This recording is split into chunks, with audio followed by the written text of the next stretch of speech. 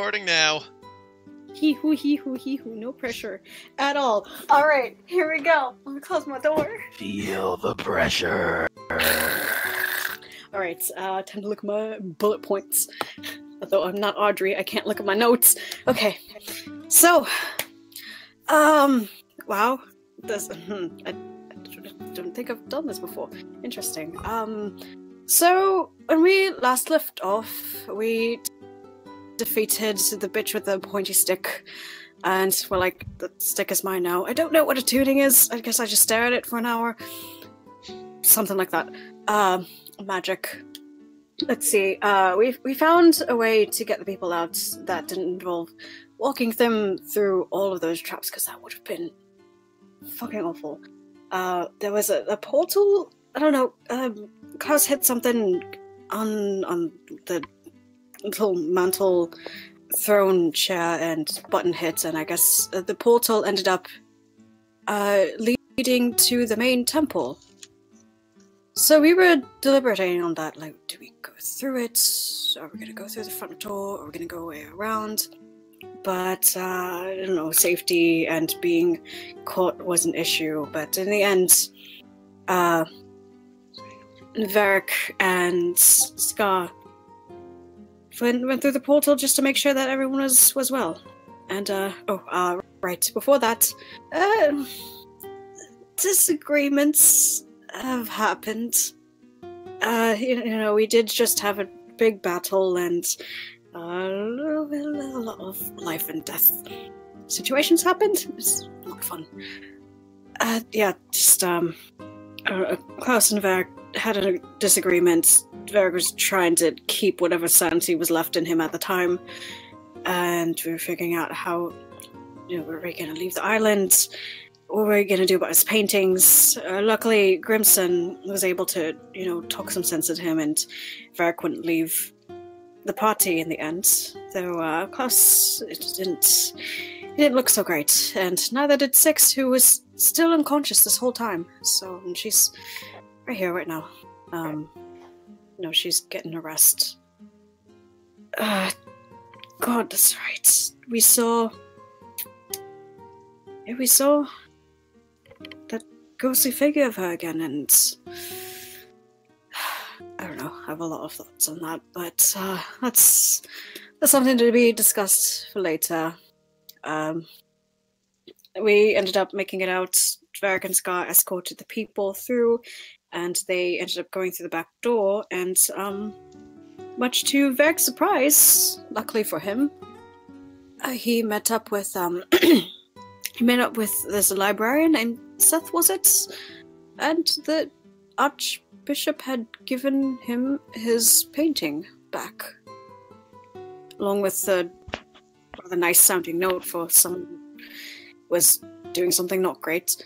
A lot of conflicting feelings here, but he ended up getting our painting back, and he met up with the rest of us in the rain. And, we remembered Urkel, and me just overall being paranoid at the moment because everything is awful, and I just want to get off this island. I want to get this off this island. It's not great. And I went with Varric to get Urkel at the other inn, just to make sure that he's alright. While we did that, we met up with Nadine over there, so that was nice, and we got to chat with her a bit. And we invited her over to the inn that we are staying at, and we are going to be leaving soon, hopefully. And we gave her our thanks and hoped that I hope that we'll get to see her again, because it seems she'll be on the road, so she'll get that adventuring dream that she wanted. Aside from that, we walked back with her, and meanwhile, it seems that Grimson had asked Klaus to train him. He admired his aim and his precise fighting style, and hoped to, maybe adapt a little bit of that in hopes of getting better in his fight. And then Klaus went to his room, to get some much needed rest because he honestly has been wobbling like, I don't know, not a duck, not a baby fowl. Just he's not doing well, so he went to get some rest and let Nadine know that since we'd be leaving soon, that she can talk to him. And yeah, that was a talk. That was a talk. I'm glad that she's still also watching out for him because that man cannot watch himself. It seems for now. We'll talk about that. But let's see. God, thank you, Saku. You write down notes because there's a lot. A lot has happened. A lot has happened. So I guess yeah, me and Varric and Grimson, we had our own talk, and the mental state of everyone at the party right now is not great. We made sure that Six got dried off and put in a bed for her to rest more. Just talking about everything that's happened and what we hoped to be. Varric, we hope that he continues to be his bright self and get stronger, and for Grimson that he make his father proud, but at the same time he can still be his own person. And Grimson, we will have a rematch that will not be inside the room. I know there are many other ends that we could probably go to if we ever get kicked out, but I don't feel like getting kicked out this time. So please, let's not fight in there. But aside from that, in the end, it was getting late and people were turning in, and talk with Grimson a bit more since we were eating by the bar anyways, and he gave me a little hammer and just reminded me that to keep looking forward. So yeah, I'm gonna do my best to protect this little ragtag family this group has become. And I think that's it. Oh god. Zaku, what are you looking at? You know too much. Time to erase some of your memory. What? And suddenly you just hear a giant thunk. That is a centaur being knocked out by a tiny under 5 foot being. It's okay. Zaku's suddenly in the D&D universe. And that's the recap. All right. Zaku materialized and just BAP! How's your reach? Well, you see, though I am small, and I cannot reach things just by stretching, I have the power of climbing. Koala climbed up his arm and smacked him. Climbed up his arm. I can climb countertops. I can fucking parkour my way through, and I smacked him in the form of like a ghostly mage hand, but it was just my entire body. So. Oh my god. All right, continue after that. Alright, fine. Everyone lay down for their long rest. And I believe there was more than one person who messaged me this, so I will just ask out into the open. To anyone who decides to wake up early, quote unquote, before the party. I wonder who that is. We all just wake up and then look out our rooms. It's like, oh, did we all just wake up on? Yeah, so it's not really before the party if everyone's deciding to wake up early. So I guess for starters, who is it that plans on waking early? I mean, Klaus always wakes early. Grimson has to. Varric was gonna. Well, wake no, up it's not early. gonna happen today, or like on the island. I don't think. You still have time to dread, unless you're practicing. Nope. Grimson. Well, my plan was to wake up early, go down, eat some breakfast, get some milk or some tea, and bring it up to you. Oh, okay. And All right, then- so everyone wakes early. yeah. We doing this. We just look out the halls, just look down. It's like, wait, are we over? I look down. No, we're all early. Why are we all early? Busy day, I assume. Oh yes, quite busy. Looks out the window, squints. What time is it?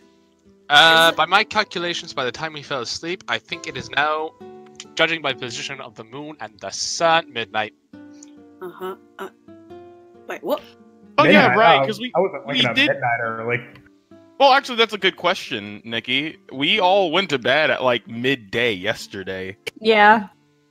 So unless So when I say early is just in terms of when everyone else woke up. But since you all typically still wake up at the same time, when you look out, it is dark. Oh, before I left my room though, I'm gonna check on Six, make sure she's okay. See if she wakes up at all. If I like pat her on the shoulder or anything. All right. You go over to check on her. She still seems out of it. And in fact, looks like again has not shifted even the slightest in her rest. And when you go to pat her shoulder, there's just no reaction. Alright, well, she's out for a couple of days. Echo! Keep God.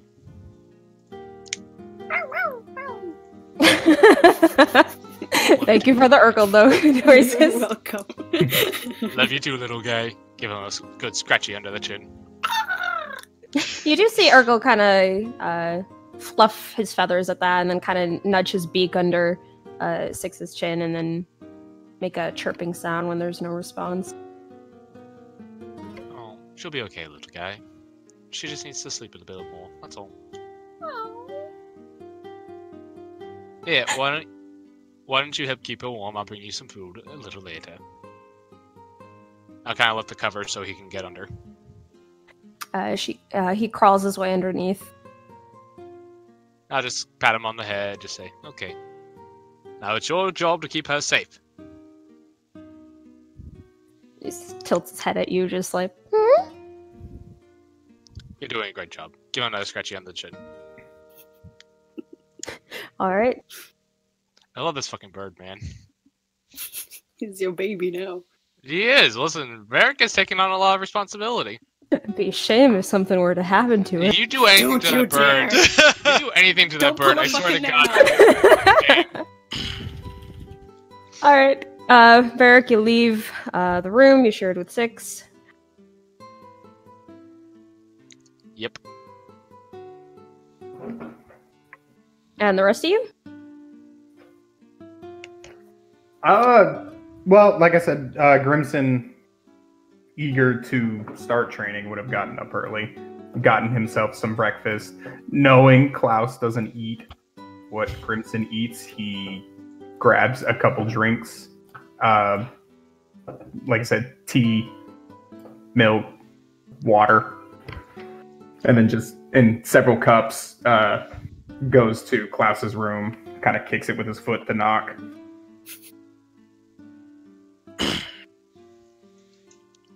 For a moment, there's like a quick minute of silence before you just kind of hear, kind of like originating from the left side of the room. It's just, who is it? It's your buddy Grimson. Right. 1 second. Just like a short pause before, eventually the door, like a little hitch before he just kind of opens, looking at you before looking up, remembering that you're much taller than him. I brought you some breakfast before we get started. I'm not sure what you like, though. Anything on the healthier side, I suppose. Just, and he kind of like points over towards the bed. What's that? Do you want me to lie down? No, I meant to put the tray down there. Oh, yeah, I knew that.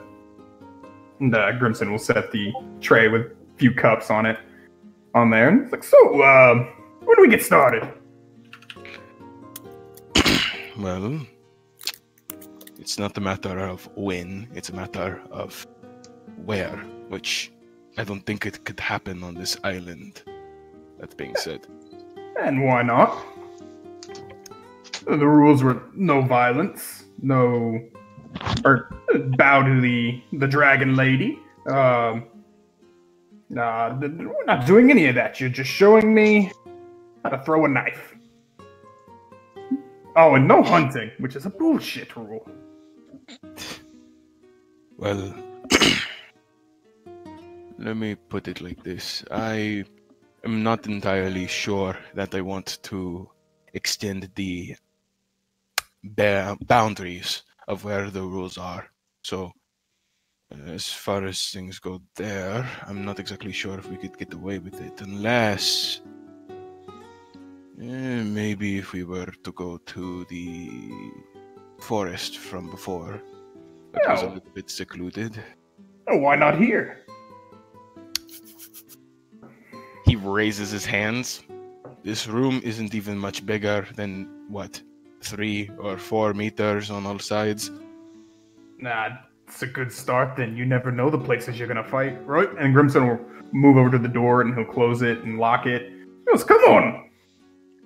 If I am inside of this type of close counters, I would just simply fight up close. There's no need to throw knives in here. I wouldn't say no need. There's surely a possibility. What if you were stuck behind me and you needed to hit somebody on the opposite side of the room? I would move around you. Well, it's a lot easier said than done.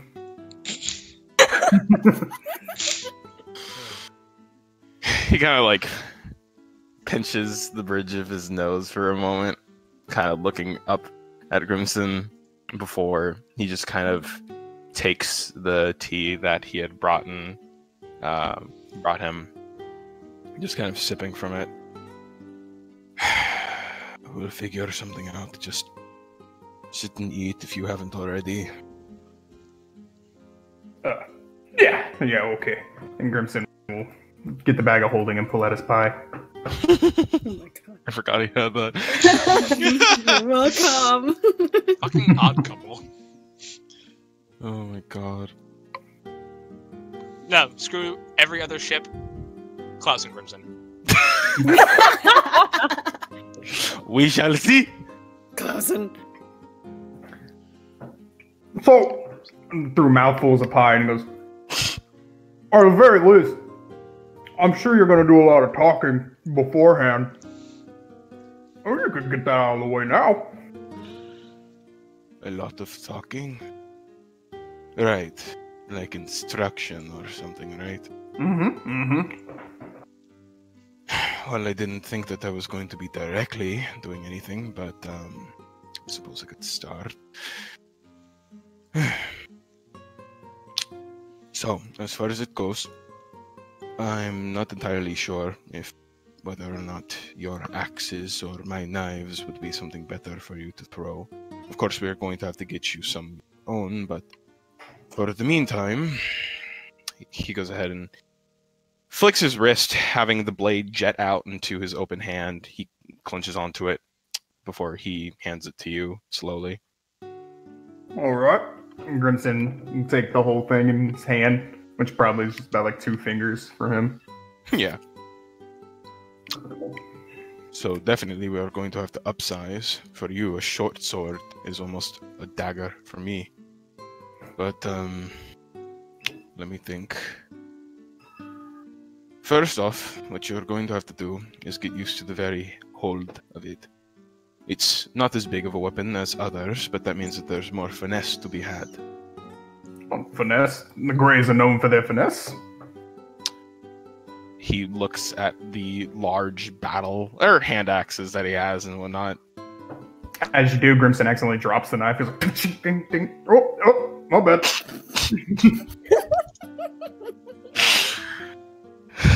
Yeah, that's exactly what Klaus does underneath his breath. It's just, okay. Yeah, you're going to have to get a lot more used to this. Alright, so how should I hold it then? Well, for a moment, he, tries to say it, but then he's he puts a hand out to kind of, beckon for your own. Alright, Crimson holds his hand out. He goes ahead and rather strategically places the exact areas, kind of like the thumb over because it's actually a decently flat blade, these ones. This is more of the throwing type, as he kind of has different slight variations. But he goes ahead and places your thumb directly over like the bottom side and the rest of the fingers in this almost like, how do I put it? Like this wrapping motion around the other forms. And by the time that it finishes, you actually find yourself with a very nice grip that still includes all of your fingers, even though the knife isn't exactly the size for your hand. But no, it's a firm hold. Firmly grasp it in your hand. Firmly grasp it. Oh my god. But yeah, so that's typically the way that you're going to want to do it, at least for now, when it comes to it. You see, this is how you're going to normally want to hold it. Throwing it is completely different, but you're going to be doing this before you switch over to the next hand position. And he goes ahead and repositions the same to where it's back to 2 fingers. Oh, no, 3, where both of them are pinching about the same size, the pointer and the thumb, but the middle finger is a little bit positioned lower as if it almost kind of guides the tilt of the knife. All right. All right. Yep, there we go. All right. This is going to always be the position in which you throw a knife, at least while you are a beginner. Someone like, I don't know, myself, is able to occasionally disobey this rule. Because I already know the type. Essentially, you know. You, with your axes, you don't always do overhead strikes. You can do other means that still work as good because you've become sort of an expert with it, I bet. That's more or less... Nice for you to say. I'm only calling it how I see it. But, that's more or less what you're going to be doing for the meantime. You need to get down with the basics before you can move on with the others. He kind of looks around at the room, kind of measuring what Grimson had said before. We don't really have a target, so... After finishing his tea, he stands up and walks to the other side of the room. Try me. Try to hit you. Yeah. Yeah, no, all right. Yeah, and Grimson will pull his hand back to throw it, and there's gonna be a moment with concentration on his face that briefly turns to anger as he drops the knife, grabs his axe, and throws it.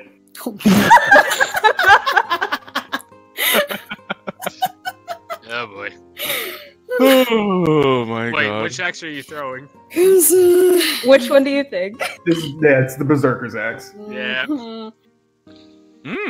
Interesting. Me and Dylan exactly. Alright, make an attack roll. Oh, Crimson. God. Well, it's a big axe, and as I go to throw it, it slams against the ceiling instead. Tenzin outside just hears something thunk and just like, are you fighting in there again? No, just gives a sigh. What the hell was that? It's an accident. I'm sorry. Grimson puts the axe back up and he goes to pick up the knife and he goes, one more thing. Dylan, I need you to roll one more time for me to see something. Oh yeah. Yeah. So we're gonna get kicked out. What's your AC, Judah? Huh? My AC, that is not that low. Even, like, he's not holding any of his blades, but his AC default is 16, so.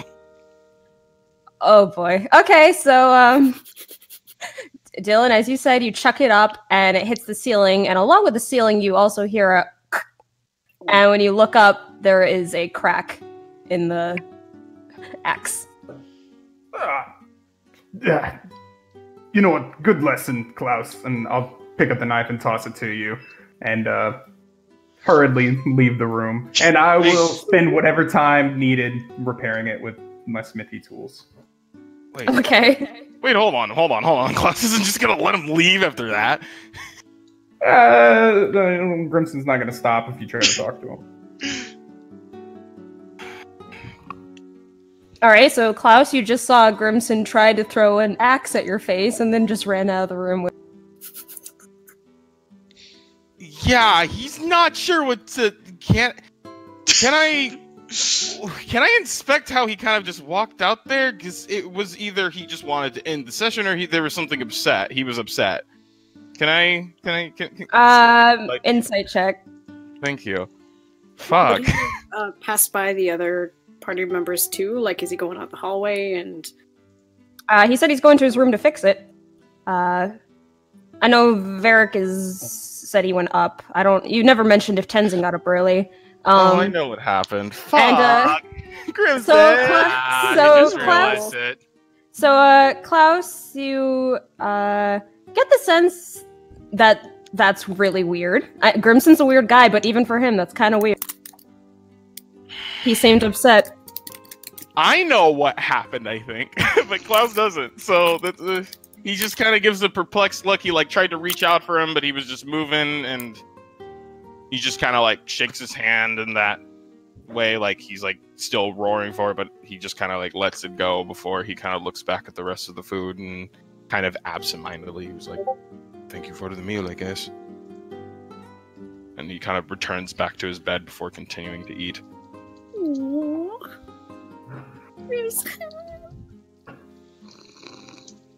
All right. So, that bag, man.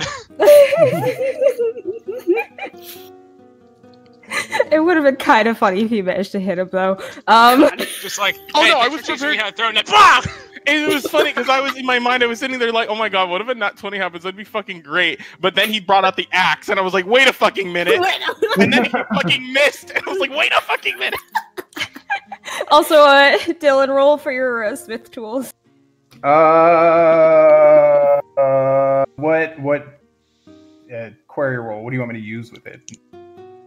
Like strength, dexterity, constitution, intelligence, wisdom, charisma. Strength and proficiency. If you're proficient with them, which I'm assuming you are. Yeah, I assume you're proficient, yeah. What? He's not gonna just carry around a tool set that he's not proficient with. Alright, so... Oh, fuck, sorry. Sorry. The first one, of course. Yeah. So you spend time in your room, just like a sweat kind of dribbling down your brow and your concentration of making sure that this weapon of yours, this glorious, beautiful weapon, is fixed back to precision. No, I'm sorry there, baby. I didn't mean to hurt you. That's alright. Maybe Klaus is a little bit right about the size of that room, but we won't tell him that, will we?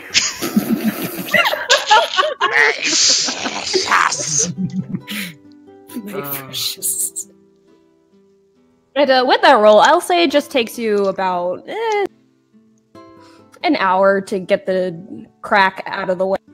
Okay. When I'm done, I'll just go downstairs and wait for everybody else.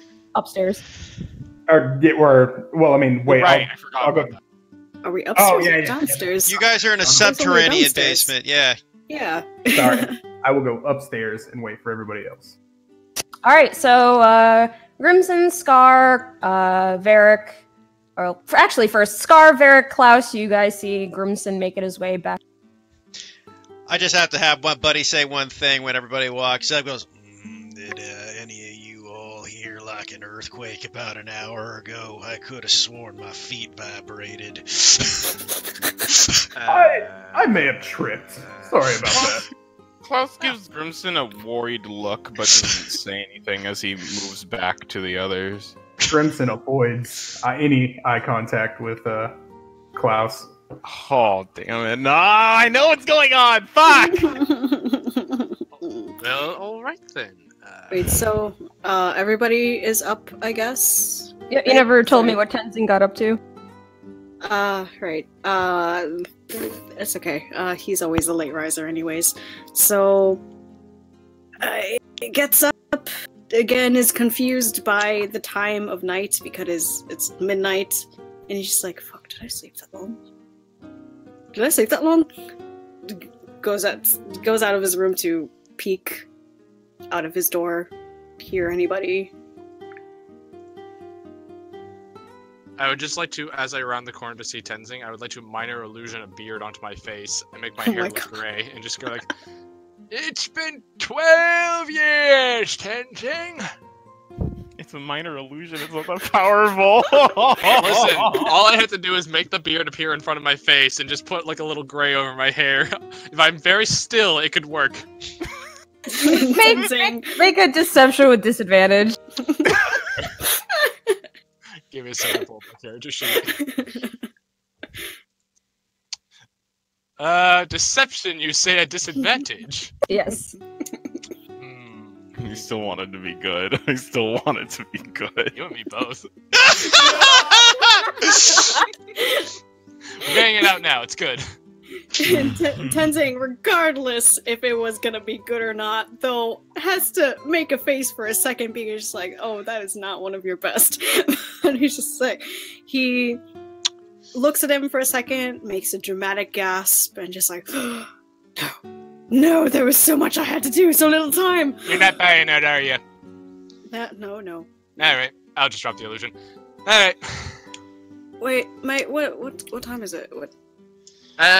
It's about midnight. Well, I guess we did. Yeah, no, we got to bed early. Yeah. I mean, I suppose we're all awake. How's the lass? Is she doing alright?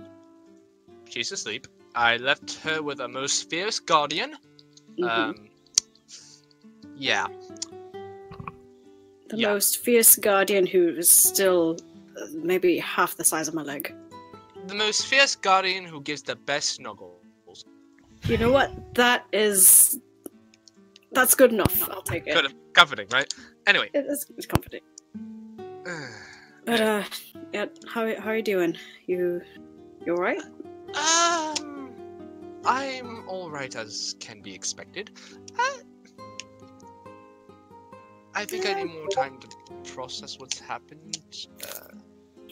Like I said earlier, hopefully the others don't mind, but I would like to take some time to recuperate after we leave. Yeah, yeah, we do. And he just kind of face scrunches up and he just scratching his head. His braids they haven't been done yet as he kind of just got up. Right. Sorry, what? I said, would you like me to do your hair for you? Sure. Alright. Now, what do you... Well, I was are you thinking, gonna make a different style? Well, I was thinking maybe instead of like the braid, we could go with a man bun this time. Alright. Oh, just like at the Koopa's house. Koopa? I'm trying to think. Yeah, remember you had me in a tux. We went out to Oh, party, right. And then you said for me to put my hair in a bun? Yeah. No. I got it. Yeah, we'll do something like that. Right. And, sorry. I heard something outside, and I'm home alone. Give me a second. What if Zaku never comes back? Oh god! That would be very sad. Not your selection. If I happen to disappear, well, you know, I'm just. Are you sure you didn't just mistake it for my cough? My coughs are uproarious, after all. Sorry, I'll leave your window. No. You hear actual scurrying leaves. Oh no! Help me! Anyway, Tenzing sits down and he. God, fuck is that? Okay, no, I think that's the neighbors. Okay, I have my headphones on. I probably should take off my headphones so I can listen to the outside. My headphones are off. You're not used to being Safety alone, are first. you?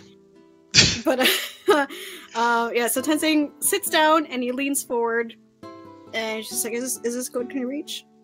Yeah, and Barrick will just very quietly try to pull up a stool to hop on just so he can actually reach. Sit on his back. I don't know if he'd be tall enough. Lift onto it. How tall is Tenzing? He's 7'2". Okay, that should be tall enough. Do you want me to just lean forward more? Do you want? I can just pick you up. Here, just give me it, and Barrick will just climb onto his back. leans head back. Yeah.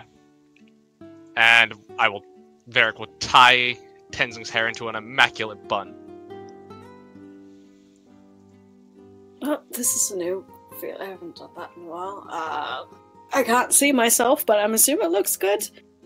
Here, I think there's a mirror over there, sugar.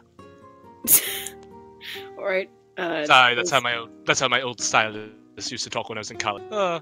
Natalie, she was such a fun girl. Goes over to walk in the mirror, inspects, puts a hand on his chin, squints at it.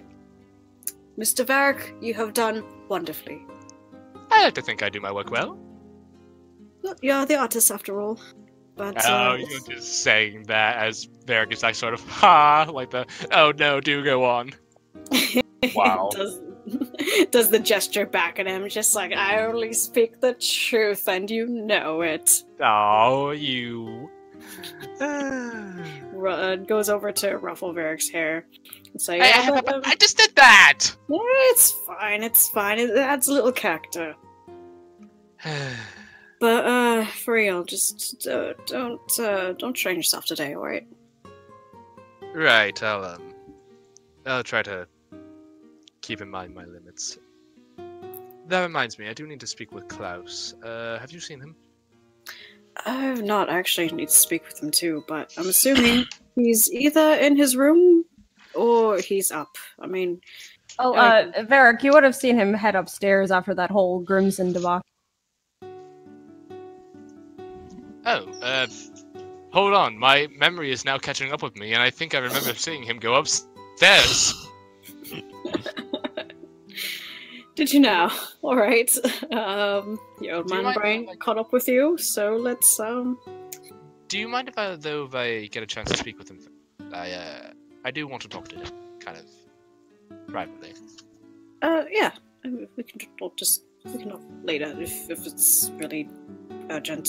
Yeah, it's not going to take too long. I just want to... I feel like I need to say something to him. Oh, right, because of the thing. Yeah, you two need to talk. Just, now that your heads are hopefully level, now, it'll be good. So, just, take your time, and just remember, if he says something that sounds kind of harsh, know that it's not actually harsh, right? We'll see. I'm still yet to judge his character. You'll just give him time. You'll see it. And Tenzing will go upstairs. How is the atmosphere of the rest of the party as heading up? Scar seems alright. Grimson and Klaus seem to be kind of awkwardly avoiding chat. Well, no, Klaus, typically speaking, he doesn't actively watch people. He just kind of, like, spots, but no, even then, like, he still has, like, this, not rain cloud, but thunder. Just kind of, like, just tense. Yeah, avoiding. Yeah. I didn't quite understand my bad. Looks between the two, looks at Scar, who seems fine. Morning? Afternoon? No. Night? Good evening? Morning works, Tenzing. Good morning. Good morning. And finds an open space and sits down.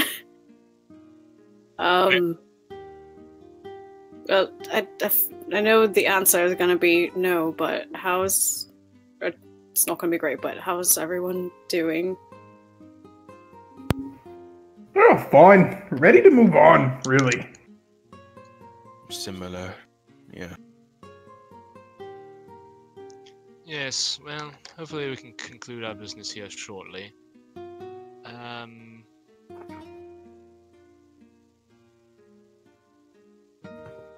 Wait, You guys just sort of sit Vicky, there. what does that say? Hold on. You private messaged me. What does that say? So, was it decided that, with the talk that you guys just had, Varric and Tenzing, Varric, you're chatting with Klaus or something, and then Tenzing's... I was going to sit next to Klaus. Alright. Yeah, and Tenzing will talk afterwards, but he's letting Varric have his talk first. Good morning, Mr. Klaus. Klaus noticeably stiffens a little bit at your presence, but he kind of looks back at you. A few emotions flowing through his eyes as he's just, good evening. First off, I would like to apologize for my outburst yesterday. I was very emotional and very distraught, given the circumstances. He looks at you with a bit of a confused look for a moment. Like, he wants you to continue speaking, but at first, like, his eyes that were first unreadable kind of turned into more confusion.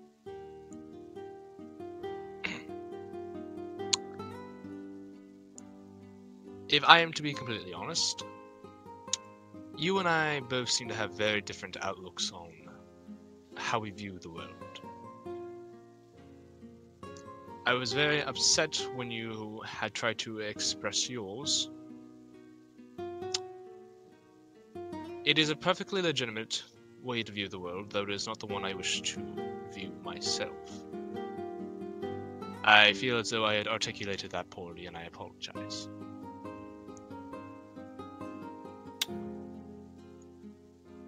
He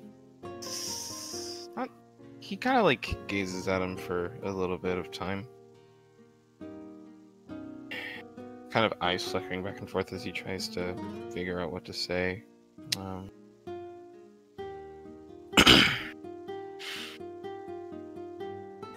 You know, having the outlook that the world isn't as fucked up as it seems isn't a terrible thing. It's not personally for me, but I don't think I quite communicated the way that I wanted to during that talk. Tension was a little bit high, adrenaline was flowing.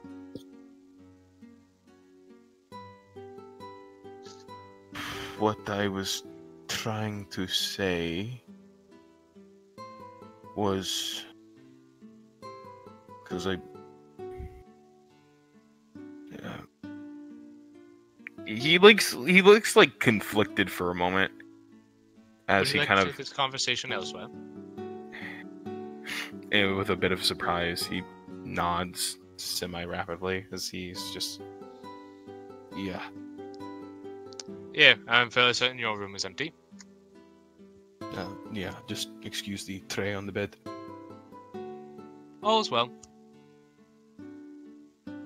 But yeah, they're gonna head out right quick. Alright.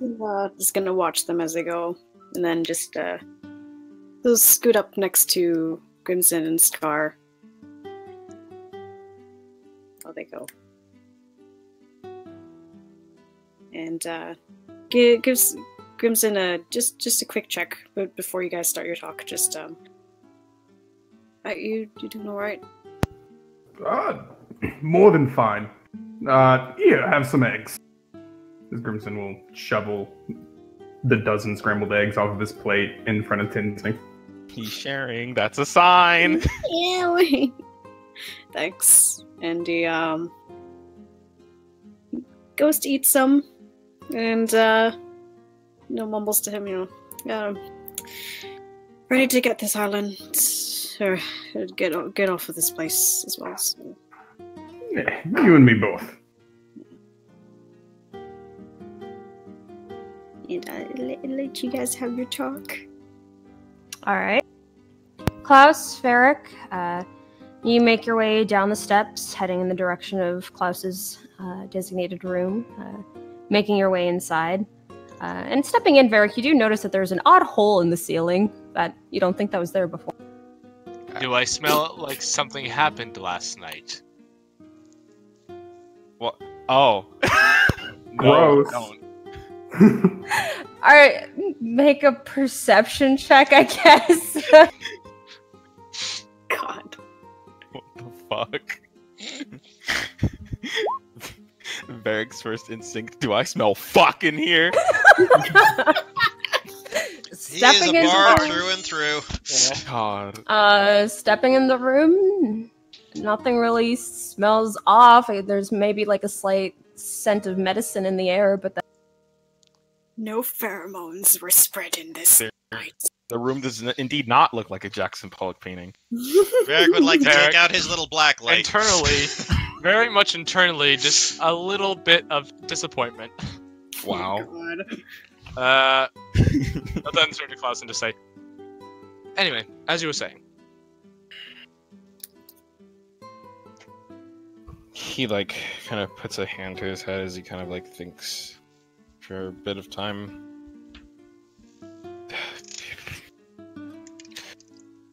I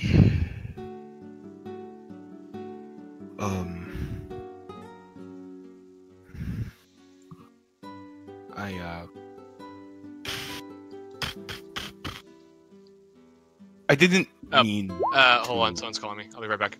Alrighty. Sorry. Sorry. Alright, we will pause then, swapping back over to Tenzing and Grimson. Yeah. Emma, look at this. As I've typed out in the chat. Do you know what pencil spinning is? Like between your fingers? Yeah. Yeah. Yeah. Well, it's not bad. It's not bad. Look at this. Grimson will pull out a hand axe and will spin it between his fingers a little bit. Holy shit. Okay, that's impressive. How are you spinning it? Wait, how are you doing it? He just has giant meaty claws. Oh, like spinning it on your palm, God. I thought it was like the finger thingy. Yeah, then you just go in between the fingers. Oh, okay.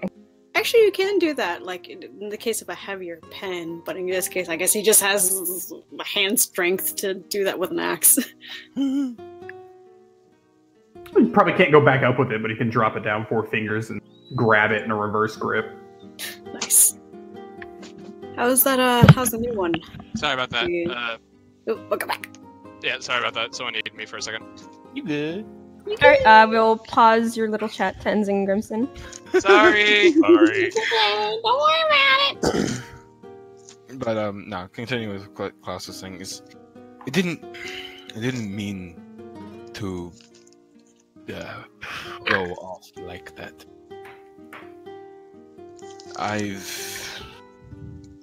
It's like everything that he's saying is very pained, but he's forcing himself to say it anyway. A lot in previous moments of my life, typically whenever high hopes were held, they were disappointed. So I've learned to lower my hopes in fear of getting disappointed again. Clearly, you don't seem to have that outlook. And because of that, I upsetted you when I had mentioned what I had said. Yeah.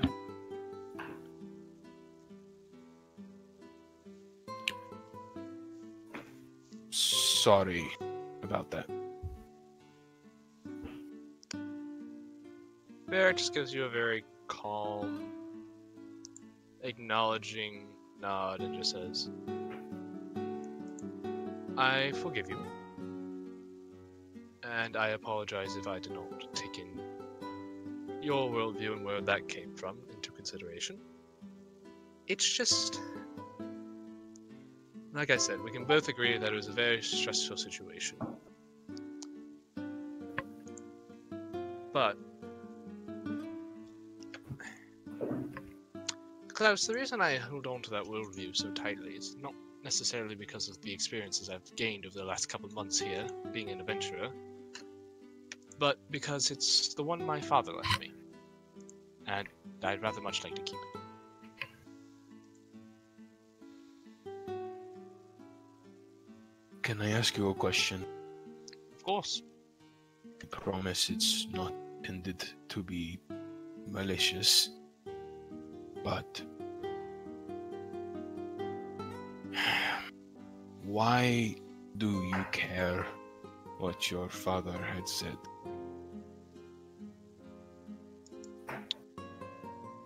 Because I'm not trying to be an asshole in this case. I just asking a genuine question. Confused. My father isn't with us anymore,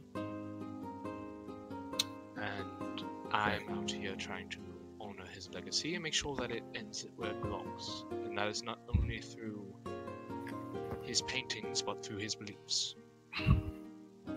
He was a painter through and through, and he was always able to see the best in the world, even when things weren't the greatest. Mom would used to tell me stories about how, even when they were poor, Dad could always brighten the room with a smile and a song. It just made people happy. And that was one of the greatest things about him. He was able to light up a dark world. I not only wish to honor that because of his memory, but because I believe in ideology to live by. If you could make people happy, why not? Now, granted, the world's not black and white, there is grey, but I still would like to hold on to that belief that we can do better. We can make people happy and smile.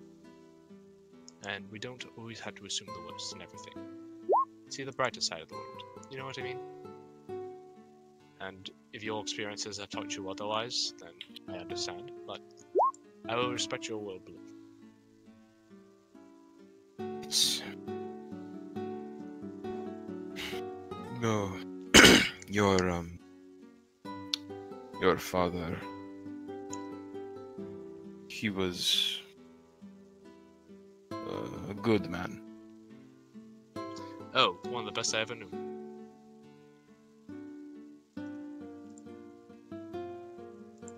He was just kind. Plain and simple. At that,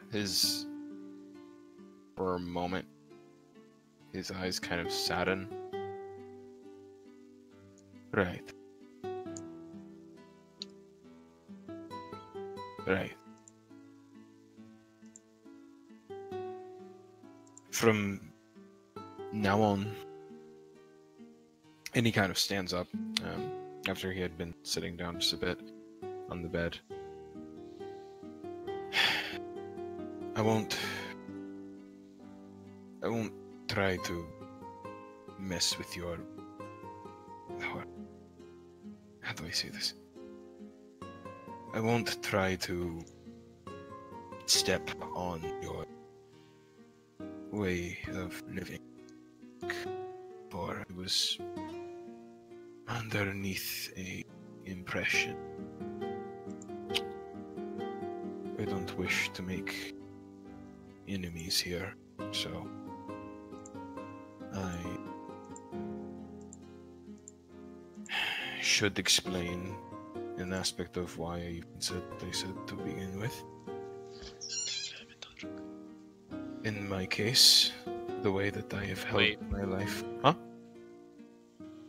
And Varric will just look at you with a very serious look and he just says, if you don't feel comfortable talking about this, you know you don't have to explain anything to me, correct? I'm not exactly the most trustworthy individual, simply trying to compensate for bits of information, and it's not easy because I don't do this type of shit, but I have to start somehow, so Long or short? My way of viewing things.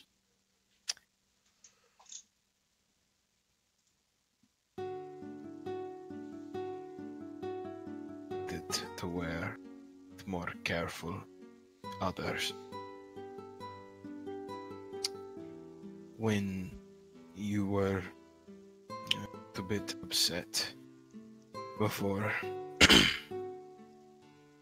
for a moment, I was afraid that because of your view, you might have done something that would threaten that carefulness.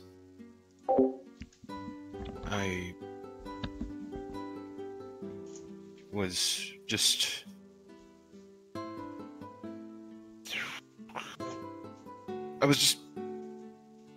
looking out for everyone.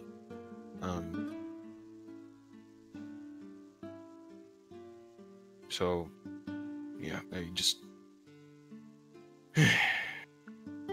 when Pure you had, calculation. I suppose.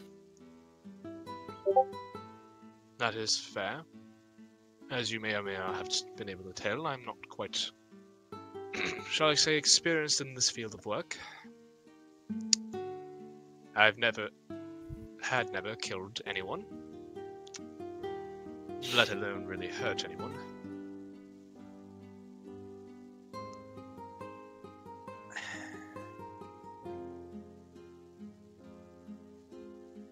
That was hard for me, and I don't wish to do it again. But I recognize that in this line of work, I may be forced to use force when I'd much rather not, but I will certainly make a more conscious effort to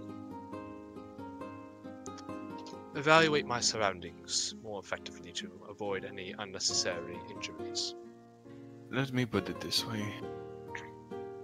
You are very different person to someone like me or Crimson or Tenzing. You aren't really that much of a fighter from what I've seen. And there is a commonality between the two of us. Only an idiot would charge into every single combat that they can find. Every single fighter knows whether or not a fight is supposed to be chosen or not. Otherwise, it could potentially be, frankly, suicide. So, as far as it goes, your desire to talk out of things, it wasn't bad. I took out my knives when we saw the Archbishop when he had moved for things. Frankly, I was about to throw one right at his head, fear of him doing anything, but, well, you know what actually happened. Yes. I know that agreeing with everything that they say isn't exactly something anybody can do with anyone, but this reminds me of our previous discussion. I had said to you that while these deaths and other things can happen, it's whether or not you can give them meaning down the road. I'm not sure if you agree, but with the Archbishop, you can say that it was just anger or whatever, but at the end of the day, he was a dangerous man, and he could have done something much worse had you not. There are many other situations, and now that you've done that, you have to give it meaning. I can't get you to change your outlook on the world, but I can at least give you some insight onto the experience of adventuring, experience of dangerous jobs like this. That Archbishop, yeah, his blood is on your hands, but now you have the ability to make something out of it. You got your painting back, or I don't think he actually knows that. No, But, he does not. Yeah. You got out of there alive. We got Penelope Did we actually? We have not talked to Penelope yet. That's one of the things we need to do still. Okay, so he'll bring that up. So we have yet to talk to Penelope, but we're getting there. And as far as Lionheart, we have yet to get back to them as well. So, yeah. Assuming my talk with Penelope ends up with her saying you should go, we'll get passage on a ship, and then once we're safely aboard and heading on our way, I'll message Lionheart letting her know we're on the way back.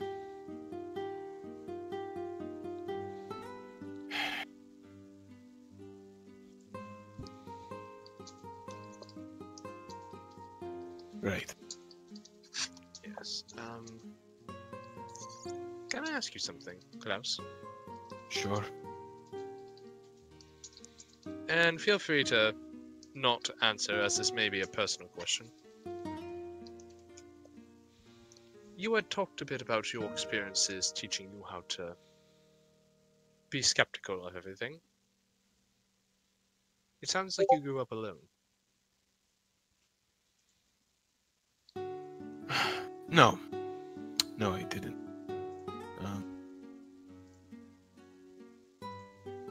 Oh man, that's some indiscernible emotions.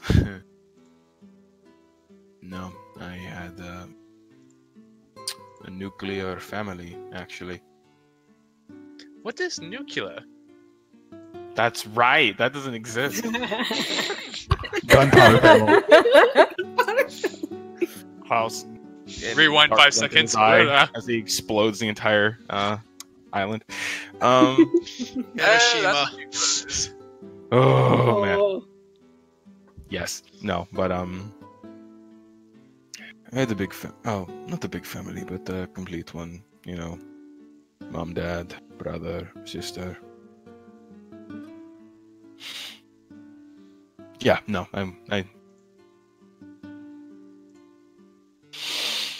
I wasn't alone.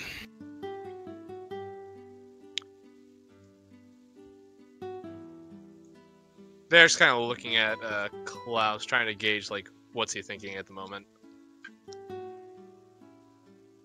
Yeah. Insight check?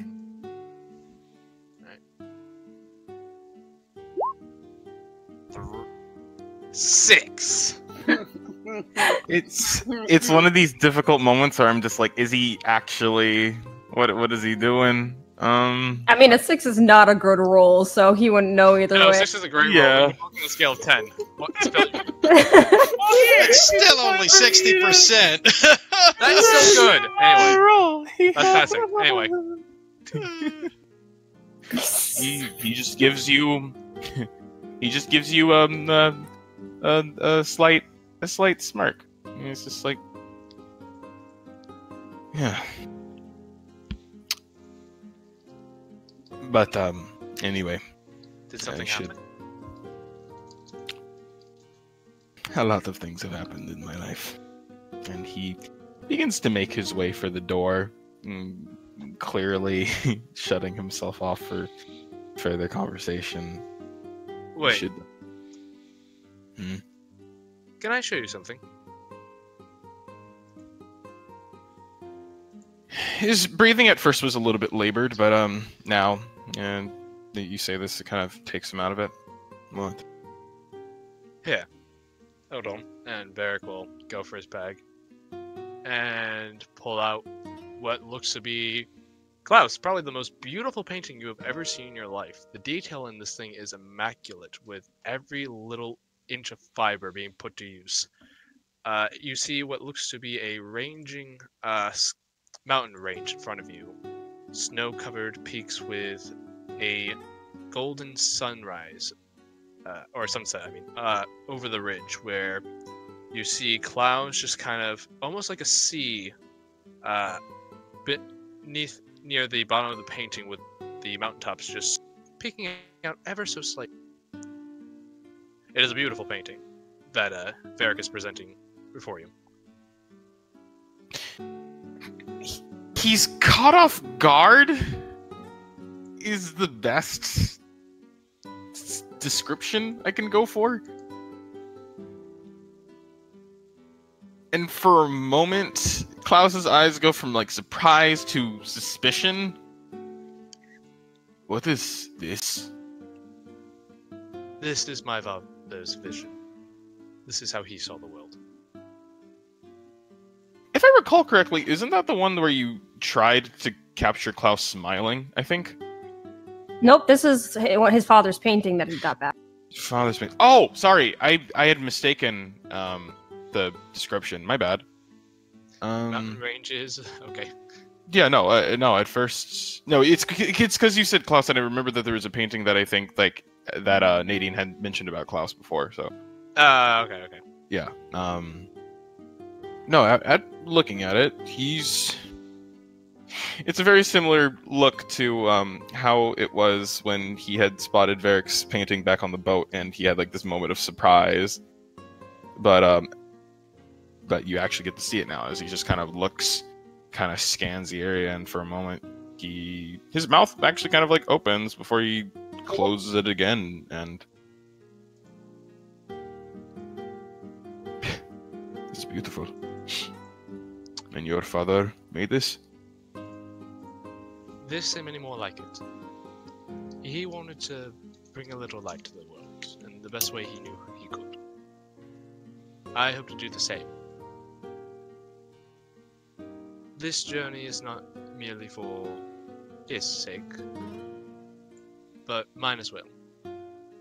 I'm traveling to secure his legacy, and in the process, see the world so I may capture it and perfect my own skills and leave my own legacy behind.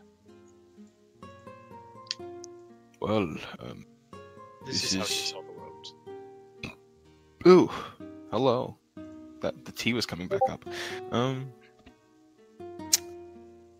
jeez.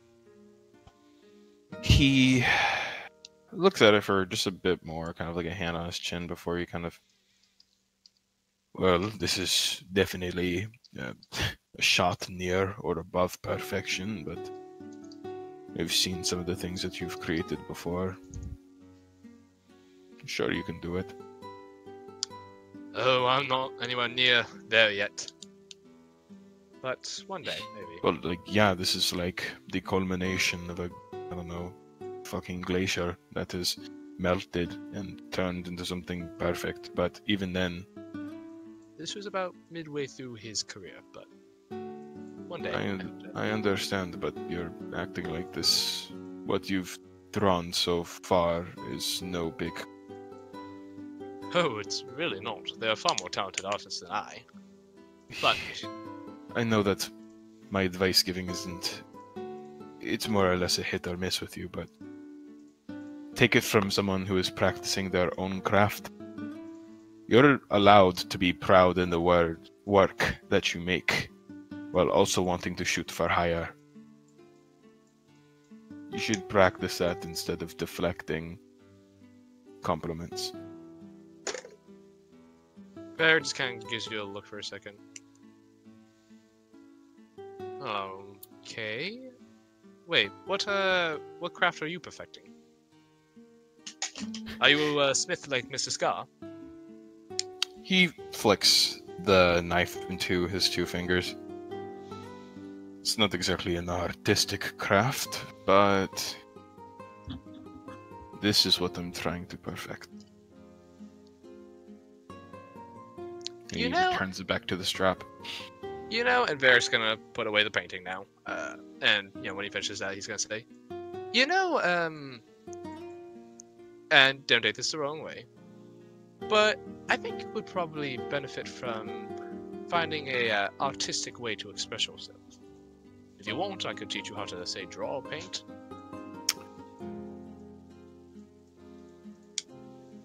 For a moment, it's just an imperceptible eye twitch at that, as he's like, oh shit. Before he's just like, no thanks, not exactly my style. You sure? Positive. There are many different types of art styles out there that are great at expressing many different emotions. I've seen plenty of them, but trust me, I'm okay. Well, if you ever change your mind, I can always, start you off with the basics if you don't already have them. But if you want, doors are always open. Yeah, I will see if your offer ever comes up in the future. Well, like I said, doors always open. He like nods with this uncomfortable air on his face. But like I said, you and I definitely see the world in different ways.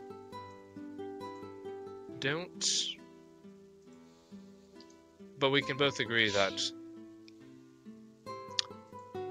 we won't devalue how we view the world. Agreed?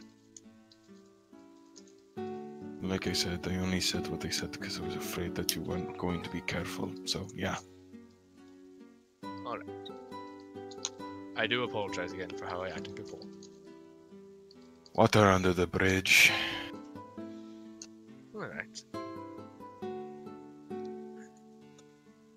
Really quick, giving him an appraising gaze, does Klaus believe that he's being forgiveful? Or forgiving? Or what do you call it? Apologetic. That's it.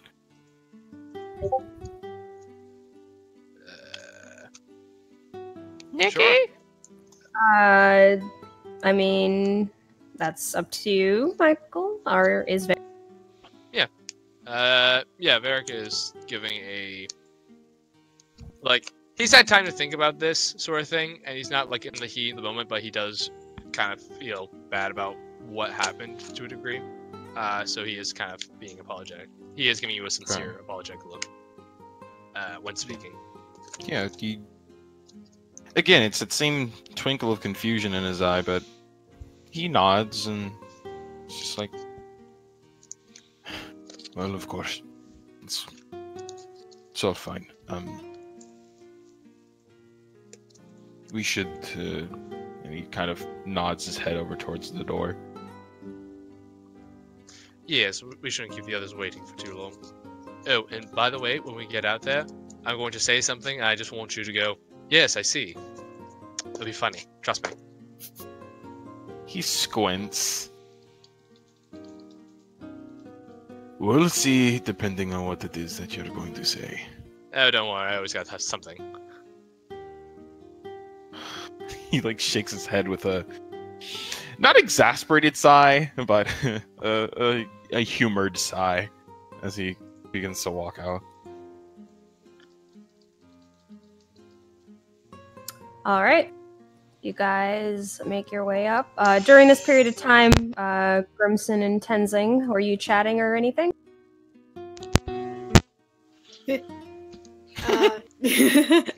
Tenzing just kind of looking over Grimson. He clearly has something going on with him, right? Oh, I'm fine. Insight check. Actually, yeah, he's gonna insight check. Do you believe him? All right, Grimson on GM layer, make whichever roll it is. Oh, please. Keep this nat one train flowing. He is absolutely lying. Out of curiosity, what did you roll? Yeah, 7. More than 3 times higher. That's great. Oh dear. Okay. Yeah, Tenzing just kind of he gives him like a little pout. Just like Grimson. Remember what we talked about? How it's not exactly the most. You don't have to push things down. Not quite sure what you're talking about. We're not pushing anything down. I'm ready to go. Ready. This place sucks. Stares at him for a while and taps the little taps a little hammer in his hand idly, and just mentions, just like, I won't.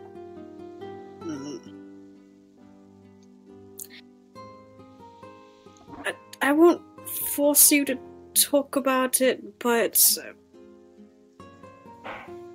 I feel like there's something going on in your head, and I'm worried for you. So just.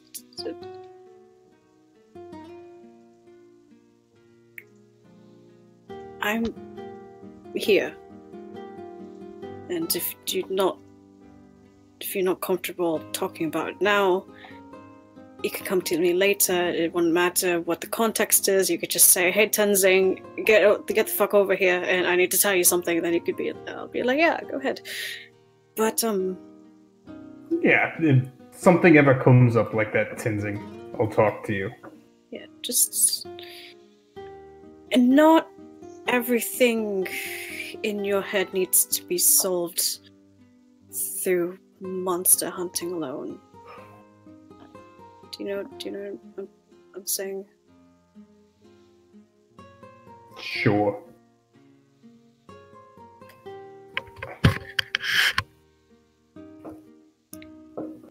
Alright. Well, I'll leave you alone at that, so sorry for making you uncomfortable. Just watching out for you. So, just want you to know that. Well, it's appreciated, Tenzing. That's just, I'm fine. Let's just eat your breakfast. Yeah, all right. And he continues to eat. Clearly still kind of bothered by, the not being able to come out with it, but he keeps it to himself and continues to idly play with the hammer, meanwhile, waiting for the others to come back. Alright. You guys eat your food in silence. Eventually you hear the footsteps of Klaus and Varric making their way back up. And that's why manticores make terrible babysitters. You're right. Right? For a moment, he has this look. He's just like, "What the fuck did I just do?" Before the others. Okay, but manticores. But what about the griffin? Oh, griffins make even better babysitters. Well, obviously. Oh, they're wonderful creatures. I have a whole book about them.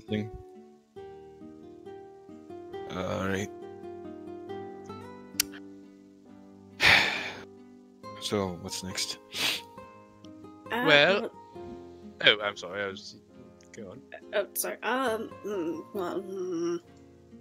And he just twiddles his thumbs. I know what... do we have time to talk? Klaus, can I... Are you worried with talking for just a moment, or should we move forward? Klaus, not glares, but stares at you the entire time that you're struggling to get these words out, and... It's literally midnight. We have kind of all the time in the world. Oh, right, it's midnight. Right. He nods at you with this almost semi-concerned look. Yeah, wow, buddy. You're popular today, Klaus. Listen, I woke up late and it was dark outside. I'm not used to that. I mean, in fact, sleep in, but... Can we talk? Quick, if... Sure. We can talk. Okay. We'll be back. And... Alright. As soon as they're pass by you, gone, Varric, and head down. as soon as they're gone, Varric will turn to Grimson and he's like, he didn't fuck her. I think it would be best for you now to just play a song and be quiet. As I pat you on the head. Oh, I'm joking, but still. The shade. Are you okay? Correction, she fucked him. No. You know, I'm just gonna say it at this point. Bud just looks over at the pair. He goes, "That's crass." You're not wrong. I fucking love Bud. But Varric will say, just like, are you okay? You seem a little... Yeah, you only have a few plates of bacon in front of you. I, as I told Tenzing before, am fine, Varric. Do I believe him? There's not even a need to roll for that. It's definitely hostile. I don't like this. Well, alright then. Oh, by the way, that reminds me. I never actually did finish that painting of you and Tenzing wrestling. Yeah, why don't I finish that up? Whatever you want to do, Varric, it's fine. Just let me enjoy my breakfast. Is he chopping his eggs and bacon with the axe? No, he's not an animal. He's eating them with his hands.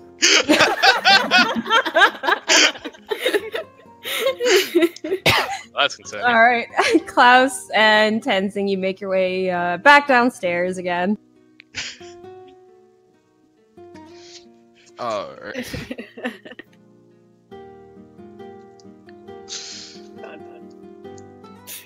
Sorry, I saw the chat.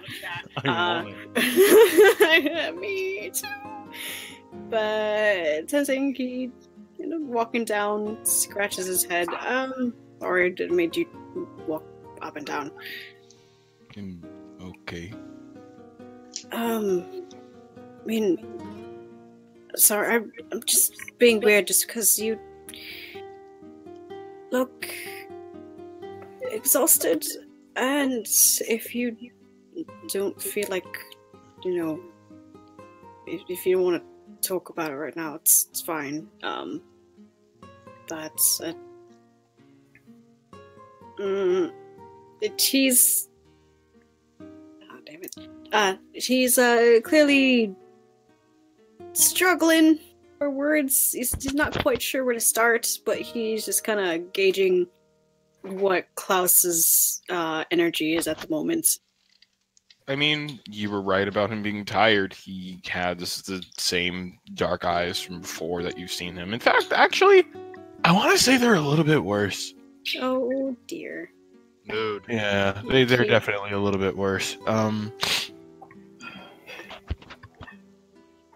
He stares at them, and he's... At first, he was, At first, he seemed like he was unsure of whether to speak or not, but the more Tenzing stares at him, the more concern kind of overrides that, and starts off with, like, Did you sleep at all last night? Kind of a loaded question. Yeah. As best as I could. Nods in understanding.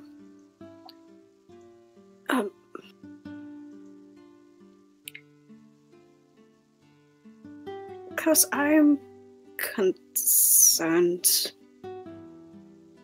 for your safety in the sense of...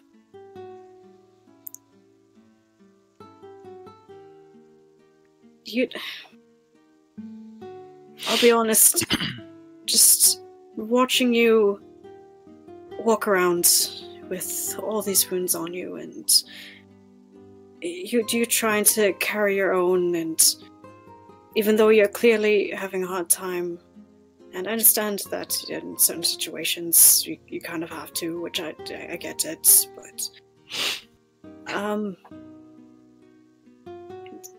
it kind of scares me a little bit that you're not taking care of yourself.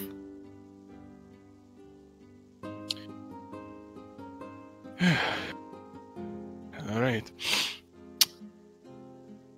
He kind of, like, sits there for a moment, kind of again sitting on his bed as before, but on the side. But And he sits just kind down of sits there. next to it. I 1 second. Oh no, I'm stuffy. Oh no.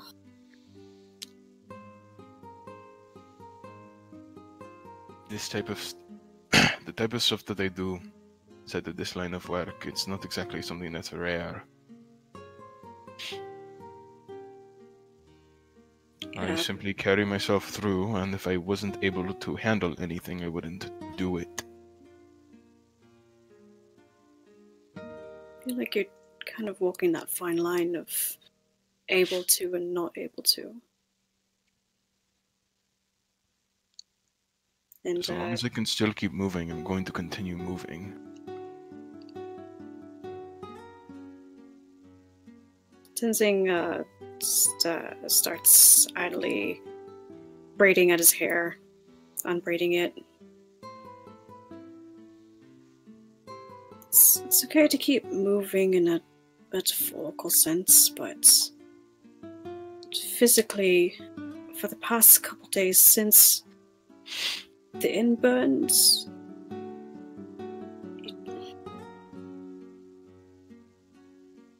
Trivial.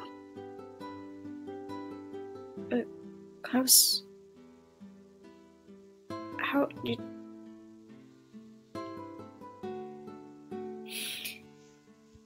I don't mean to sound like I'm being accusing or attacking or anything, and I hope it's not coming off this way, but it feels like you're not being fair to yourself. You are shouldering a lot on your own, and that includes your own body, and even though your body seems to be screaming to sit down and rest and heal and put on medicine, you are not letting yourself do that. And though your mind is moving forward, is it really moving forward if you're hobbling like that?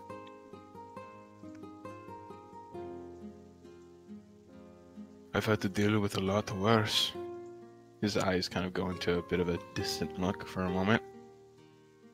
Burns, electricity, slashes, whatever it may be, I can continue moving. As long as my legs are underneath me, I will continue to keep trudging. What I don't understand is why this concerns you at all.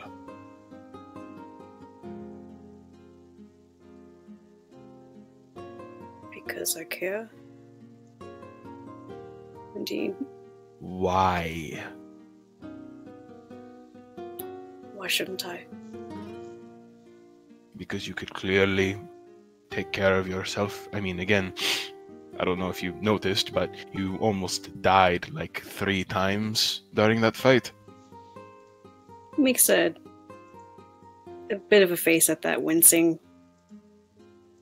Working on it. But... Working on it. Tenzing, I've seen others that have fought like you, a lot actually. They typically wear armor or carry shields. Yeah. You had neither of those. Yeah. As I If said, anyone is unprepared to deal with things like that, it's you, not myself. I can carry myself just fine. I'm aware of that. I plan to get armor when we get back. And I know that's something that is a fault of my own and nobody else's. And I've made people worry because of that. But regardless of that, back to what I was saying is that I care for your well-being because I want to be able to see you continue to stand. But with the posture you've always had and the strength that you carry, but it's painful watching you just not There's a difference between walking and not taking care of yourself and just letting it go and pretending like it's fine. But it's not.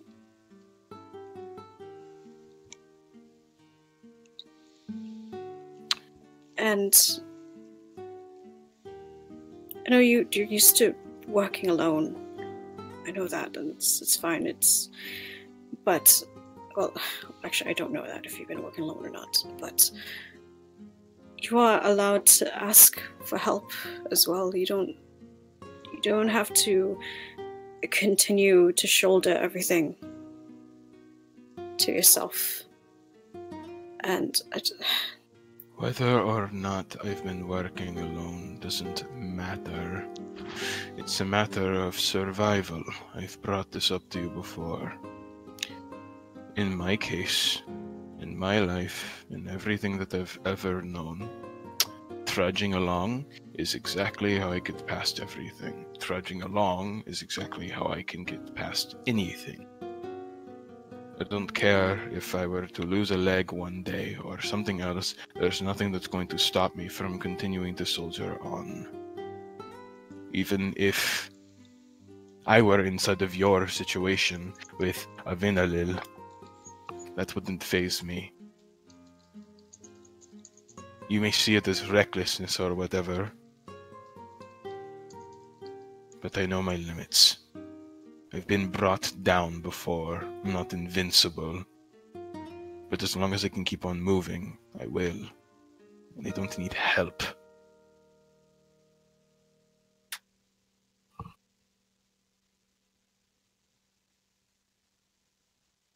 But what if your body tells you otherwise? If you keep trudging on and then one day it's... I'm scared that one day that, I mean, you know your limits, but again, it's just concerned that you're walking that fine line and then one day it's gonna stop walking. Why does it concern you, though? That's what I'm trying to get out of you. What's the point? I'm someone that you met one day, circa a few days ago, who could disappear, frankly, after this mission. Like, I get it, and I understand. Trust me, I've seen you enough. You clearly seem to have this weird thing with having others' best interest in mind, or whatever. But there's something that you need to understand. I, as I stand, continue to not need help. I likely will never have it. Don't need it, don't want it, frankly. So, why not waste your resources on someone that would actually take them?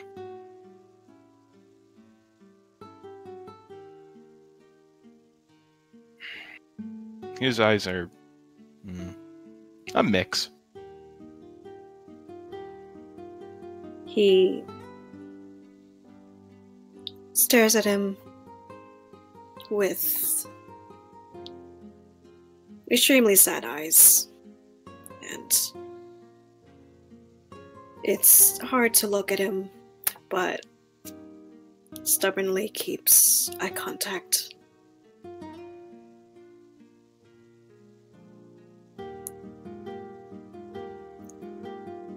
You're a good person, Klaus, and I hate to see you fall. And I know I can't force you to do anything, and I won't. And I know that you don't always need help, and that's fine.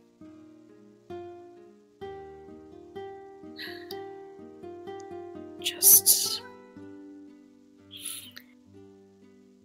please take care of yourself.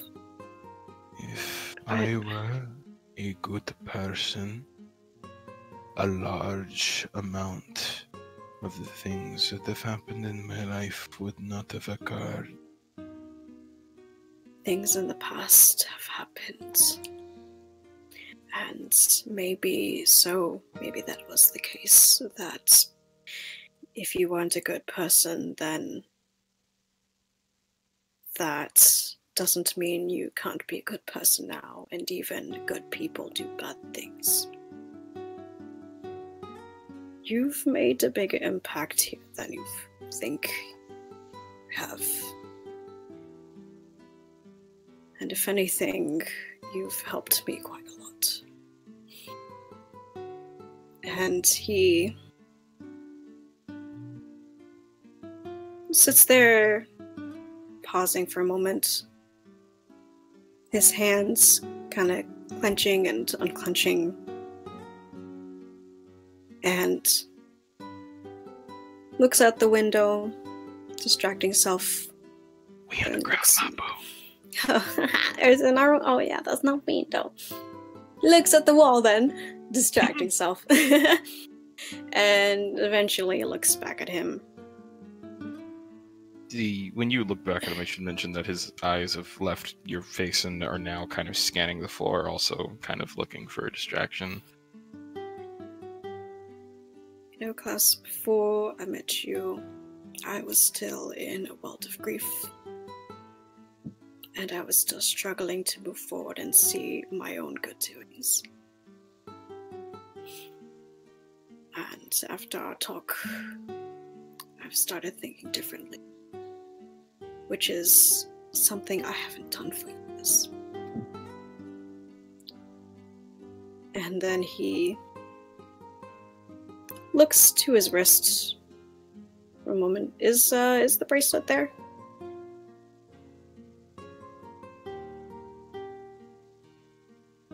Wow. Oh, wait, your wrist? No, remember the bracelet that Tenzing made and gave to him alongside with giving the Kovacs flower bracelet to Six? Oh, Oh, the hair that bracelet. yeah, that's Yeah, up hair to you. bracelet. Oh, okay. Sorry, I didn't know what you were talking about for a Oh, moment. my bad. Yeah, no, it's still there actually. Okay. Looks at it. You know, and he points to his wrist. You've even helped me with that. And I didn't quite explain why. And he stares at him for a moment to see if he's still listening. He's listening. It's just very much there's a lot going on in his expression. But he looks back up at you.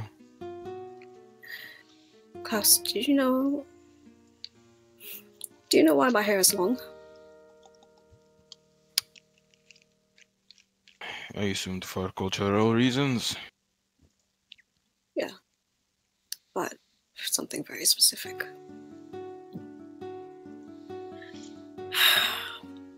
And there's another wash of sadness that goes over Tenzing's face, but it's a different kind. It's almost mixed with nostalgia. When someone dies, you're not supposed to cut your hair for 49 days. Out of respect. And then afterwards, you're supposed to cut it off as a ways to let go and move forward. And you know how many have died in my family and my community. I have been traveling around for nearly 10 years, and the only thing I've been trimming were my bangs, simply because they kept getting in the way and my headband could do nothing about it. And that night that I made that bracelet, I didn't even think twice for a moment. I just figured I didn't have material, and so I'd use my hair. And then it hit me after the blade hit my hair that for the first time I was letting go. I may not be ready to cut off the rest, but you've helped me get through that first step. you have done more good than you realized.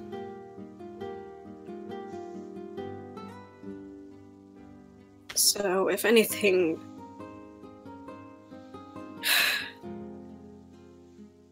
I just want to see you happy. And thank you for watching out for me this far. And whether you want me to or not, I can't help but watch out for your back as you've been doing for mine.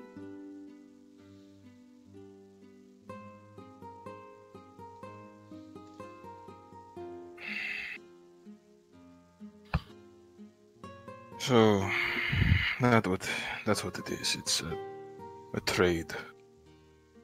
I, by some extension, seem to have assisted you in what you are going through, and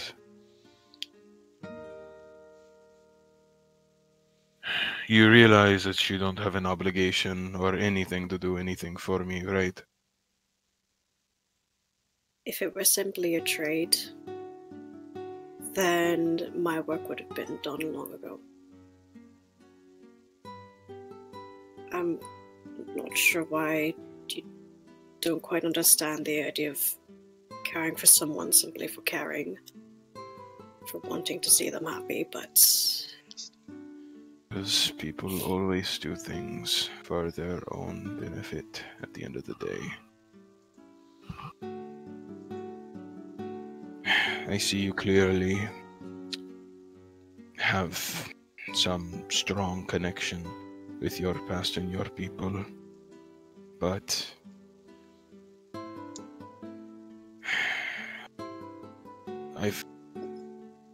I don't share that same sentiment. Albeit you all sounded very close.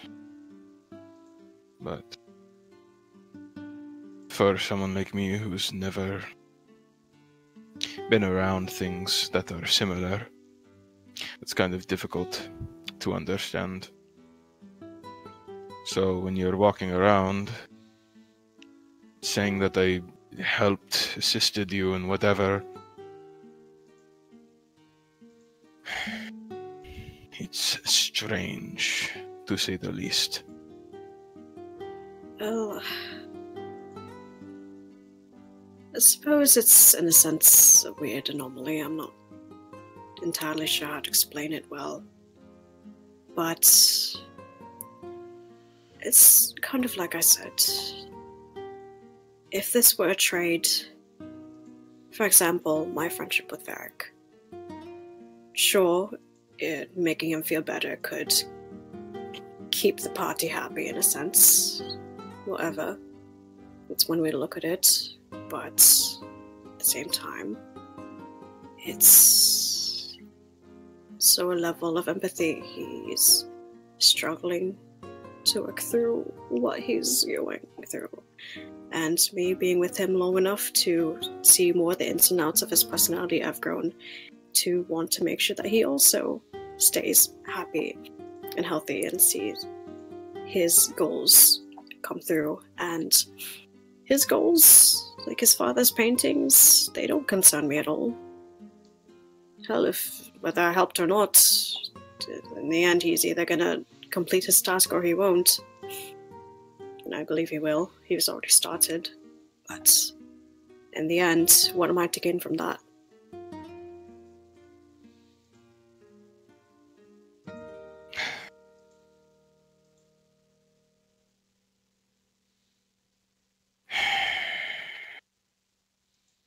He looks kind of a mixture of upset, guilty, but more so contemplative as he kind of looks down again.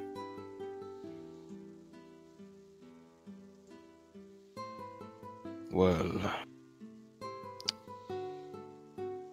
if all of this talk was to, I don't know, to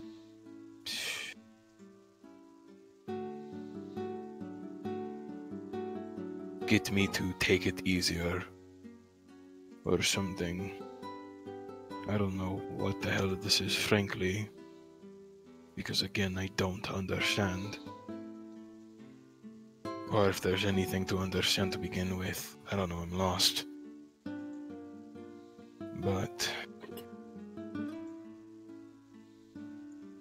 I've seen how you are already. You seem to be rather insistent as far as things go. You risked your neck out for Sarah. I mean, I saw you. You were red in the face. I was positive you were going to kick that man's face in. It was close. So if you want to keep on, I don't know, risking your neck for others, then I'm not going to stop you. I couldn't. I don't think. Probably not. Gives a small smirk.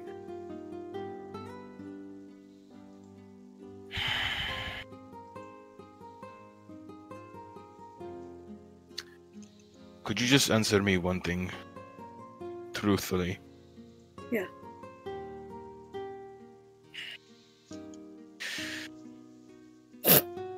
If you can give me a roundabout answer at best as to what you get out of this, what would it be?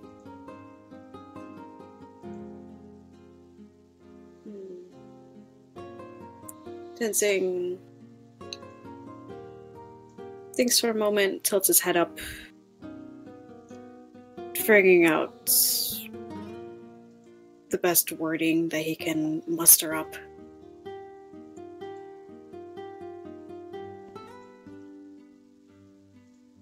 And thinks a little more. He looks back at him.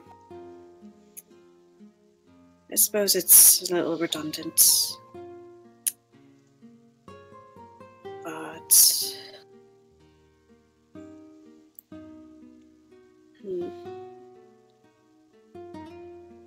suppose just seeing a good person and, more importantly, seeing a friend slowly become happy in life is enough for me. And even if we end up parting ways, if I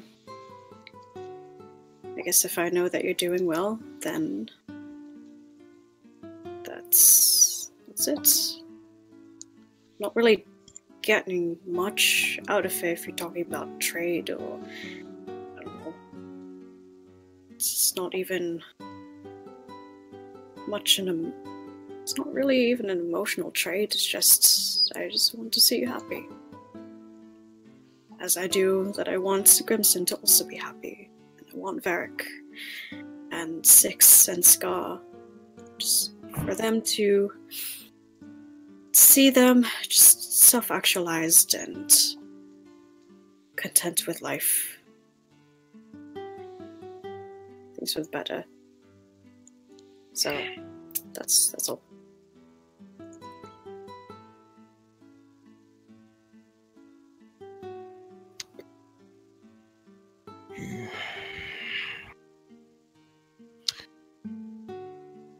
What do you see, or what do you think I'm getting out of this?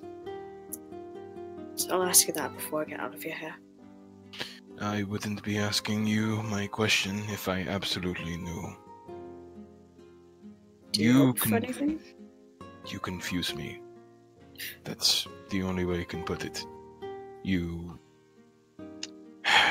don't hide, frankly, much about yourself. Even if you do, you're absolutely terrible at it.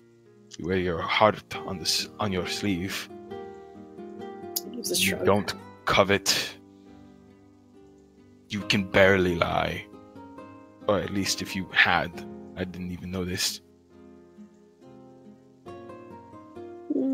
I'm pretty sure you had to lie. It's never my strong suit. I don't see the point in it.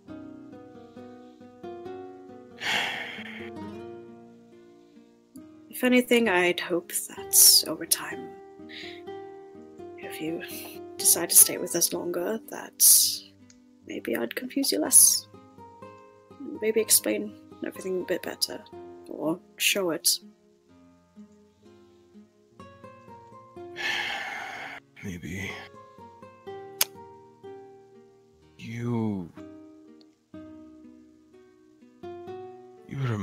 of someone. Yeah. Kind of tilts his head curiously at him, but doesn't straight up ask who.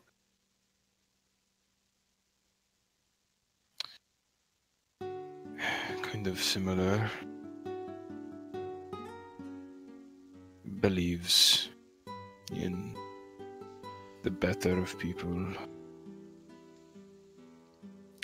Altruistic for seemingly no reason, even though every single time it got her in trouble.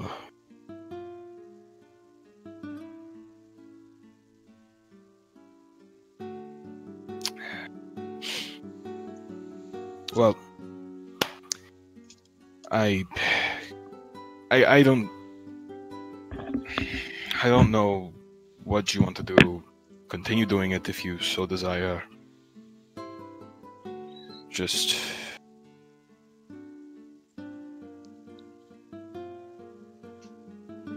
He kind of almost looks like he's run out of words to say as he just kind of like looks at him with this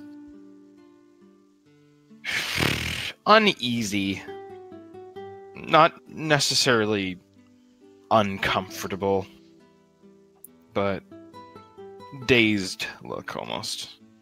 Tenzing looks at him for a bit and then kind of gives a little nod, not really directed at either of them, just kind of little nod, and stands up and places a hand on his shoulder.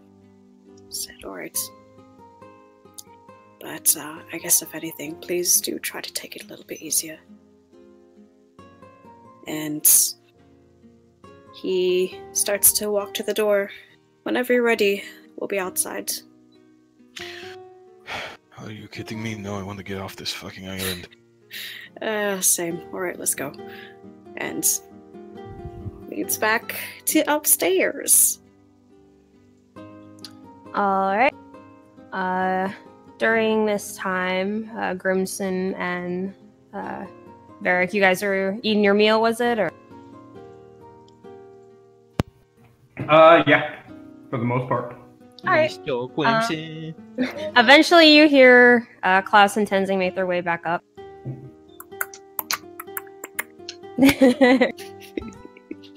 Oh, good. We're all here. So, what is the next step we need to do to get off this island? Yeah. Sorry, I'm back. What I missed? We just got back to where Tenzing and Klaus's talk has ended. Yeah, Oh, okay. just in time. My bladder today has just not been working. I wonder why, energy drink boy. Actually, I haven't had any energy drinks in a while. I'm actually going through a bit of withdrawal. Oh, good. Continue. Cold turkey! But yeah. So Ba- Grims just Barrett asked, snaps back "What are into we doing?" focus. Yeah. Barrett snaps back into focus. Oh, well, I need to contact Penelope. I mean, our friend Rachel. Drop the shit. I need to contact our friend Rachel, and she can give us advice on what we should be doing next. And what we should be doing next is leaving. In time, Mr. Limson. It I was a would just like part to of. let her know what happened before we left. Yes, it was a part of the agreement that we had before. We were at least going to tell her. She's the one that we have to report to, anyways, in order for her to get back to Vidalia, I think. So. Yes. Or would we just take the word directly to her? I don't know exactly how that works. Oh, well, I'm going Maybe to not. message our friend Rachel, and then once we're leaving, I'll let our employer, for lack of a better term, know that we're heading back, and we'll probably meet with them within the next couple of days. But yeah, that's kind of what I want to do real quickly. If we do this quickly, we should, assuming things go well, we should be out of here within the next 12 hours. 12 hours? Well, assuming that the docks are closed and there's no ships leaving in the middle of the night. Hey, Bud. True. Bud. Is Bud still around? Oh yes, he's. It's I midnight. thought you were He's calling probably. Varric Bud. Buddy. Yeah, so was I! Absolutely not. I was We like, became besties while in the room. Yeah, I got confused. No, Bud's, it's midnight. Bud's kind of just cleaning his glasses. Yeah, what's that? Do you know if the docks are still open this late into the night? Yeah, there are a few night ships, that leave, midnight boats and such. Thank you. Good for fishing at night, colder waters. How about getting the fuck off of the Stalia Temple? He said what he said.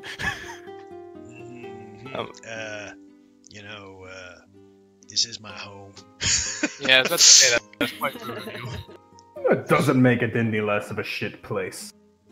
Okay, that's just being mean. So, is there Yeah. a boat going off the Stalia Temple at this time, Mr. Budd? Let me look here. I believe yes, there is. Alright, looks at Varric. Well, either way, we need to Alright. let her know what's happening, and you might as well do that now. And then from there, we can decide if we're going to take that boat now, or if we're going to wait for the morning. Again, the sooner, and especially, he kind of lowers his voice, especially at nighttime, that would be pretty preferable. Alright, I hear you loud and clear. Let me send the message. I'll go and talk to her if any of you wish to accompany me. I kind of look at the group. Would one of you... Could go with you if you want. Okay, Tenzing Grimson, would you mind staying behind to keep an eye on our friend who is taking a nap at the moment? Yeah. Be sure to keep watch on her. Tenzing goes over to help pick up one of Grimson's plates and just does a nod. Let's move breakfast. And he makes an air quote with one of his hands. Just let's move breakfast over to her room. Yeah, sure thing.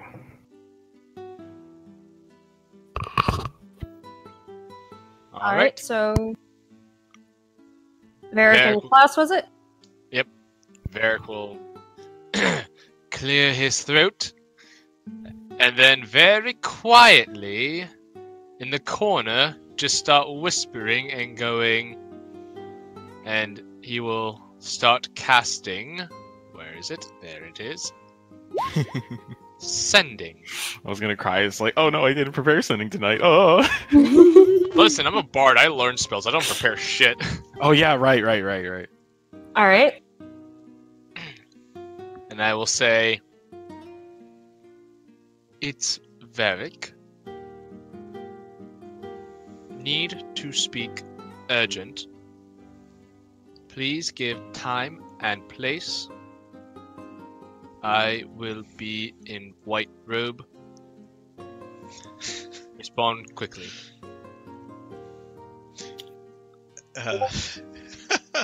You Got 6 more words, fam. Boom shaka laka laka. you hear kind of a tired response as it is fucking like 1 o'clock in the morning at this point. I'm well aware. You're, hello, Varric. I don't think it's a good idea to meet in person. Better to speak in message.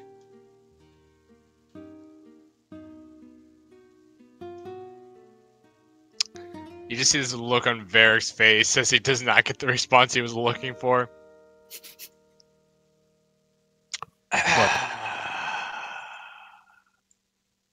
She What? said it would be better if we didn't meet in person and talk via message. I can do this one more time. Well, make it short and concise. We got the problem fixed, right? Okay, I can do that. Oh god. Give me a second to think about my words here. Hello, Does your it bud is look at me, you? Would you like a Jester. pen and paper? No, I can keep it in my head, but Klaus, I do need to ask your opinion in private about this. To the rooms! All right. Leroy Jenkins! We get that. We get the whole spin Yep. card sequence. Now you guys are in Klaus's room. So... Alright, well, obviously, so to be concise, we say, we fixed problem, however, we killed Archbishop. Please don't be mad. Going back home. Let me put it this way. Alright, what do we need to tell her? So, again, she's not entitled to details. She simply needs to know what was the issue and that we solved it, right? So, in this case, it would be something like the problem was solved. Turns out the Archbishop was messing with some dark forces. We stopped them, but it involved killing him. Too many words.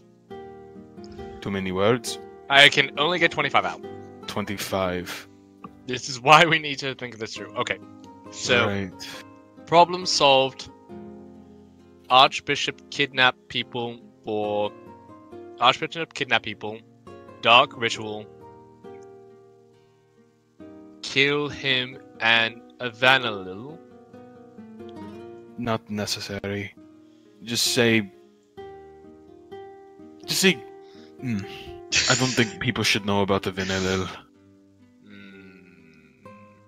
Stopped him, let's say. Alright, so... Solved problem. Archbishop. Is that one or two words? I think that's one word. That's one word. Solved Problem solved. Or the other way around. Archbishop either or. kidnapped people. Dark ritual stopped him. Alright, so problem solved. Archbishop kidnapped people. Dark ritual. Stopped him. That's 9 words. We got another 14 to elaborate. Weather has been shit. That is Little absolutely concerning. not what we're going to say. How about we tell her that the people Apocalypse returned- may have started due to Very. us. Please send help. For a moment, despite the exasperation in his tone, a small smirk comes to his face as he just shakes his head. Now you're getting it. Let's- Little fun. Let's go ahead and instead of that, let's go ahead and tell her that the people were saved. In fact, she probably already knows that since they're back inside of the temple. Yes. So Let's say it anyways, just in case. She was a little bit daft when I remembered. okay, she wasn't daft. She was just concerned. Anyway. Alright, so just to make sure we're clear on this, I am going to say problem solved. Archbishop kidnapped people. Dark ritual Stopped him. stopped him. People are safe. And what? We are returning to Findofair. Reporting back to General Lionheart. That works, yeah. Alright. And then you can tell her that the weather was shit. I don't think I'm actually going to do that. I was just joking. As was I. Oh.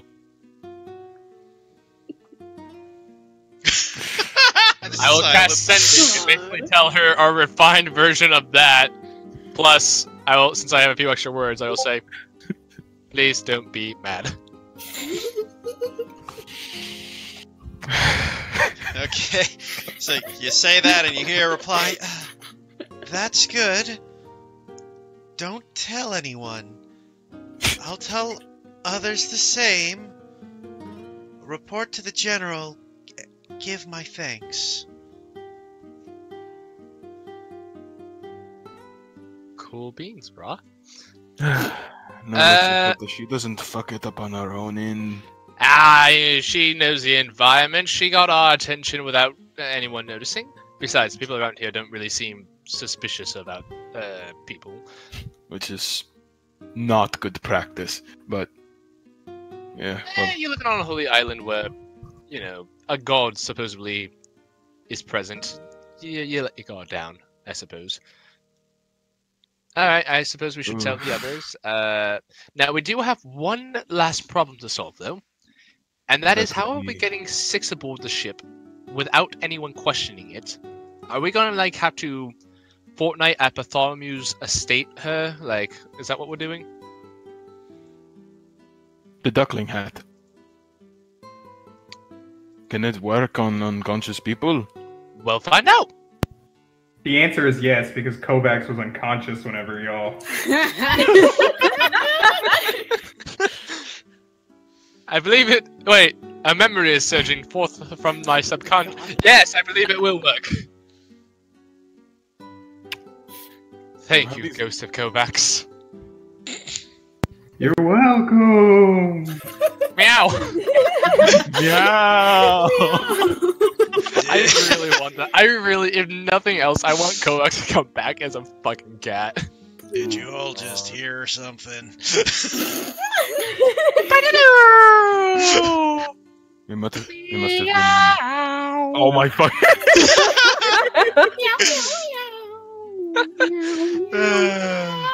We'll return to the others. Oh, really is shit. All right. All right, so you head over to the room, and Tenzing, Grimson, and Scar, I will say as well, is in, which was Varric's room, next to 6, still resting on. All right. Tenzing's like braiding her hair.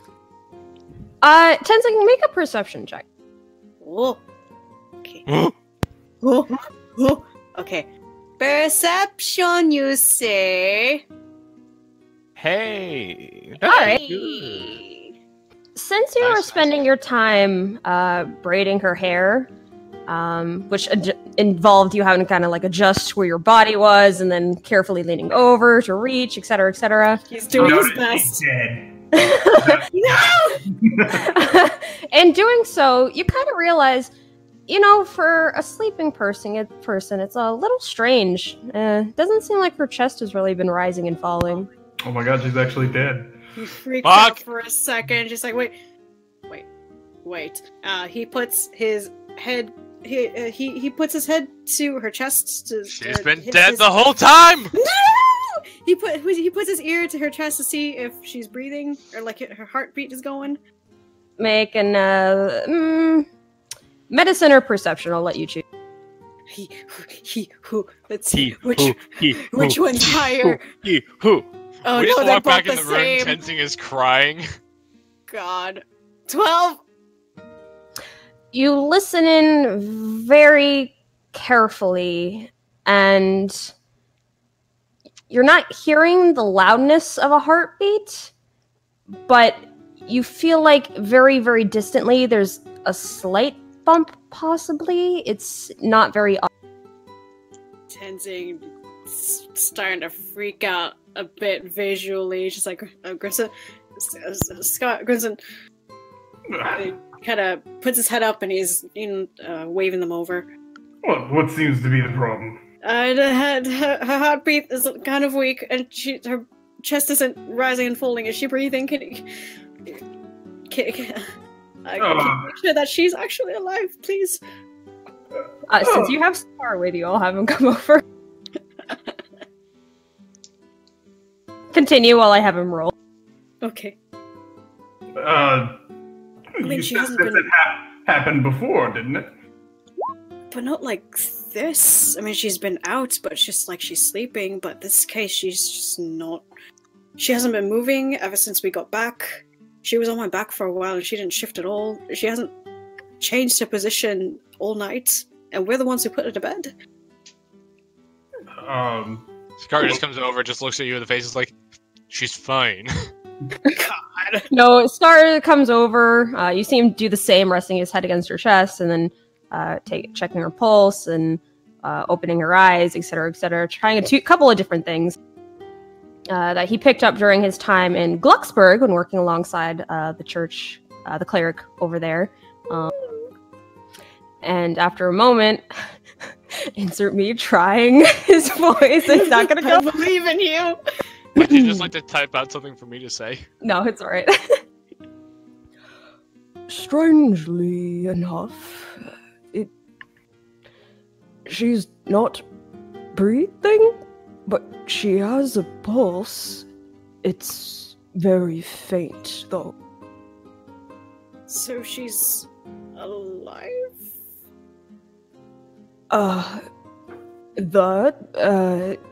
It's a little hard to say. Some sort of resting state of sorts, but this is a little out of my element.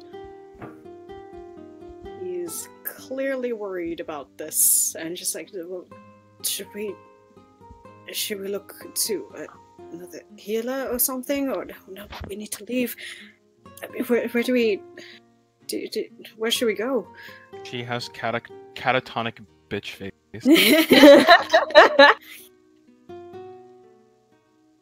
Well, the first thing we're gonna need is a pair of sunglasses. And I will say that as you guys are having this chat is when Klaus and Varric enter the room. Great news, everyone! We are leaving today. Bad news. Six is dead. What? What? Dead. Not breathing, but... I just look over at Mr. Scar, I'm like, what? She's He's the most responsible adult in the room. He's not wrong. No, I think she's alive. I think, it's a little strange. There is no breathing, but their pulse is there, but faint. Have I heard of any condition like this before? in my Yeah, time? Like same. any sort of magical or otherwise influenced stories I may have heard throughout my travels? Are you thinking specifically in the area of magic? Yes. Alright, both of you can make an Arcana check. Alright. I don't know if you're thinking magic. I think he's thinking more physical symptoms. Alright, just your answer determines whether you do make an Arcana or a Medicine check. I'm going with medicine. I will go with Arcana. You've not heard of anything like that before. Well, I mean, she's done this before, hasn't she? But she's not like kind of dead state. To answer your question, the times when she had to pass out for a few days to recharge her batteries, she did respond to you guys any attempts made to. Well, let's be honest here. A lot of weird shit's happened. I don't think any of us have the answer at this point. Well, I mean, I remember when I had talked to her, she said that things concerning her, mark, wasn't something that could be healed by things that are inside of the temple, but if she's not... Right, Buck. I mean, might just be he knows about this. Do you think he'd be able to... I think this might be something a bit more beyond the normal, shall we say. Let's just say this. I don't believe this is because she's a slave. I believe this is more because of whatever is going on with that aberration that's following her. Yeah, if there was blood or something inside of this, or if she was actually breathing, then I would be a little bit more concerned, but this is... I don't know, she's sleeping, but she's not sleeping. I don't know exactly what's going on. Honestly, there's not really much we could do unless we want to risk consulting an expert and letting them thoroughly examine her, including her, and I just kind of point to her neck. But we have to try something. We could just let bed rest. But, I mean, Klaus will, for a moment, try to wake her up. How so? Just kind of like, Bear just pulls out his water skin, oh no. cast prestidigitation. Actually, you're not right. You're not wrong. Try it. How about you try it, and I'll hand it to him. Fine. And then he takes the water skin and dumps it on her head. Of course, actually, particularly I should mention, he plugs the nose and face area. Oh gosh, Okay. she's not gonna be able to breathe when you do that. You. Good! Well, She's not breathing anyway. Oh. Exactly. But I'm just saying, because she could breathe in the water and then she would drown dry. So you just pour water over her face? Yeah. Alright, We're Just a little such bit. assholes. It's We're not full just of like water. dumping on her. Jesus. Alright, so the dribble water? Kind of, yeah. It's a splash. It's a kid-friendly form of waterboarding. Okay. You are You- sobering up a young person. You pour some water over Six's face. The water trickles down her cheeks, catching in her hair a bit. No response. Hmm. Alright. I have an idea. It may not be much, but here, let me try something. And Digitize that, Varric. What are you doing, Dylan? I'm going to take my bear totem and I'm going to set it on her forehead and cast Lesser Restoration. See if that wakes her up. Ooh. Ooh. Let me. Okay. And post Everyone just goes, ooh! Alright. You cast your magic, waiting for a few moments to see if it takes effect or has some form of reaction from her. No response. Alright. So. Alright, I have one last idea. Actually, two. First off, give me a moment, and Varric will shuffle into the other room and pull something out of the pink bag. What? Please be What? something good. You mean the bag you got from Binky? Yep. That one. Oh dear. In the other Why room. now? Because I'm hoping it gives me something I can use to wake her up. Binky, Roll if you're one- tired, not Binky, Dweeby, if you're tired of it, just fireball him and then he'll be dead. I can survive a fireball. 1d100. 16! I pull I'm another axe. like semi hoping, Dylan. You all just hear a loud Oh. boom in the room next door, and Varric just goes, Okay. Oh, that That's not a doesn't good sound sign. good. Oh, that gives You- me memories. Reach in.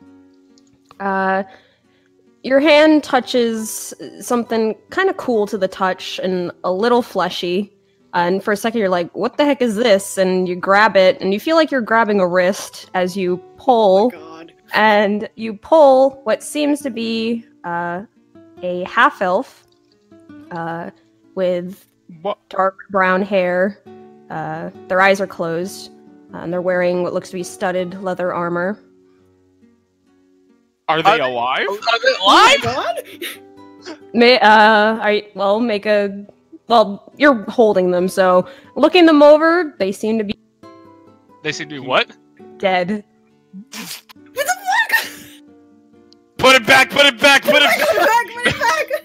Shove it back in the bag! Quick! Where's the return policy?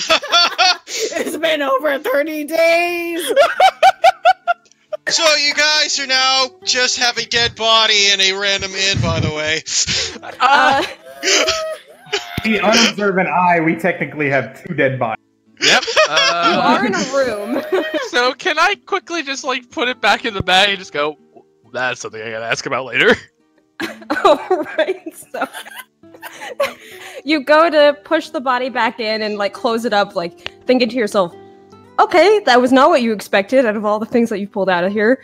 You'll worry about that another time. And as you're thinking that, the bag that you're holding begins to start to violently shake around, and in the next second it spits the body back out. Stop. Damn it! Do we just hear like a Well, first thud? I'm gonna... Those in the room, I would say, hear a thud. Varric. Varric will go unlock the door and just be like, give me a moment, I'm masturbating. You're on the outside of the door, dumbass. I closed the door, I said! I thought you said locked it. It's just like looking for a lock on the Yeah, I close and lock the door and just go, I'm masturbating, don't bother me. Eric! Klaus opens the fucking door. It's locked! You see? We're on the inside, dumbass! No, I went to a different room. Oh. What? So you carried and you wouldn't be able to do that. You're not strong enough to hold it. Pull something from the bag. I said I Okay, showed so He No. went Klaus, into the room. Klaus, if you opened step out, go towards his room, the door is locked. I need some private time. Give me a second. Eric, what'd you do? Nothing. Eric! Nothing. Eric! Can Varric search the body? Can you what? Search the body. Make a That's moral. investigation. I need to know what the fuck this guy is! Alright, so you said investigation? Yep. Okay. I'm so confused. Looking him over, doesn't look like he's carrying anything. He's just dressed in his studded leather armor, and his pockets are empty. Varric will just go over to the door, very slowly unlock it, and just sort of like very gently crack it open, just say, I need the bag of holding. Oh my god. Don't ask why, I just need it. Klaus is gonna attempt to barge Don't through you? the door. No! Varric will close the door and lock it again! Contested checks. Oh god, what are we contesting? Athletics versus athletics, probably. Yeah. Why? No, I mean, that's not hard to beat. I have a -1. I believe. Oh. With one loud bang and shove of your palm against the door, Klaus, you manage to shove open the door, pushing Varric back a couple steps, and you see laying on the floor is a dead half-elf. I can explain. This isn't as bad as it looks. I need that bag though. Start speaking. I need. Get me. Hold on. Close the door first. Tenzin, get me the bag. What? What's No. going on? The Don't bag worry. The bag is Crimson's, and he needs to get in here. It's ours. It's everyone's. It's communal bag. Now get. Klaus is No, gonna I- look out to make sure I no am one not, else by is the way. around. Tenzin is like just clearly conflicted whether to leave Six there for a moment or go over to whatever the fuck is happening. And he's just like, Grimson, can you? Do you have the bag? Go over. Yeah, Grimson will toss it over to you. I'll watch her go on. Okay. Gets up, goes over. Oh my god. Just. I will explain this in a minute. Let's just hurry this up. No, explain it now. What the fuck is this? Get it in the bag What first. is this? I pull it out of the pink bag. Now just get it in the other bag. Why is there a fucking dead I body? don't know. Just get it in. God damn it! It opens the bag. Fine, put it in. Help! Close! Help! As Barry just starts trying to drag this body into the bag.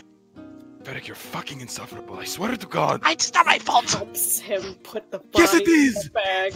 Hard It cut to literally Grimson. cannot not be your fault.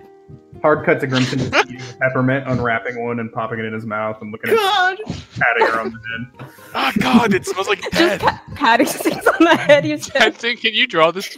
That doesn't Zaku, can you draw this, please? I'm processing. Give me a moment. But also, how dead does this body look? Like, is it freshly dead? Yeah, or what is it, like, stage of mortem decomposing? is it at?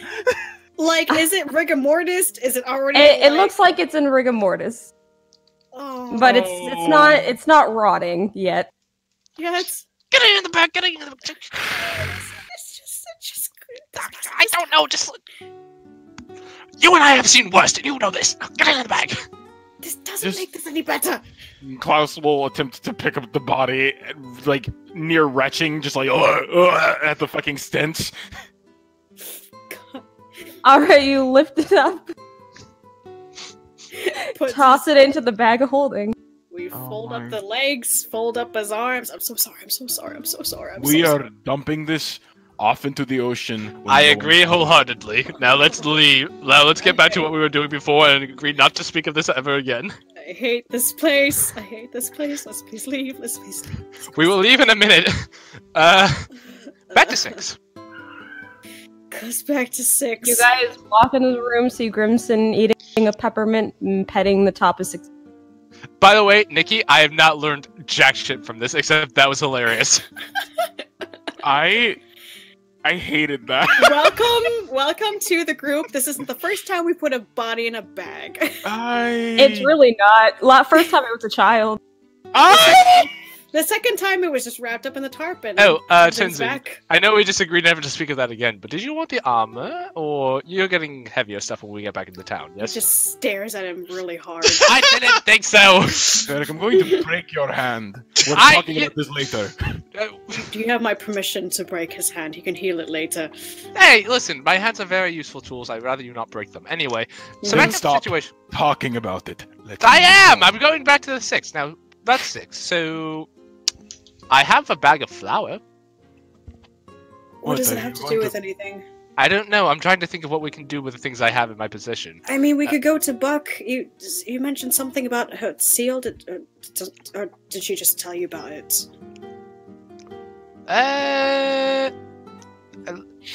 Listen, I don't exactly know what's going on here. I could, Ooh!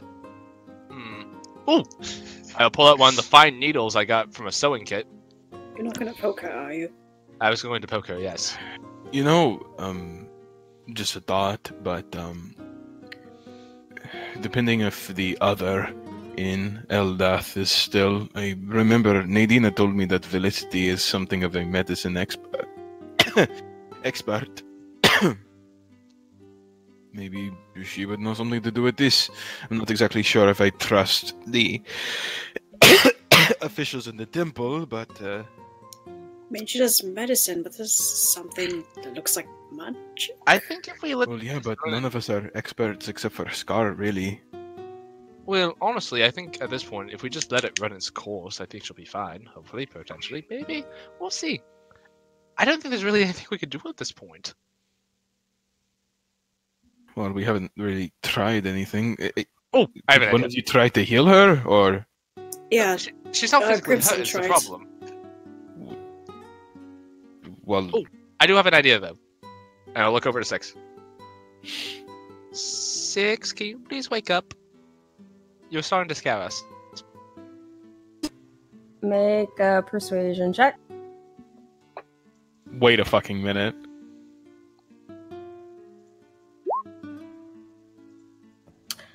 Okay. So, as you're leaning over, whispering that with the concern in your voice, you see movement slightly. And then it looks like her body is moving sort of like in a blur. Best described is like watching a VHS tape on rewind as the images is suddenly blurring at a rapid pace.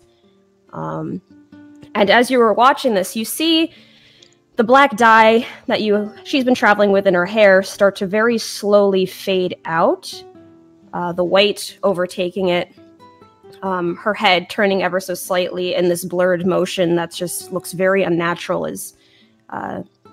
And it reminds you of those times when the others, during time had frozen, were fast-forwarded back to the present to those who had been stuck. And suddenly, I need you to make a... make a dex save real quick. Oh god. Me? Oh dear. Yes. You're gonna get punched at the speed of light. 18. Alright, you managed to quickly back up in time as suddenly she sits up with a jolt, grasping at her throat as she's just like... Bloody hell! She looks around and sees all of you. Jaw dropped and just goes in for a hug as soon as she's okay. Tenzing does the same. Oh my god, you're okay. Bloody hell? Wait. You're speaking, by the way. What? You spoke. You just spoke again. Twice now, yeah. Oh my god. Hey, I did it! What did you do? Wait, what? Wait, Lass, are you okay? I heard saying... One thing at a time. Yes. You see her look around at each of you, just looking very confused, and her head just starts like turning around all of a sudden, like eyes just like wide and bewildered because she doesn't recognize the surroundings for a second. Right. Last you were awake, we were still in the dungeon. Where are? And she grips her throat again. The white, glowing. Here, get her water. Get her water. Something. No, I think she's not cured. Like, Varric will hand her his water. You see her immediately grab for it and start drinking it all down as if her throat is very dry and she's very... Tenzing rubs her back while she does that. Hydration is always important, no matter the point. So... Huh. I think Use your voice only if you are comfortable with it, but for the meantime, maybe you should wait a little bit. She looks towards you, kind of gives a small nod, but she's again still looking around very confused and looking at you guys a little confused, just very confused. TLDR, when we approached the person of interest, you passed out immediately. You have been out for about a day and a half now. Actually, no, about... Wait. I'm just trying to catch her up. Wait, no, hold on. 6. Do you know us? She gives a small nod. Good. Sorry. I'm sorry. I've seen something like this before. I wanted to make sure. We'll get back to that later, but short and simple of it, once we approach the, and I make sure the door is closed and locked, but after doing that, Vero will just go by and say, so we found the Archbishop was behind all of this, as we had suspected. When we approached him, you passed out as soon as you got round to the threshold of the room. We then dealt with the situation. He had summoned in what he called a Vanalil, which he claimed to be some sort of god of agony. We did battle. As you were talking, she rests a hand over your mouth, Varric, and it's just... 1 second. This is a lot. And you see her kind of... And she's like still trying to take a moment to catch up on what's going on. Her like for a second like resting a hand to her throat and looking bewildered at herself. And then patting down her chest. Can you move? I can try. She moves to kind of stand and then like Klaus will move over next to her. Yeah, with the shakiness of like a newborn lamb, she tries to get on her feet, but there's a lot of wobblingness to it. Yeah, Klaus will support her. And it's just, all right. So you definitely cannot. Yeah, it might bequeath us to spend some time letting her recover her strength, but well, I mean. She can do that. We would just have to be on the move still. I can carry her if need be. Or Tenzing. Really, any of us. Any of us, but go ahead, say it. Varric, you can't carry her. I was going to say yeah, no shit. Wow, whatever. Listen, I'm messing with you. Now, the important thing is, first off, we should probably at least re-dye her hair before we go back out, considering that would be quite odd. Not to mention that she looks at her own hair and, again, looks very bewildered. I think you have some sort of time manipulation powers. I'm not sure what, though. She definitely does. I mean, we've experienced it before. You guys have experienced it before. I haven't seen jack shit. Everyone just moves fast. We can talk about this later. Let her just sit and think for a bit. We should continue on with our mission, though. Our mission's done. We're just leaving at this point. Oh, that's right. We're leaving. Everything's done. We're going back to Findlefair. Tenzing hands her a ration just to munch on. she takes a bite, and then immediately she grabs for look like she's looking for more. Alright, I'll get you some. Tenzi's gonna go out really quick and ask the bud, like, do you have finger foods? It's just something. Well, Preferably with carbo, or depends on how much we know about nutrition. I'm saying anyways. Carbohydrates, grains, other What's amines. a carbohydrate? it's a Can we get a carbonated sandwich? in water. You see her. Oh wait, she's not with you guys. So you guys are upstairs getting food. Yeah, just quickly, just like, do you have something on hand, like a sandwich of sorts, just anything to eat quickly? Just give me a minute. I'll see what I have. And he rummages in and he looks about and basically. Maybe some ice cream. Okay. Well, she also hasn't eaten in like 2 days. She probably needs something that's actually food. Yeah, but sugar is also a good energy source. That's what I'm saying. Both sandwich and right. that. Here. While they're up there doing that, Varric is just gonna look at her, just like, I know you're going through a lot right now, but I cannot wait to gossip with you. Karen!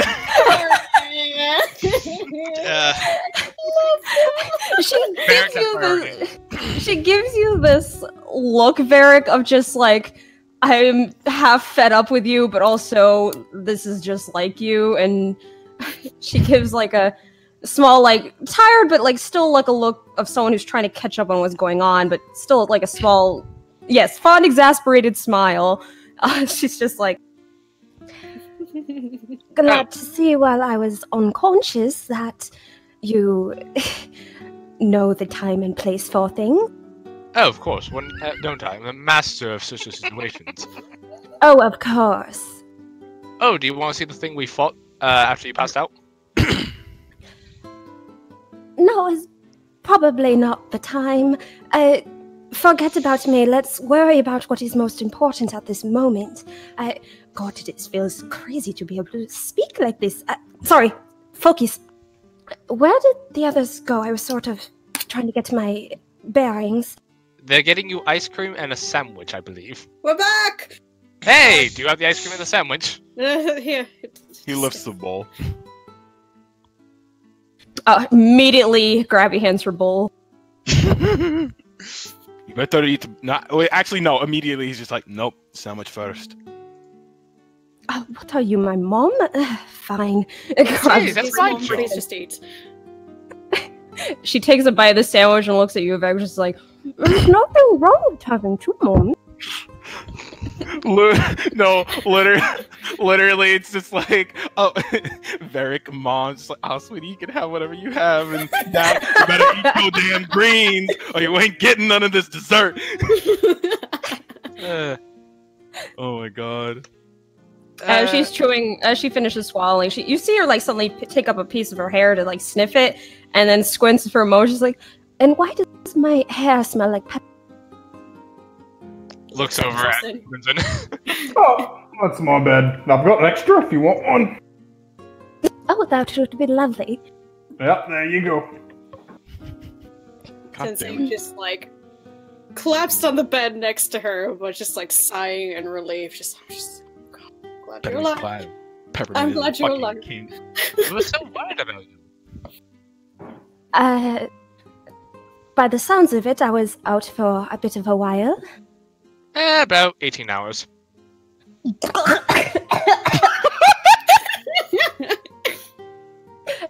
I beg your pardon.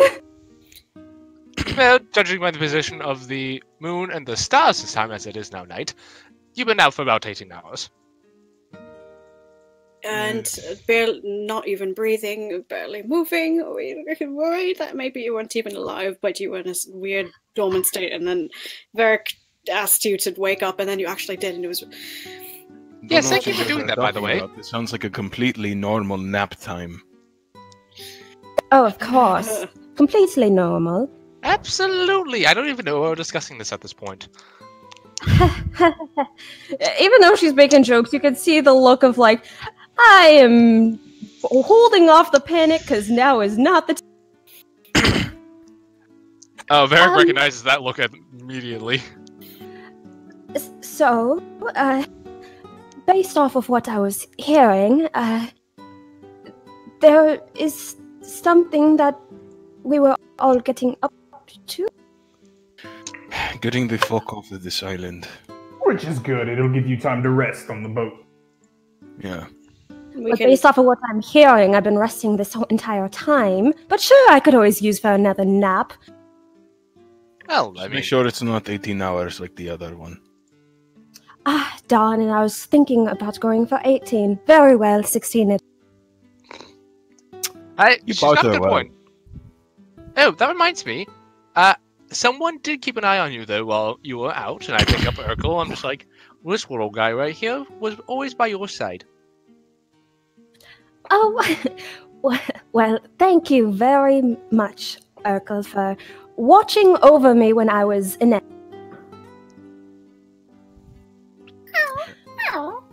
I'll just kind of. As for people who are saying that you're in a bit of a rush, this does not feel like a rush at the moment. Well, yeah, we're gonna give you time to at least get your bearings together. I mean, come on. What do you think we're jackasses? Don't answer that. She closes her mouth. A lot of attitudes coming from somebody who couldn't stand up. No, it is fine. I do not need all of you worrying about me, because based off of what I'm hearing, you've been worrying about me this entire time. So let us get going. She tries to make her way back up. No. In fact, actually, that is exactly what I didn't say. In fact, we should really get on going. You clearly can't walk, so go ahead and hop on either Grimson or Tenzing's back. Really, either work. Actually, before we go, though, what? We need to re-dye her hair. This is really not the time, Varric. Do you want to go walking around being recognizable? White hair's not exactly a common trait. Given your You see her grab the hood of her robe and throw it up over her head. This can do for now, can't it? Tenzing hands her a hair tie. Oh, thank you, love. Of course. Believe it or not, I don't believe you get to decide her appearance. Well, no, but... Oh, but let's go. Finish your ice cream, you can eat the sandwich on the way, I suppose. But, yeah. Yes, I feel like I haven't eaten in days. Well, technically, based off of what you told me, that is not too far off the mark. You're getting there. You're still tired. I'll tell you all about what happened while you were out while we're on the visit. I should mention, despite the things that Klaus is saying, there is this noticeable relief look on his face, even though he very much is saying things and joking in ways that doesn't imply that. This is the one good piece of news that has happened.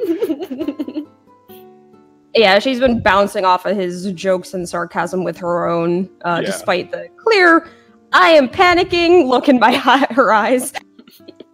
Yeah, no, because afterwards it's just like, after the joking subsides, it's just, after we get out of here, we can discuss what had happened before. Yes. Does that sound good? Please do. That would be lovely. Yes. Right. And all right, let's get going. And as we're leaving, Varric will just kind of get next to Six and just kind of quietly say, "I am, in all truth and honesty, though, just glad that you all are all right. And hey, you can now speak." Silver lining and all. If anything, I've learned that you have to take the positives when you can. Not bad. That's the lesson I learned this last day. Tenzing scoots over and sees the panic in her face and immediately goes over to ruffle her hair. She's like, "Dude, you can have that face later. You let me panic for you. So you have a ride." And he does a little curtsy in the sitting position. You have either me or you have him. Which one? She looks at your body and then the size of the door that you guys are gonna walk out. I'm not too inclined to bump my head against the door frame, and Grimson actually smells like peppermint, so that's a little lovely. Grimson, if you could be a... Oh, Tenzing, you hear that? You stink. That is not what I am saying. I am saying... You're... That wasn't convincing, but I don't want you to hit your head again. So, Grimson, if you would like... Actually, that's a good point. Once we get out of here, I could use a bath. We all could, actually. What are you talking about? I can just fix you all up right now if you want. That doesn't fix everything, Varric, and It doesn't. If we don't find a bath, I'm going to dunk in a lake like the last time. Also, the idea of you going multiple days without showering, frankly, makes me want to empty out my breakfast onto the floor. Of Wait, course I shower. Okay, But, you good. know, if we're out in the wilderness for a couple of days, prestidigitation gets the job done. Watch, Well, I'll that just exists. prestidigitate myself clean. Squeaky clean, as if It I had gets- taken a bath. It's like dusting yourself down. It is not like getting a bath. It's like, listen, I can clean material, alright, including myself. It's not like getting a bath. It This is is not. like dry shampoo. Like, you're not That- actually washing your hair. It's just a You're- mask. It's like, oh man, it's been 3 days since I've had a shower. Let me rub myself down with disinfectant 99.9% germ-killing hand sanitizer. Or, using a vacuum No. cleaner, clean yourself. Exactly. Not the Listen. same. Listen. It says that I can instantly clean or soil an object no more larger than 1 cubic foot. If I just do it over and over and over again, I clean myself. It is not a bath. Yeah, It's and not a bath. clean an object is not the same as a bath. Clean an object is like, hey, I can vacuum the carpet, I'm cleaning it. Listen, do not ruin this for me. This smells awesome. I want to imagine I can always stay perfectly Sex immaculate. your- Nope. Reality is oftentimes disappointing. No! Back in the This is a session. fantasy game. There's We're no going reality. back. We are Back back. in the session. We're going. We're gonna get the bath sometime later. Let's go. You're not stealing this bath episode away from me. We had a bath episode. We're having another one. All right, so you guys step on outside into the streets of the I'm just island. gonna leave 10 gold with Bud and just be like, I thank you for everything. Bud's just gonna look at Ver and go, you know what? I see your little lady friend woke up. You guys gave me an idea just now. You want to try it? Sure. I'm up for anything at this point. Derek, a rush. He basically hands you what looks to be 2 cookies with ice cream in the middle. When you said sandwich and ice cream, this kind of just popped in my head. Well, I suppose a little stuff enough. One last thing before we go. And Eric will chomp down. Hey, bud. Mm-hmm. Unless you don't have it on, if you happen to have it accessible, would you happen to have a written down form of the ice cream recipe? Give me a minute. I'll see what I got. And shuffle. How is it, by the way? Yeah, I'm just Also- waiting. I wasn't gonna say it before, but they decided to get distracted again, so I was just like, might as well. It's a cookie ice cream sandwich. It's delish. Also, Eric just had to maybe- see stars in his eyes, and he just looks at 6, who I'm sure is also eating one by this point. Oh, she's stuffing her face. She doesn't care about the brain freeze. This is one of the most wonderful things I've tried in a long time. After a few minutes, he comes up like, here's a recipe. Klaus very slowly but very enthusiastically snags it and kind of gives Bud a appreciative nod. I leave 10 gold on the counter, and I'm just like, you are a good man. I wish there were more like you in the world. And more on this island. Mhm. Don't forget, though, you do need good seaweed to make ice cream. Noted. As You're Varric not is just- fucking with me, right? Mm-hmm. Nope, it is part of the thickening process to give it that tender, sweet, creamy flavor. I mean, that. I I'm guess gonna that feels I'm your gonna favor. insight check him because it's just like, really? Really? You can't do Inside that check. with seaweed. The fuck? God damn it! True. It actually is true, man. Old school ice cream is made with seaweed. It is. Thinking it. Oh, nice. But I'm not the man of compliments, but I must say at least one thing. This is the one not shitty place that is left on this island. You guys burned Varric the was other about one to say down. something and then go, okay. Varric was about to say something and he goes, okay, yeah. Yeah. Well, I appreciate the compliment, friend. Come back anytime you like. You're always welcome. And I'm glad to see your sore voice is fixed there, little lady. As he looks at Six. She takes a bite of her ice cream to hide the strained smile that immediately came to her face. She just gives a nod like, Oh yeah, that's something you're gonna have to get used to. Oh my fucking god. Okay. Just, based on that direction, just assuming she had a sore throat this whole time. Yup. Yeah, she's had it for a while. Yep. That strep Just need a throat's a little bitch. As everybody leaves and Grimson picks up 6 again, he's gonna drop 2 gold on the counter for the damages as he leaves. Just hear Bud starts scratching his head. Just hear out there as you leave. Damages.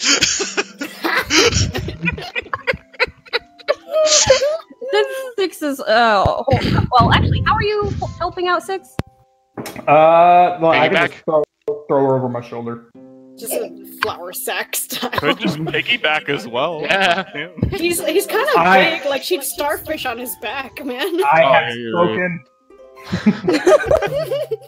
Or sit on top of his shoulders. Damn.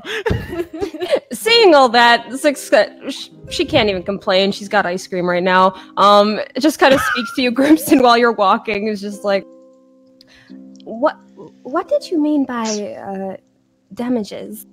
Oh, I may have accidentally. Accidentally.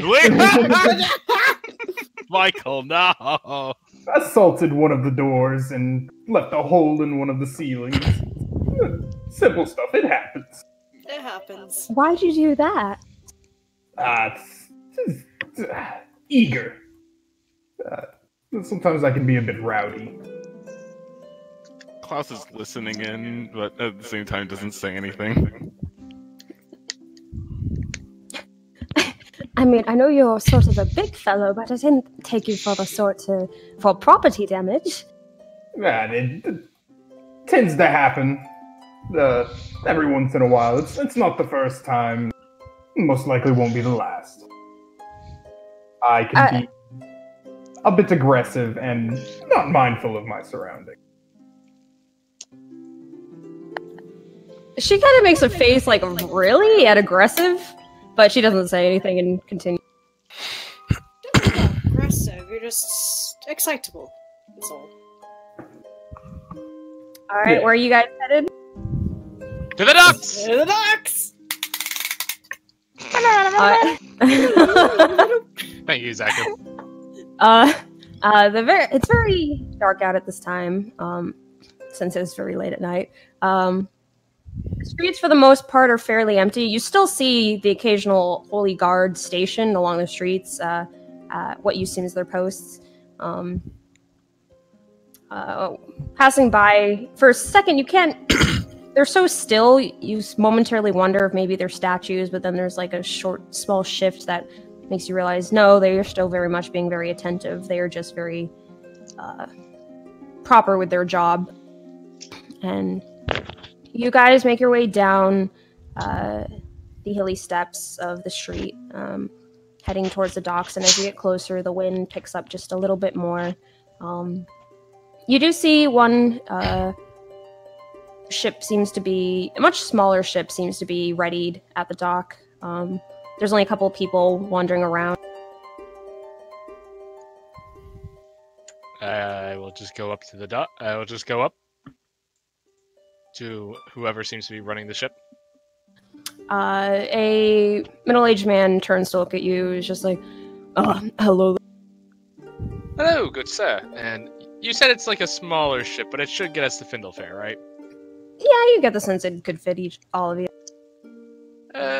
Good sir.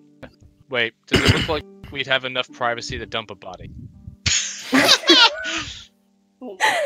You think it might be a little difficult? You could try, but it'd be a little tougher than on a bigger boat. And there are no bigger boats. Nope. You do. Well, you see some bigger boats, but they're all tied up to the docks.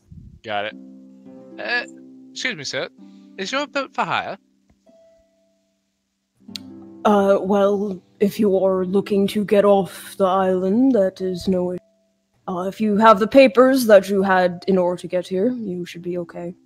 Yes, of course. We just wanted to see if you could get us back to Findlefair. All safe and sound and within the next, I don't know, departing as soon as possible. Well, we are about to head off for the 12:30 undecking. Do you have your papers? Of course, and I will hand in the paperwork. You see him look them over. He has like a semi-bored / tired look to his face. Clearly does not want to be up at this time as he looks them over and then eventually hands them back. Alright, hop on. Excellent. Come along, everyone. We're heading back to Findlefair. And actually, as you guys are one by one stepping onto the boat, Scar is going to come to a stop and speak to you guys. I actually think I'm going to stay here for a bit. What? Why, mate? Oh, nonsense. Get on the boat. I was offered some mentorship by some of the healers here, and it seems like a good opportunity for myself to get stronger and better at my craft.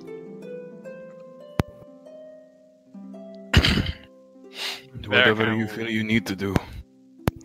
Barrett kind of looks at him and just says, "You sure you're going to be alright by yourself here?" Yes, the man that I had spoken to seems to be a good fellow, and I think I will be fine. And once my studies are finished, I will try to see if I meet up with you lot again, perhaps. Tenzing walks over and gives him a couple shoulder pats and then keeps his hand there. Just keep in touch with us. We can't really stop you because, obviously this is something that you feel is right. But thank you for always watching out for us, healing us, and especially as of late, healing me and making sure that I did not fall any more than I did already. So, you take care of yourself. No problem. And, keep an eye out. You never know what's lurking about in this island, as we've seen, so just be safe, alright? You as well. Yes, Mrs. Carr, please, you've become a very close friend of mine. Would you actually mind if I wrote to you while you're here? Not at all. Good. Expect a package coming your way then. He gives each of you a nod and a small wave. Stay safe on your travels. You too, my friend. I hope Morden watches over you, and Varric will outstretch his hand. Scar will take it and shake your hand in return. Blessings of molding and Melilla Boning. To you as well. Varric will smile. And as you guys Bless you. get back up onto the boat, you watch Scar turn his back and walk away back up the steps. Tenzing looks sad watching his back, but seems relieved knowing that he's leaving on good terms. Varric just kind of quietly watches him go off. We're gonna miss one really good party member. Yeah. We are. You guys you guys knew him for as long as you knew each other? Since the beginning. Yeah. Oh god, that means out of everyone who was originally with us, that leaves me, you, and 6 joined probably a few days after that. Well, just repeating what I said yesterday, but you know, things like this, they don't have to be forever. We might see him again. Hope sure we so. will. If nothing else, I'll keep in touch with him. It's a small world. You think you're not going to see someone for a while, and all of a sudden, that's no longer true. I should ask him. Yes, maybe if he. Who knows? Maybe him staying here will yield us some insight. Maybe he can learn more about that business of which our opponents spoke of. But Question. Yes. When we go to talk to General Lionheart, do I have to be there? I'd assume I don't, because, I was kind of picked up alongside the mission, and... If you don't wish to be there, you don't have to. I'm comfortable talking with the General on my own, if you so desire. I know, Tenzing, you'd probably rather not go. I mean, I'd rather not, but at the same time, this is something we were all in together, and honestly, by association, she's probably going to want to talk to us. All of us. Maybe. As much as I really don't want to talk to her. Listen. If she asks to see you, I can just send you a message and you can all come in. But I will speak with her on our behalf if you don't want to, because I know right now you'd rather not see her at all. Just because I don't want to doesn't mean that it's right to just ignore it. You're not. No, I'll handle it.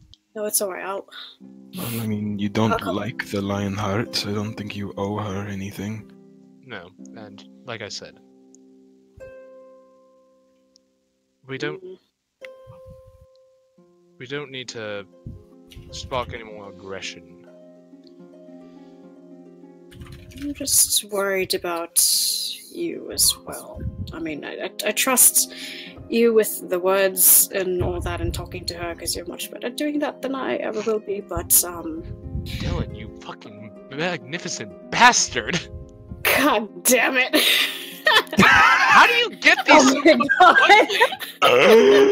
Like, you just get the moment something happens, you just go, I got it, and just look up the image? God! How? He's just magical, man. This is a superpower. Fuck, how do you do it? It's just Google, guys. It's just even then, it's still a skill. Yeah, no, you get these quick, You and gotta they're pick and always like, choose them. you nail them. Continue, guys. Right. Where the fuck were we? We were talking about Tenzing not wanting to see Lionheart. Right. He was saying, I mean, I'm just worried about you as well. I know that you're good with talking with her more than I ever will be, but I just, she's Don't worry. a strange one, and I just want to make sure that you're making it out there right, and her not possibly using you for something. I'll keep that in mind. But, like I said, and I look at Tenzing, you certainly have a lot of reason not to want to go back in there. I'm not just talking about what happened between all of us. I don't want you to have to go through anything you don't need to. And don't worry, I can handle it. Just know that I'm always... if I need you, you are never more than a call away from me. And if things do get a little hairy, I can always... disappear. And I give a little smile and a wink. He looks at him. A similar worry as he had when they were walking over to the other end to visit Nadine. but takes a breath and lets it go. And just inhales, exhales. Alright, I trust you. Just please be careful. And just stick to the essentials. When Right. talking with her, we don't need to go into nitty-gritty of all Yes. just And I the thing that she hired us for. That's it. Yep. And I assure you, and I gesture 6, we will keep that last bit of information privy to us. Right. But in the meantime, I think we should start heading out. And I look at Tenzing. You are strong of muscle. Let me carry your words, as you have carried my burdens. He lets out not a defeated sigh, but I guess one of acceptance. And goes down to reach over, and I'm just like, get ready, I'm going to hug you. Okay, you And just Varric embraces the hug. Picks him up, gives him a big old hug, and then lets him back down. Alright, mate. I'll give you that. Thank you.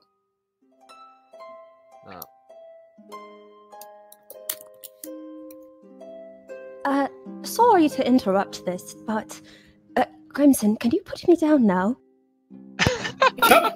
Not a problem. You could have she points to a corner of the boat, like asking you to just set her on the floor there so she can sit.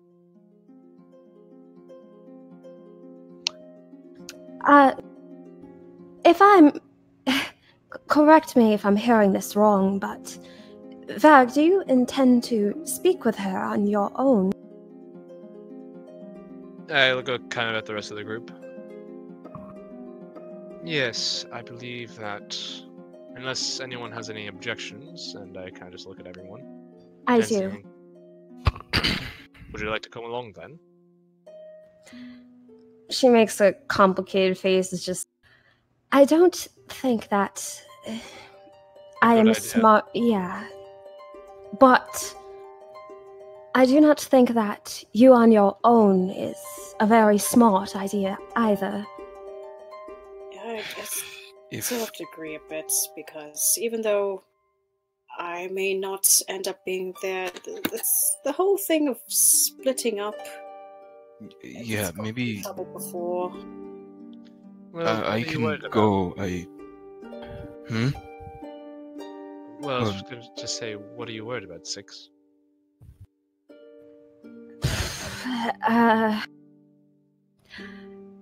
Gosh, it is a lot easier to say these sort of things when I can just do charades, but... Varric, I mean no offense by this, but... you sort of say things when they don't need to be said, and keep things when they do not need to be kept to yourself. And with a person like Vidalia, where we don't really know what it is she wants, I don't think it is very safe for yourself to be the only one. Well, what do you all think that she needs and doesn't need to know? I'm assuming we're sailing by this point in our cabin. No, okay. Is it 12:30 yet? You got a bit of time as you see the people on the ship finishing up. Listen, I'm not going to sit there and just say, I'm not going to sit there and just, say everything we did, but I do intend to tell her what happened in terms of what she cares about. She interrogates, right? Wouldn't she just want to talk to us one by one to begin with? Yeah, she compares information by each of our answers. At least that's what I think happens. And- That's what she did last time. And Right. that's why if I'm the only one to go, she can't compare. Unless she calls for the rest of us, and from what I understand, last time we had, or you had, kind of fought her commands, it resulted in imprisonment. Well, to be fair, we didn't really fight her commands. One person did. Kovacs That's- threw a face on the floor in front of one of the people. That's I was trying to be polite about it. even then. That's still, regardless of whether or not Kovacs was doing stupid shit or not, there was still circumstances that resulted in such. Us seemingly coming off as evasive could also raise suspicion, and that's the last thing I want. I So- could just say that everyone else is just tired and needs time to rest. Do you really think she's the You- sort to fall for that sort of bullshit? I Yeah, think I'm. Klaus was about to say the Alive. exact same thing. One brain cell. I think I'm a good enough liar to get away with it. I think that we should be safe just by having everyone here. Well, so are we all going then? I am not a fan of. Yes, Listen, Ed, if you don't want to go, you don't have to go. I can already promise. made up my mind. Don't worry about me. I'll stay in the back. I'll be present, but I won't officially be there per se. And if she calls me, then she calls me, and there's nothing I can do about it. I'll live.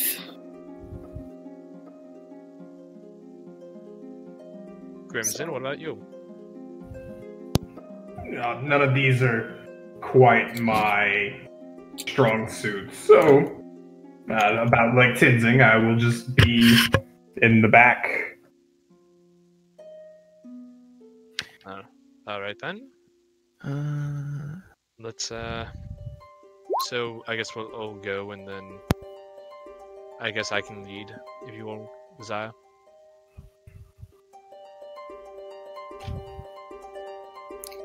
Yeah, sounds like a plan. I mean, you were officially the one that was sort of helping kickstart this mission, so it makes sense. I suppose. All right, and is it besides what happened with 6? Is there anything we don't want to discuss at all? I doubt that she is the type of person to care about religious intrigue. Maybe we should keep out the whole Avinalil thing. We can That- talk about him. We can talk about the Archbishop. Shite. No, she's definitely going to be curious about that.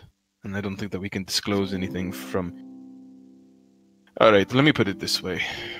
I think that we should tell the truth. I We just don't just- think that we should tell all of the truth. We can't lie to her, but as far as details go, I don't know. Do you think she's the type to pick up on omission like that? I think as long as we state the facts as they were and just mention at the end of the battle she turned to stone and crumbled before us, and then not to mention anything else, we just leave that detail out of the picture. I don't think she'll notice it's missing. Then how about Why would this? she? Let's withhold any type of emotional information. Right? As far as feelings go, no. We keep it completely objective.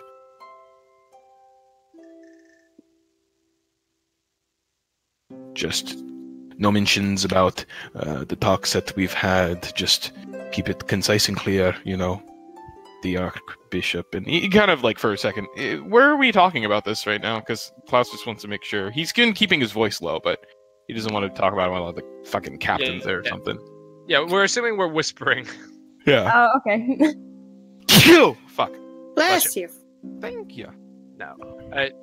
Whenever we talk about sensitive information, we assume we are whispering. You need to let me know. Okay. Cool. Just letting you know right now. We have been whispering this entire time. Nikki, let us state this at this moment in time right now. If we are talking about sensitive information, we will whisper that shit to each other. You gotta let me know you're whispering. Yep. Will do. Gotta keep woke. But anyway. Gotta keep woke. But yeah, just the topic of a Vinalil and whatnot might not come up because that is kind of outlandish, and I frankly don't expect her to believe us on that, so I don't know. I disagree. I feel that's a very important detail to leave in, that we fought that thing. Whether it was as it claimed it was is up for debate, but Well, it I think depends. that's important enough. Is she a foe or a friend? I want to assume that she's. I Swear to God, if you say friend, you support police brutality. I did not say friend. Tenzing pipes up.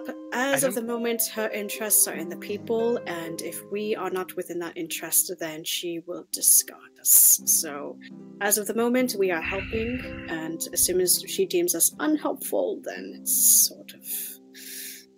Yes, I don't think necessarily unhelpful. I think more of a risk to her operations. But as of the moment, I think that's information that would be beneficial to share with her. We're sort of unclear on what she thinks of unhelpfulness. We know how she treats those that go against her plans, apparently, but as for just not being helpful, we're unsure. Then, how about this? Because from what I understand, she seems to be not... Well, I don't know. I think that we should tell her the truth, the whole truth, but I think that, again, we should keep it objective. We shouldn't go into our own little theories. If we say that it's a Vinalil, then keep it at that. We don't have to tell her what we think. We just tell her what happened. Does that make sense? This might be a dumb question, but, I mean, why not messenger like you did before? Then we can get an idea where you stand. Barrick just gives you a stare. It's like, well, you see... He used both of them already. Alright, you know what? I was getting there. I was going to put it less bluntly than that, but... Yeah, I'm kind of tapped on that for right now. I can send her a message after I get some more rest on the ship, but...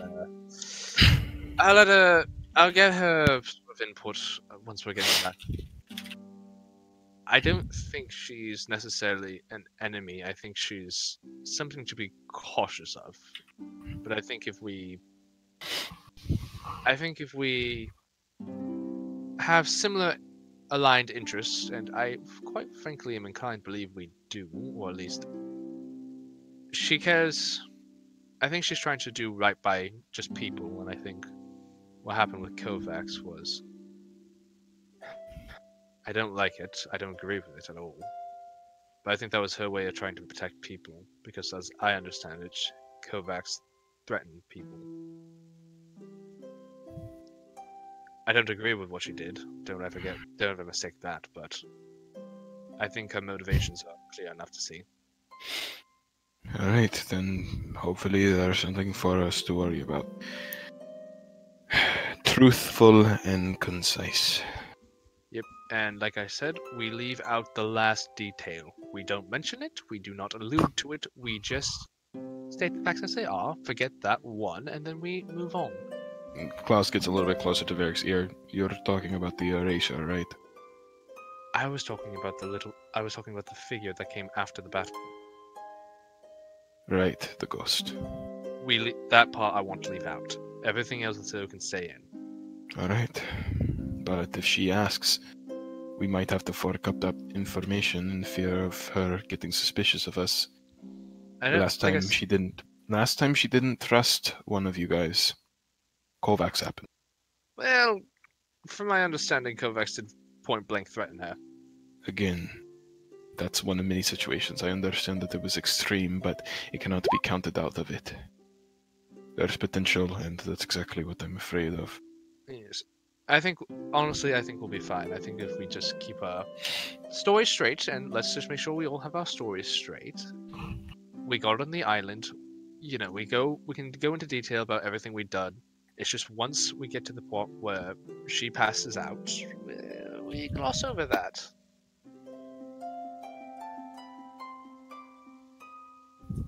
Alright.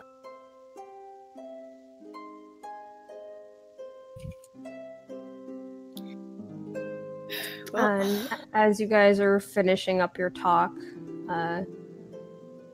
since your attentions were focused on the conversation, you don't notice that the rest of the sailors seem to have gone on, and until you feel a small jerk under your feet of the boat beginning to get pushed away from the.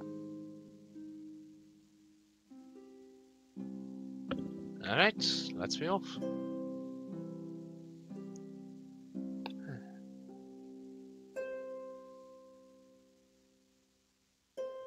All right. Let me swap. Derek will just kind of look at Six as we start shipping off, and he'll say, "You know, I'm kind of both excited and nervous to head back to Findlefair." Tensing. She looks at you. Is just like, oh gee, I wonder why. Bear kind of looks up at her, not smiling this time, but kind of goes yeah.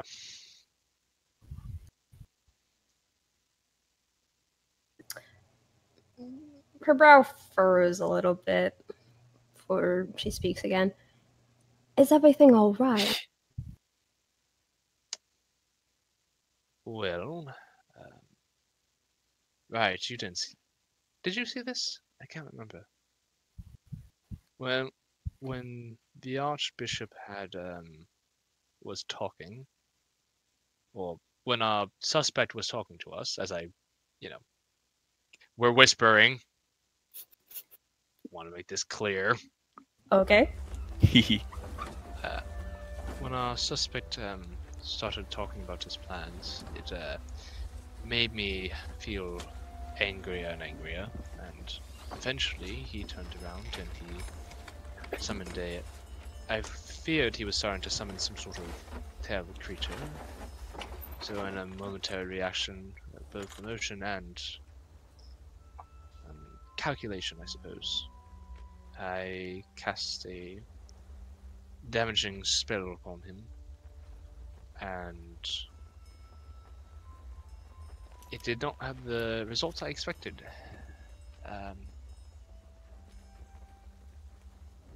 It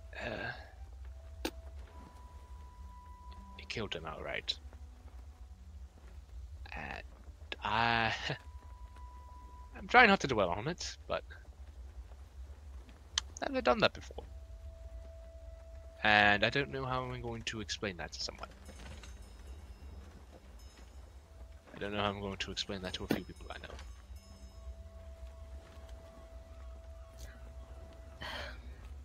Are you afraid that she'll judge you for what you did? I'm afraid she'll judge me, and I'm afraid she'll judge me as I judge myself. I also don't know how I'm going to tell my mom about that. And I don't want to lie to anyone.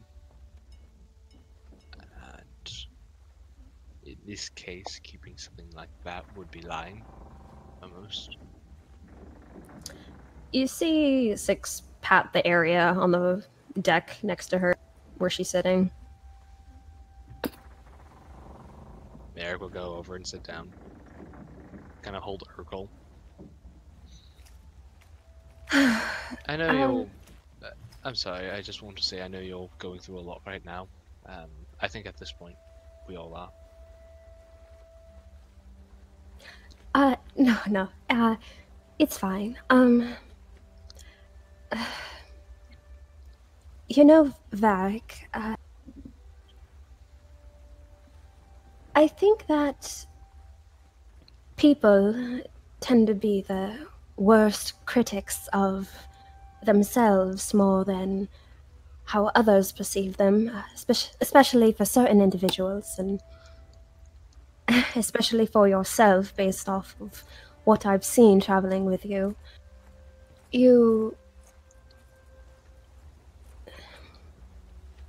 For someone who tends to walk around as if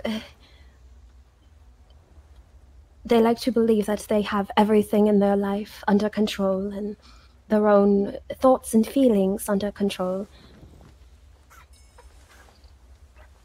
It seems that people like that tend to wear a sort of mask to hide the fact that inside they don't actually feel that way.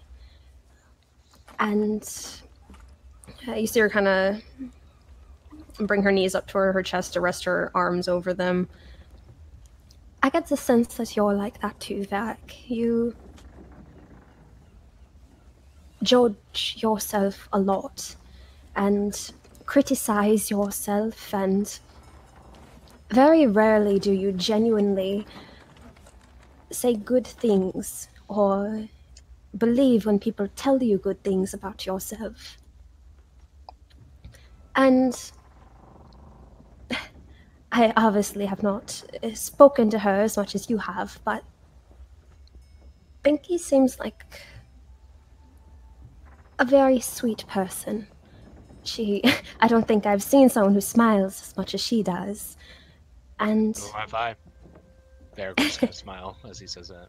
As he and with what she does, it seems that she just enjoys putting smiles on other people's faces, and I don't think that she would judge you. I feel like she's the sort who understands that people make mistakes. I mean, we're all human after all. There is no such thing as a perfect human or well, I mean, whatever. you're an elf, I'm a gnome. She's a halfling. You're still people. Not humans, though. You know what I meant. I know. And that's why I think that I think she'll understand. At least based off of what I've seen of her. I truly do think that. So, at the very least, if you decide that you want to tell her about that, I feel that you should trust that instinct of yours and do so.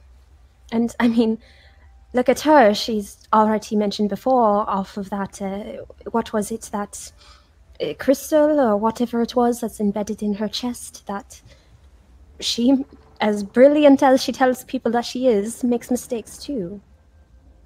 I suppose. I am also curious, though. I do have to ask about one other thing, though. What is that? What's with the body? The what? We'll get to that later. God. But hey, Six, Yes? you're a very good conversationalist. Well, apparently I've had a number of years to build up a repertoire. That reminds me. Have you gotten any more of your memories back?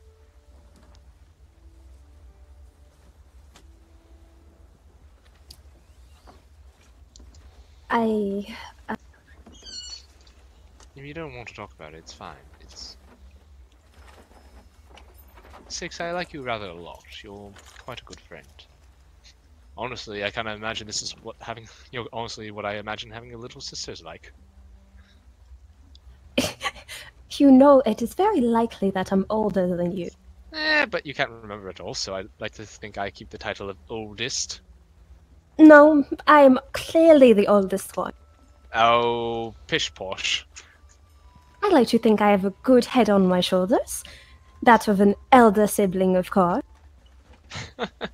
We'll see, but... I don't know. You kind of remind me of the sister I never had.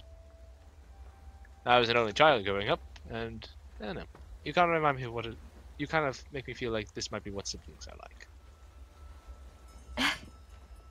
She glances out towards the sea on the opposite end of the boat.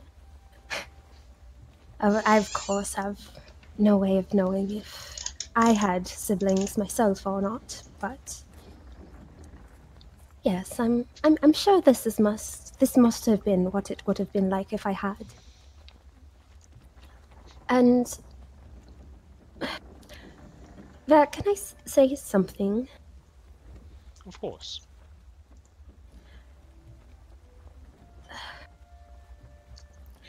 Thank you for calling out to me. I don't remember what happened between waking up and when I apparently passed out, except I was in this cold, dark space, and there was no way out of it, and it felt like I was there for a long time, and then eventually I heard you ask me to please wake up. Well, you're sweet. I figured if I had asked, you would have responded.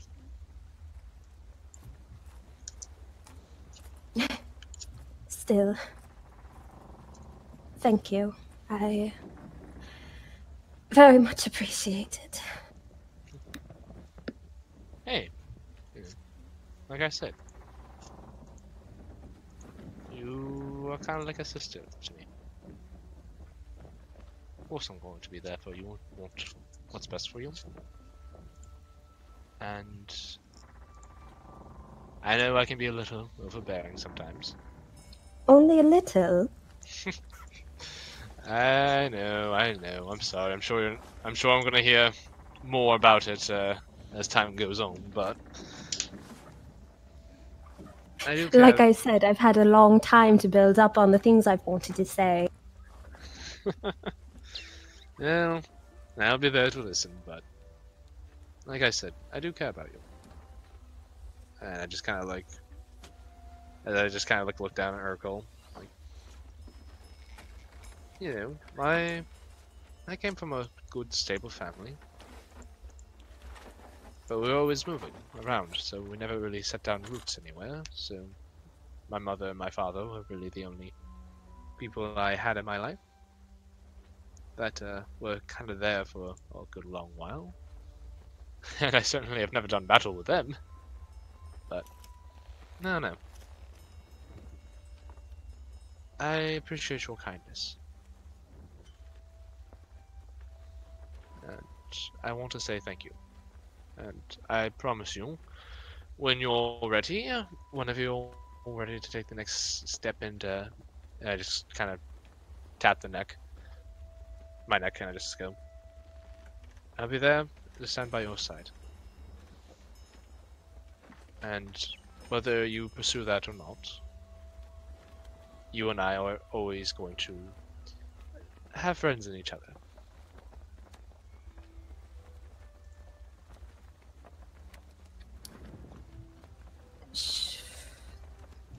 I'm saying is, I'll stand by you no matter what your goals.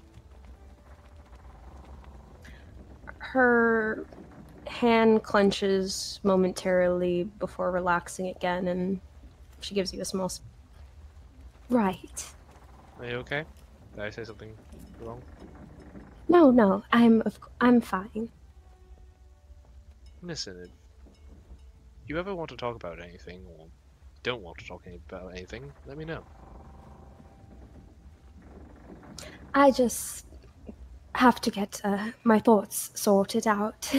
A lot has happened. Oh, you could say that twice. Listen, like I said, me, Tenzing, and I think Klaus, and I think Grimson, and I can definitely tell you Urkel, as I give him a good scratchy. I think that we'll stand by you, and I know Mr. Scar has left us for a little while, but I'm sure if you asked him, he would help you if you called.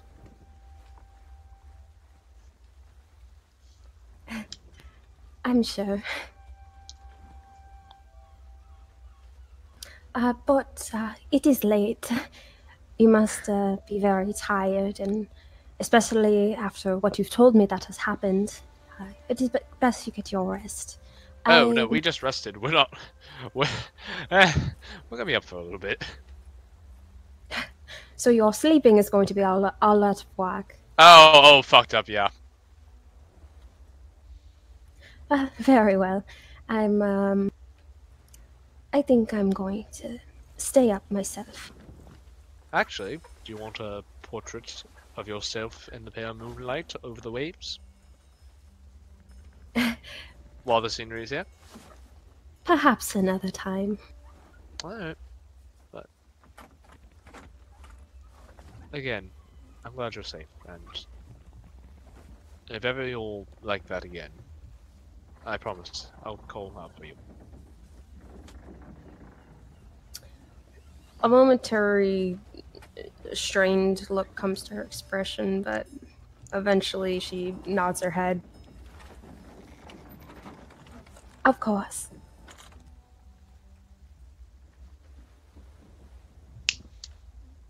And if that's a good scene, Nikki, it's probably a good time for me to stop recording and you picking up, because I gotta get going for my staff party. Oh, yep, okay, let me... Enjoy the party! Thanks, Get guys. lots of food! Yeah, I'll see you guys in a week. Have a See ya. good time. Oh, it's gonna be the bird game next week, right? Or are we doing that for the last day of the month? We'll Yeah, talk the- more later. Stormbird's at the end of the month. We'll worry about that. Nikki will fill you guys in. I'll see you guys in a bit. Bye-bye. See ya, dude. Goodbye. Bye-bye! You know what? Don't you dare! Don't you dare! I wouldn't be able to get any fried chicken out of the last part anyway. It's okay, Derek we're would gonna open up the fucking Angel Wings shatter you shop, to oblivion. right? And I like how you- cream. Alright, pick it up. I like how you keep pulling things out of the pink bag, Varric, with your burn. Oh god. God. No, I went to a You different can room. survive a fireball, but I don't know. I went to a different room. I always make sure there's at least a 20-foot radius around You me. keep going against Vicky's instructions for that thing. Cue Grimson having no What have I emotional ever done reaction to against her? seeing. She said be in a wide open space away from people. I'm away from people. Anyway, Alright, so she doesn't have to know that. Anyway, Derek, yeah, get up. Mm-hmm. Six decides to stay seated where she was because it's not like she can really move at the moment anyway. I'll talk to you later. If ever you need anything, Of course. give me a call. Oh, and like I said, I cannot wait to gossip with you when you're back in the mood. Oh, I'm sure you've got lots to say. Oh, do I ever? Not now, though. Oh, and by the way, but one thing though, I just kind of look over to make sure Klaus isn't listening. Klaus is not listening. Varric will kind of whisper into her ear. So, I don't know what happened, but a dean came by while you were under, and she and Klaus went to the same room. I don't think anything happened, but you know, good for him, right? Hmm? She Karen! she arches a brow at you for a moment, just staring for a moment, and then I've had one of the most traumatic experiences of my life. I am trying to find something else to talk about. As I just give a sort of like broken smile. you see her stare at you for a moment, just impassive expression, before it slowly morphs into an "Oh, I'm about to make your life terrible," as she turns over, cupping a hand over hand and saying, "Hey, Klaus! Varric is telling me that apparently you spent the night with someone. He's spreading rumors." Spent the night with someone? What? I trusted The night you. with someone. Come What? over. I trusted you. Don't. What they did. I will sink this ship. She's waving you over. Don't. Yeah, I know. He's walking on over. He lies. She lies! She is Tenzing trying to just be in trouble. staring at Varric's suffering and Six's evident scheme and the death that comes upon Varric Knuckle coming soon. He doesn't know what they're talking about, but he puts his hands together in prayer, just like, good luck, mate! You're gonna die! Very comfortable. Oh, I'm God. professional. Varric is spreading rumors about yourself. I am spreading no rumors. What rumors? I said no rumors. Everything I've said is factual. And you, Miss Young, please, I implore you, please be quiet. I have done nothing wrong, and you know it. I'm positive Six is older than you. So she makes a I C don't gesture care. at Klaus. We don't know that for certain. We will, until we get a definitive age for her. I am going to claim myself as the oldest. Now, hold on. Actually, you know That's what If a I- younger sibling how about would this? say. How about this? How about this? How about this? You don't mention anything of what we talked about, and I will admit that you're older than me. Deal? Klaus just sits there, eyes darting in I between told both you of that you. in confidence. You're assuming that my stubbornness is stronger than my pettiness. So Klaus, Wait. Varric was telling Oh, me wait. that you and Nadine Before you apparently do spent that, the night I will together. pay you 10 gold not to. Do you think you can buy my What? silence? I've been silent all my life. Klaus, I was hoping. Listen. You and I can go singing through a meadow of flowers if you want. Just don't go doing Eric this to feels me. a hand place on his shoulder. Don't. He's not Tenzing letting leans go. in with, just like things are getting good. And so Varric, I have spread no false information. me and Nadine, huh? What did I say? I never said anything about Nadine. Varric. Oh my god. Wait, is that? Yeah, it is. Oh my god. I have said nothing. I refuse to admit to anything.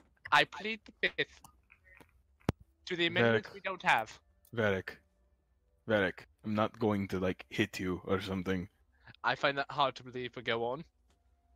No, trust me, what you did was stupid, and frankly, had it been day one, I might have, but Well, all I said was that you and Nadine had some sort of talk. that is not what you said. definitely thought that we were fucking, didn't you? No, the scent in your room was off. I could definitely tell you. He's weren't attempting to make us You were believe. smelling my room? Well, yeah, you. As soon as we walked in, I can immediately listen. You have no idea the things I've seen, done, or yeah. Those are stories from my college years.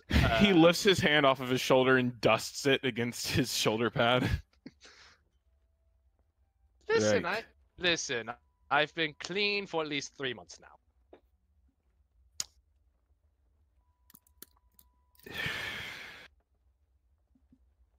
You... Klaus puts a hand on atop Varric's head and just kind of I don't like what I rustles had. his hair. Oh, that wasn't as bad as I thought. Keep out of trouble. I know people Please. who would have gouged your eyes out at that.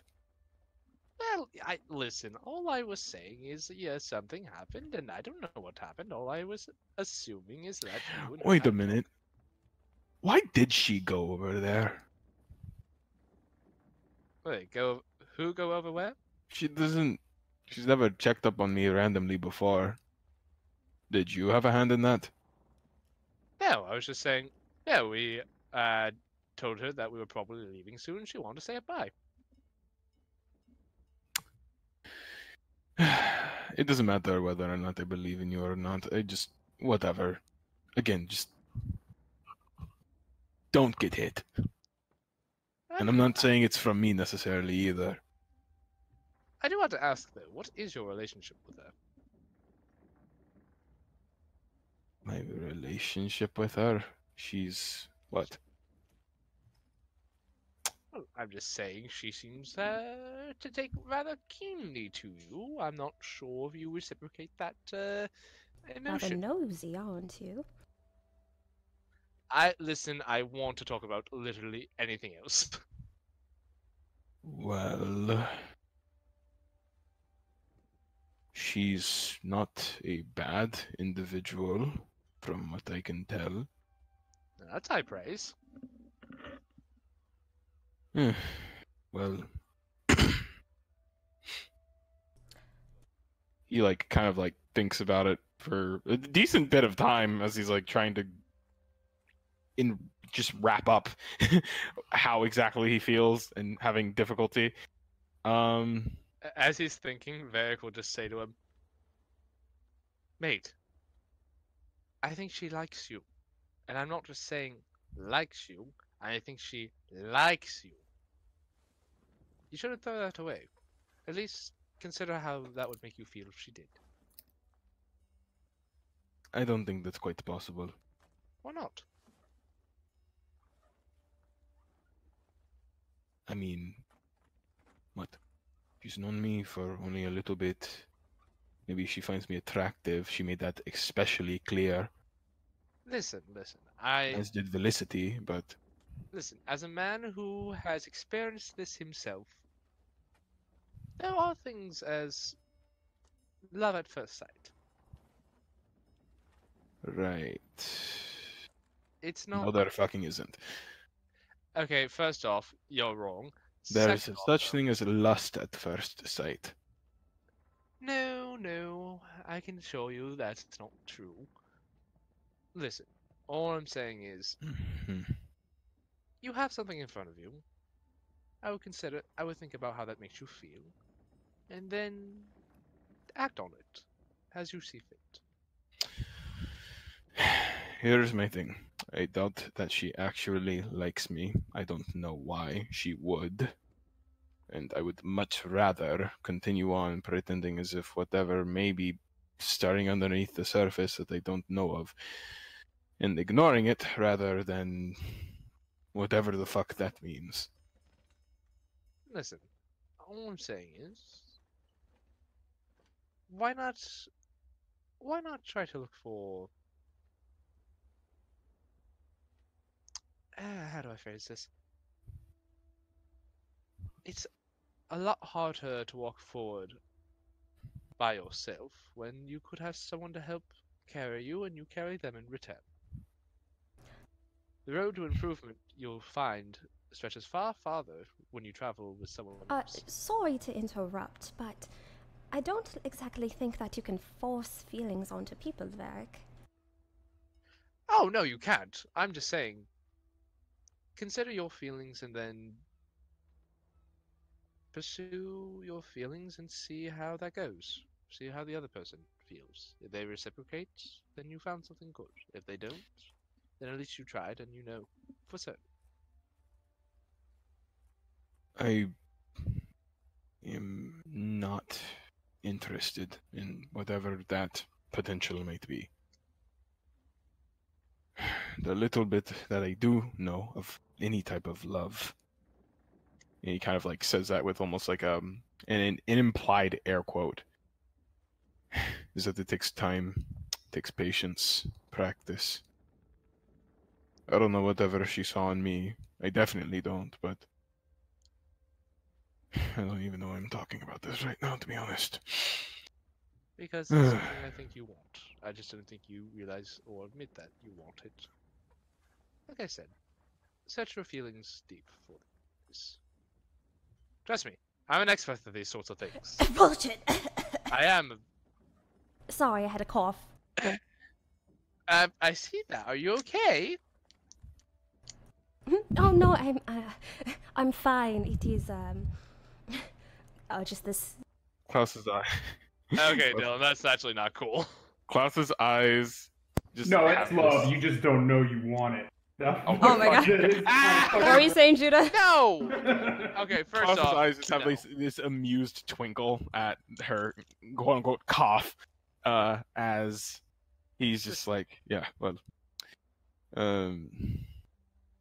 again,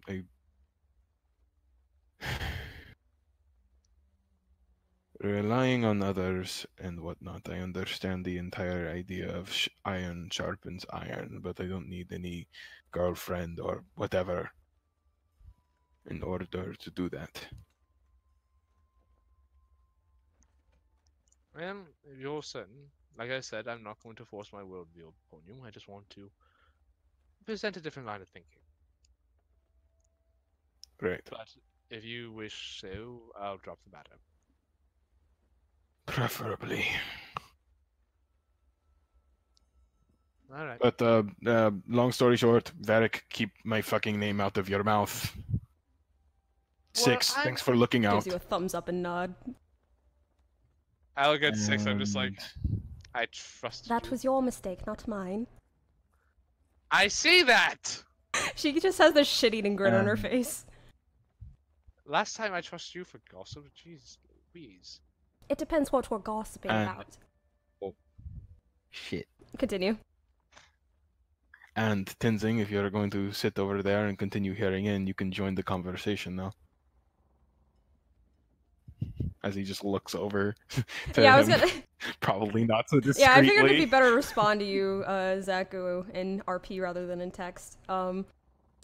6 looks at you, is just like, I would not turn down extra food, no.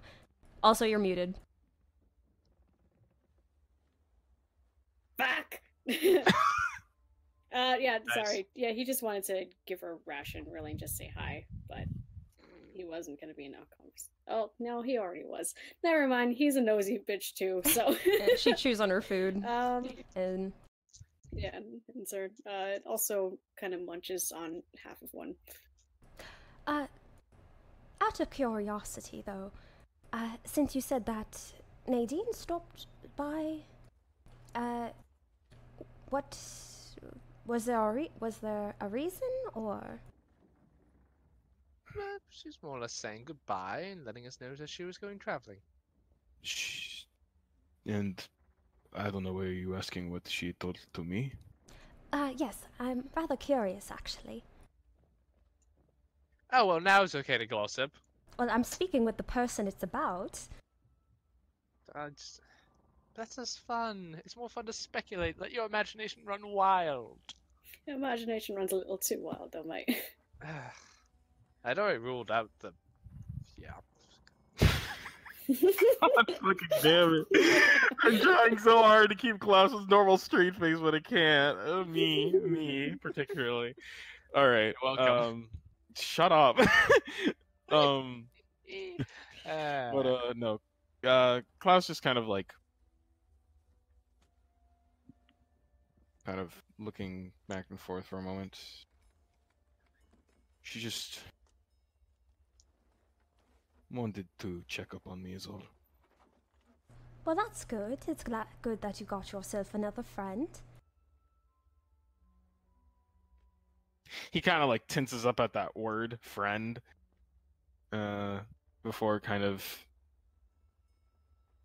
She gave me, right, actually.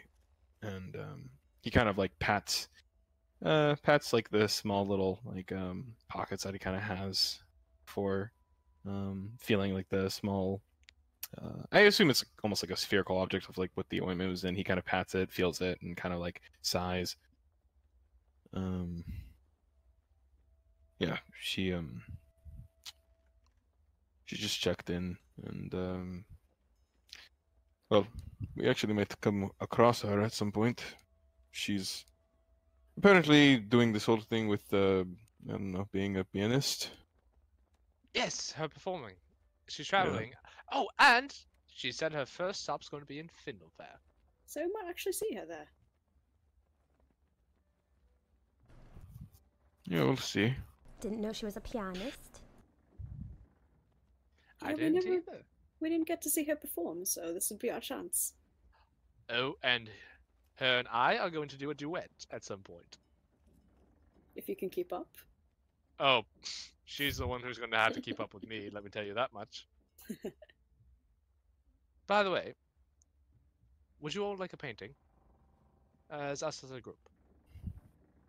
Perhaps rest your hand for when, you know, we're not all standing in lantern-lit darkness. Oh, the full moon, the scenery, the sea air, it's perfect. Is there a full moon? I don't know why, but this night gave me very much new moon vibes. Yeah.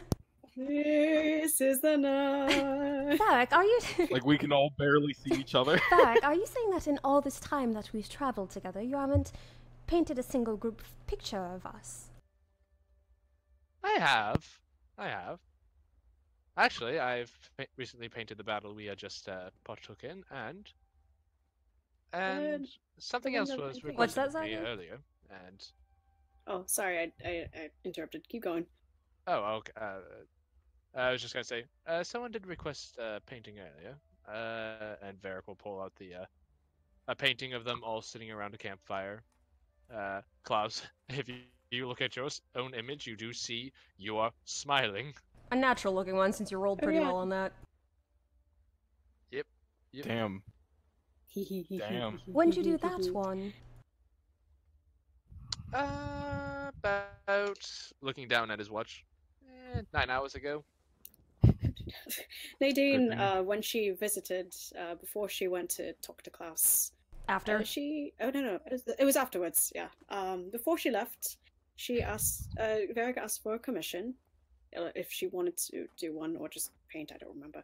One of those, he does them all. Just a painting, for free. Just a painting, and she asked for the entire group, and that we're all having fun as a sort of physical reminder of what we have here. She didn't want to keep it? Strangely enough, no. But, you know, I feel like we should make one for her anyways. Yeah. Next time we're here. Absolutely. Looks nice. Thank you. What about you, Mr. I'm sorry. What about you, Grimson? You've been awfully quiet. Yeah, you doing alright? Yeah, I'm doing quite fine. It's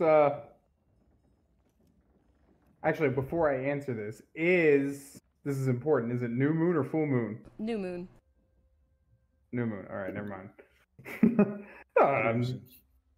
I'm quite fine. I'm just eyes on the horizon, or so to speak. Crimson, Yes. are you going to be here? No, this isn't an excuse. Yeah. Are you going to be here 5 to 6? Yes. I'll be here. Good. 5 to 6? What's happening then? I think they're starting a club of some sort. I feel excluded. Tenzing, I will teach you how to draw. 5 to 6. No. It's so early though. 5 to 6 is the time that I normally wake up. And it's also the same time that I do training, food and whatnot. Whenever I'm on the move. You wake up at 5 to 6 every morning. Actually, I wake up at 5. You are a madman. I'm so sorry.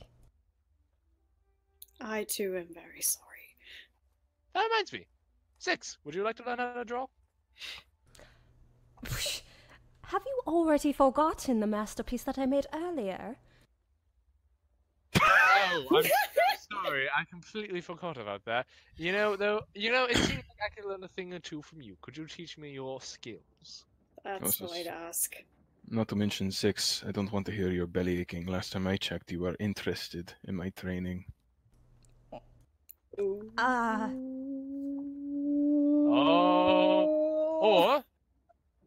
I can propose an alternative. You could learn how to do what I do and insult people to hurt them. 6 is already rather good at that. I've seen it on you. That just makes her beam. That First is the off, nicest I mean, compliment actually I have ever received. Klaus shrugs. God, you really are like a little sister. Older. Older sister. Now you're little now. You're certainly If little. I could stand, I It's would slowly prove you becoming wrong. unanimous. Say again? If I could stand, I would prove you wrong.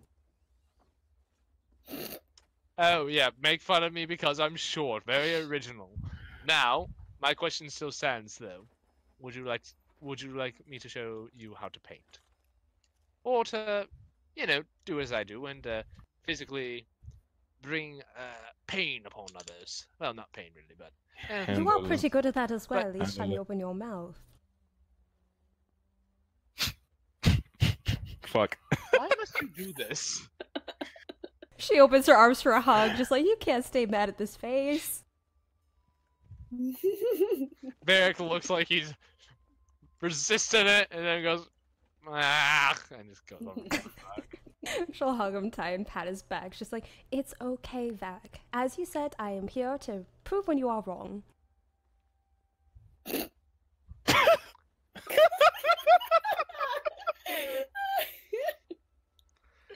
Can't let up for a minute, can you?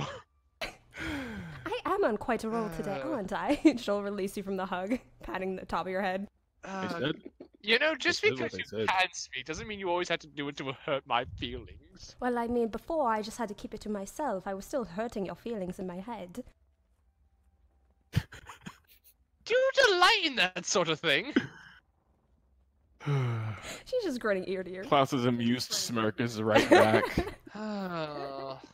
She's a We have- sadist all along, mate. It was never a secret. We have created a monster. No, she was already a monster to begin with. Alright, we've released a monster. Yep. But in all seriousness, no. Please don't go on a tangent like this every day. I don't think my psyche could take it. You just gave him a vicious mockery. Oh, ha, very funny. I'm just learning new skills.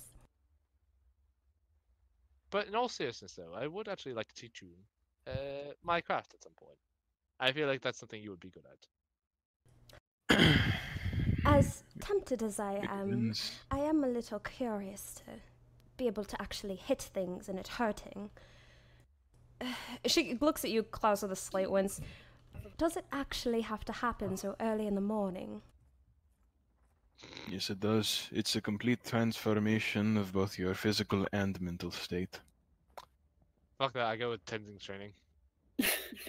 Well, speaking of, Lass, do you still want to continue learning the crossbow or your longbow? Or do you want to do both? Do you want to stop one? Well, whichever I'm able to actually pick up, I suppose.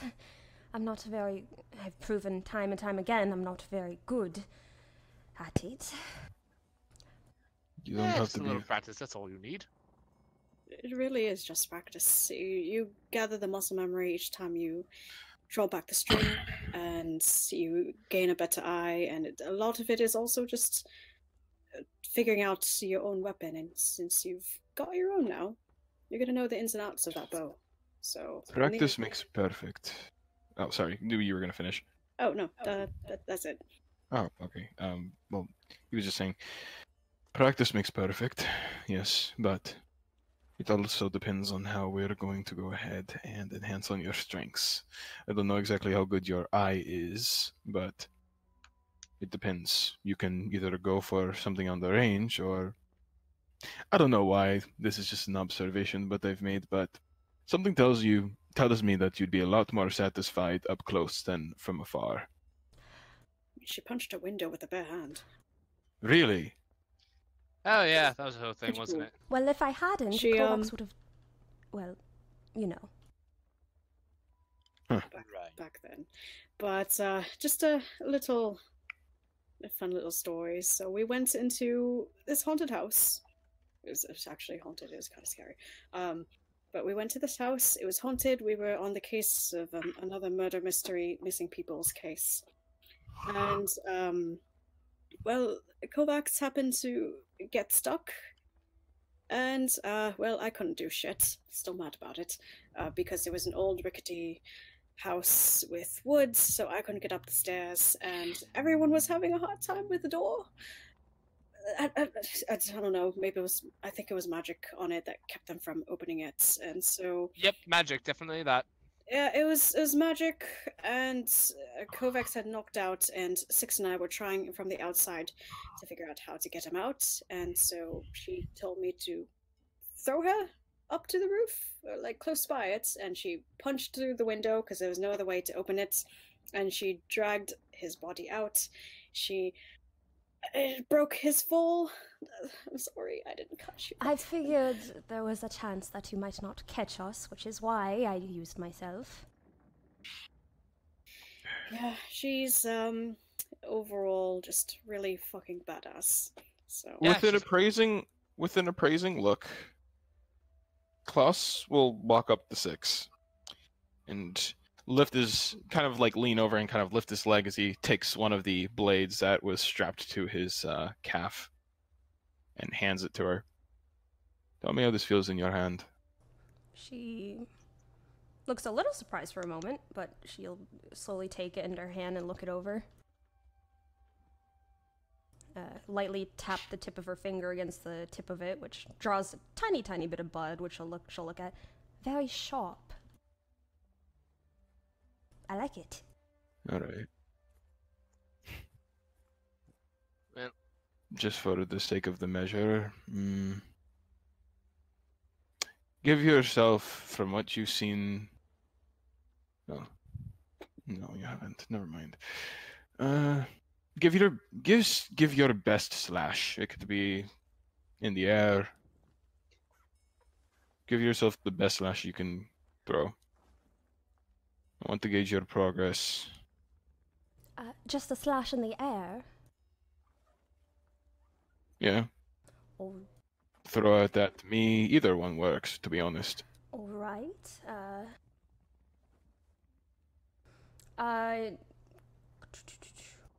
Klaus, if you don't mind rolling for your dagger, and I'll minus her proficiency since she's not proficient.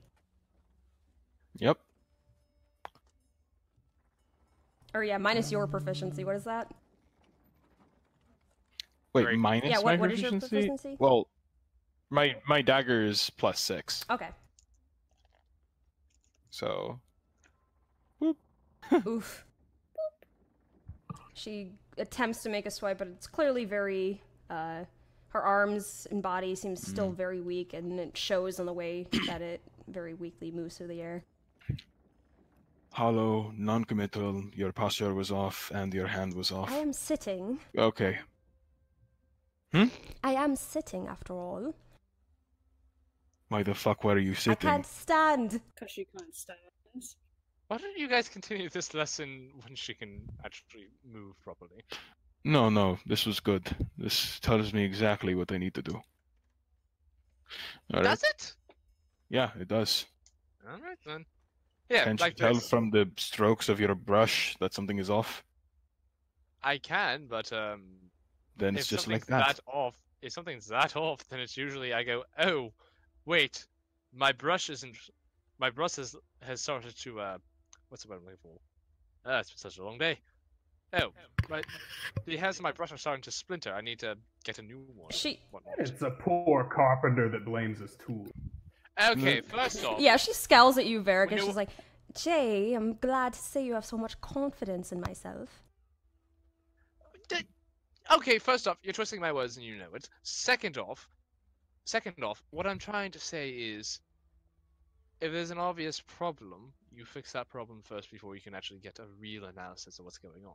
If you don't The have proper analysis. tools- Go ahead. I was about to say, if you don't have if your tools aren't working properly, they can't collect the data you need. The analysis that I was making were the flaws that I'm going to have to clear out if we're going to proceed with this. When I said that it was hollow, non-committal, and these other things, they were observations that I could make so I could tune the training towards those exact problems. Alright, listen. Now that I have identified them, I know what to work with. Alright, if you say Do you so. really think I could learn to wield this sort of thing? Anyone can stab a knife and kill a man, but not everyone can fight with a knife. You're smaller, but that means that you're faster. I'm sure you could do something with it. I mean, not to brag, but I know how to use a knife a little bit. Yeah, speaking of, I haven't seen you use it that much, but then again, your forte is from distance. Yeah, and Vera just pulls out his dagger, which is this pristine piece of shit that's never been used once. Like, I picked it up before I left on my travels, but as Varric just sort of does that thing where he flips it over his fingers to kind of like balance it, like on the hilt and just go like, and just like puts it back in his hands. Like I got, honestly, in college I actually had a little bit of a phase in college where I was I like to use I like to learn how to use certain things like and he gestures to his rapier, like my rapier. I was kind of got into dueling a bit back in the good old days of college, and I also learned how to throw these guys a bit. I'm not the best at it, but I'm decent enough. Folks at the rapier. I forgot you The even had point- that. I pull it out. I'm like, again, this pristine piece of shit that's never been used. I'm just like, and I honestly at this point it's more of a show. The point that I was getting is that daggers, typically speaking, are kind of, what do you call it? Unnoticed weapons. Not just because they're small, but because they're not something larger, like, and he kind of points towards Grimson, like a battle axe, or with, and it kind of points over towards Tenzing, a glaive. It's smaller, unnoticeable, and, well, insignificant, but even with something like that, well, you guys saw what happened to Venelil. It's speedy, and if you master that speed, you can do far more than... And he kind of points to what Varric was doing. Party tricks. Is there like a barrel nearby within like 15 feet? Yeah, you can see some cluttered off to the side. Varric will just throw the dagger into it, try to stick it. All right, roll an attack. I'm gonna laugh so hard if you fuck it up. Tenzing just like, wait, Oh. what the fuck? No. Okay. Directly in like the little where the cork is pressed into the hole of the barrel, the dagger sinks right into the cork. Let's look at him. Party trick. Klaus looks at him. Posture is still off. Mm-hmm. He literally he said that with just a straight face. A bit of a raised eyebrow, that being said. But no, he looks back over towards. It's just like, but still. Listen, I'm always one to say there's always room for improvement. As Varric goes to get his knife and probably struggles to pull it out of the barrel. Yeah, Klaus watches this part too. Varric just puts his foot up against it and just there we go. Good job. Thank you. You know, honestly, Varric, I think maybe you should start doing push-ups as well. But that sounds You like are work. a bit of a weakling. I'm just small. Said the I'm not that weak. That's not an Six excuse. says this, but Klaus speaks up. Does the kettle to the pot. She's slow head turn squints at you. How about this? Klaus looks at her with a straight face. It's just like, never. How Not about in my fucking school. Six. How about this?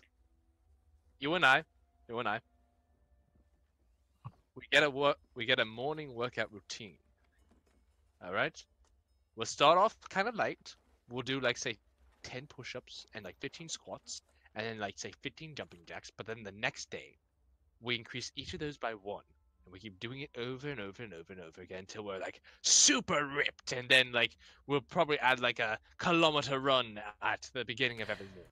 How about that? Absolutely. You're asking for Varric, disaster, actually. I mean this with all the love in my heart, of course.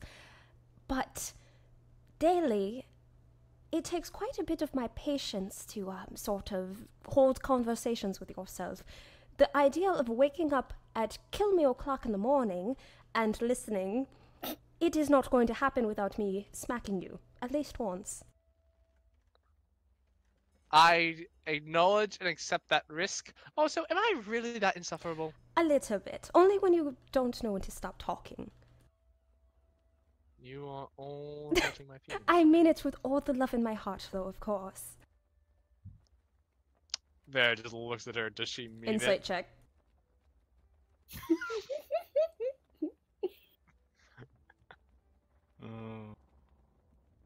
You get the sense she means it. God.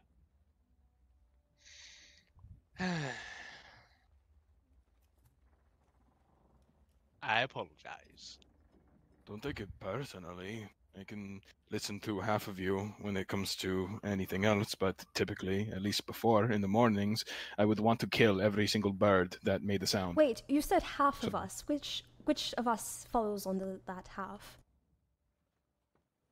Varric just raises his hand. Wouldn't you like to I know? would.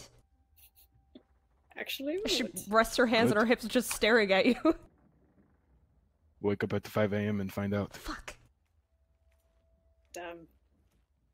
You know, I think I'll take a bullet for the team. How so? What sort of bullets? I just point to Klaus. What? Varric just looks at him dead in the eyes. I will meet you at Kill Me O'Clock. And you and I will work out. Opens mouth, closes it. Okay, hold on. There needs to be some serious scheduling things here. The mornings are also my time of rest. Ironically enough, I know that's an alien concept for the lot of you. There's going to have to be concise days for each and every single one of you. I can't have you all absorbing my slots. So I guess draw straws? We don't have straw. How about this? Grimson, you specifically said that you just wanted to learn the knife throwing. That's not exactly the whole training thing. I have no idea what Varric is talking about, but I'm positive that he might burn out within the first week. And for 6, you're about the only one that I can actually depend on as far as it goes. She rests a hand over her So- chest and just like a little lip quiver. That is the second nicest thing anyone has ever said to me. You all suck. Except you, Grimson. And sometimes you, Tenzing. Sometimes. Aww. You did violate my personal space really hard that one time. That was once, and I was trying to be nice, but. And you also almost got us upset. killed for it. Yeah, maybe just. But that's besides that. Oh, that was a day. So, I will work out things as far as it goes later, but, I mean, I You'll don't let think... me know when you are ready to be impressed. Well, if any of you need a sparring partner, I do need to practice a bit. And Grimson did mention, and looks at him, you wanted to show me the magic stuff? Well, I'm interested. I can certainly show you what I know, Yeah, but it's something. I mean, as I spoke to you before, a lot of it involves getting hit by lightning and. Wait, what? Oh, You know, I have been working on that for a little bit. I might be able to help out. What? Don't worry about it. In his childhood, 4 years old, he would stand on top of a cliff edge and wait for lightning to strike him in hopes of redirecting it when it What does. kind of bullshit that is sounds that? ridiculous. I don't I know. asked more or less the same thing. It's the sort of training my father put me under. And I mean, Your father it- trying to kill you. nah, he's trying to breed a stronger son. I'm also kind of Look concerned at how you you. use the term breed, by the way. No, like Klaus literally like lifts his hands and just like kind of like halfway shapes his silhouette. Look at you. You're literally a tower. At 6 years old, I wasn't. That's Well, not breeding. well, at you- that point. you That- are a Because kid. that's just I right. definitely wasn't. Varric might as well have been the size of an ant when he was 6 years old. I don't know how Kids that aren't works. supposed to look a Okay, certain first- way. Look, it's just. This is just what my father did. It works. You saw me take that in the lightning room, no problem. I took several of those lances without any issue. It's And maybe a mad method, but it worked, did it not? yes, but there. I'll talk to you about this later. But for the meantime, training-wise, Until I can work out in decent schedule, Six, Grimson, and Varric, if you somehow manage to wake up in the morning, then I might have something for each of you. I have still no idea what you're talking about, Varric, but I suppose I can put you on the same regiment as Six, so... Okay, I do want to point out something. Yes, I will be there. But second, you do realize I don't drink any coffee to get up in the morning. I actually like wake up naturally. You know that, right? Good. If you drink coffee, you're out of this. Okay. No artificial means of dumbing down the aspects of whether or not your body cries or screams. You're going to learn. It's going to suck at the beginning, but that's the point. This is going to be a fun day. I can already tell. Fun rest of your days, more like it. Also, I realized my token's not right. Oh, yeah, we'll fix that in a bit. Well, fun or not, at the very least, this would make us stronger, right? It kind of gives you a curious look, Klaus.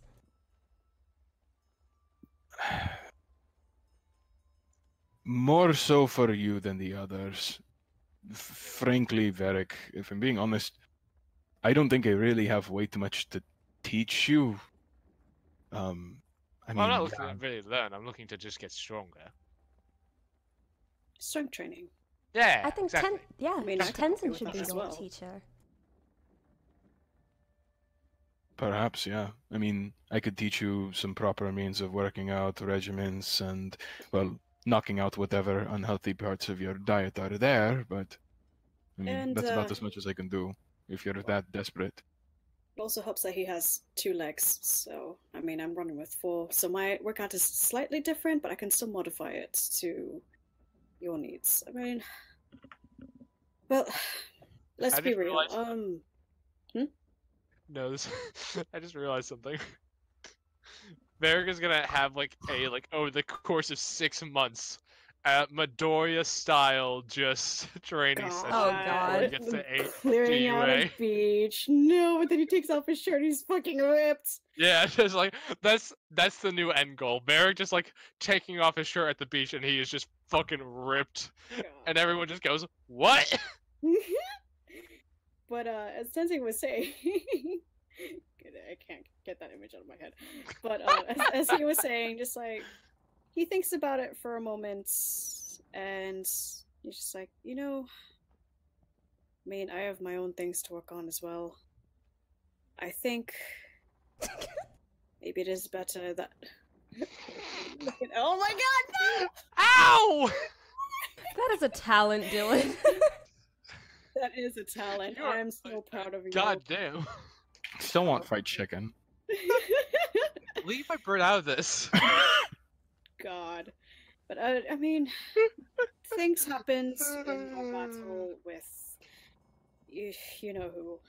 And a lot of us were pretty spent since then. I guess if we don't want, well, that to happen again, it'd be helpful. Although, if I'm going to be honest here, Varric, your arts are a lot more focused on the arcane parts of things. Yes. Don't you think it would be kind of a waste to build that into bulk rather than, other things? Well, I mean, I'm not gonna lie. I looked down at myself. I could stand to get a little stronger, but... Well, you'll do that naturally as you go past. I don't expect you to suddenly have, I don't know, bulging muscles or anything. But... No, I'm not. That's not what I'm going for. I'm just, I want to get a little stronger. I realized, especially after that last battle, it's more of a weakness than I thought it would be. I don't know what you actually mean. kind of looking away, like just not looking anyone in the eyes, like I don't like to be the burden. I know I'm not the most capable in the fight, but you're not. I'm confused. You have a lot of magical prowess. You've been collecting information and then throwing it out to where we needed to. Our job was severely shortened by what you've been able to do, though. No, but I just mean, like, that last battle, I just can't do much if we get into a scrap, and that's, kind of when things are need to happen the most. I mean, Once you guys got around her, I couldn't really do anything severely harming to, like, keep her down. You helped keep us up, from what I understand. Yeah, a little. You saved me quite a lot. I went down 3 times, and that's... Scar was really there to do that, and oh god, Scar's not here to help us. Oh. No, Varric, it's just like... when Scar does the heat metal thing, and... Oh, we're here. But just... when he does the magic, heats up the metal and such, even though it might not do a lot of damage, it's still damage nonetheless, and you do that in more ways than one. That is useful. I know that. It's just... I just want to be able to help more. No one is telling you that you can't join what I'm doing or what Tenzing's doing. The only cause of concern comes from whether or not that should be something that you should be doing. You have a lot of aptitude in other places where, frankly, I'm not exactly that good at. While... I know, I just don't want to be a liability, that's all. You're not, though. Every single one of us has weaknesses, and I find that we happen to fill those areas in rather well. I can't pry open entire fucking doors, but guess who can? And he points towards Tenzing and Grimson. I suppose you're right, but... And I know I complain about it a lot, but I mean, I've seen the way that you talk. I'm sure you can talk yourself out of a lot of bad situations. Unfortunately, I am not as great at that. Well, if you want to get better from the sake of getting better, that's fine. But getting better for the simple sake of feeling inadequate, that's how you end up chasing things that aren't there. You're good. You're strong, just in different ways, and that's fine. It's... Alright, I suppose. I suppose I could use that time to catch up on some reading. Of course. And whatever musical and art shit, I don't know. It's not my jurisdiction, but... I mean, I've seen the stuff that you can do so far, both in your craft and in your magic. Both are admittedly impressive. Thank you. I must admit your feat of acrobatics and speed is quite admirable as well. Okay, this is getting too mushy for me. Oh. Yeah, I'd like to mention that all the while when Tenzing isn't talking throughout this entire boat ride, he's just kind of been watching everybody with a content face. So leaning an elbow maybe we should, on the edge. Klaus himself has actually been, more than you guys have seen him before, a lot more relaxed. Speaking what of... Oh, sorry, go ahead. Oh, no, you go first. I was just going to say, what a weird thing, because Grim's a lot more tint. Yeah. No! I'm so sorry I pulled that out of the bag. Why couldn't it be a total positive instead of a net positive? There, fuck. No, we're good. This is good, guys. I like it. I know, I love it! That's why I'm complaining! Just let us have our feelings for a moment. We love this good angst. This is gonna be fun when we realize what the fuck actually happened. Oh dear.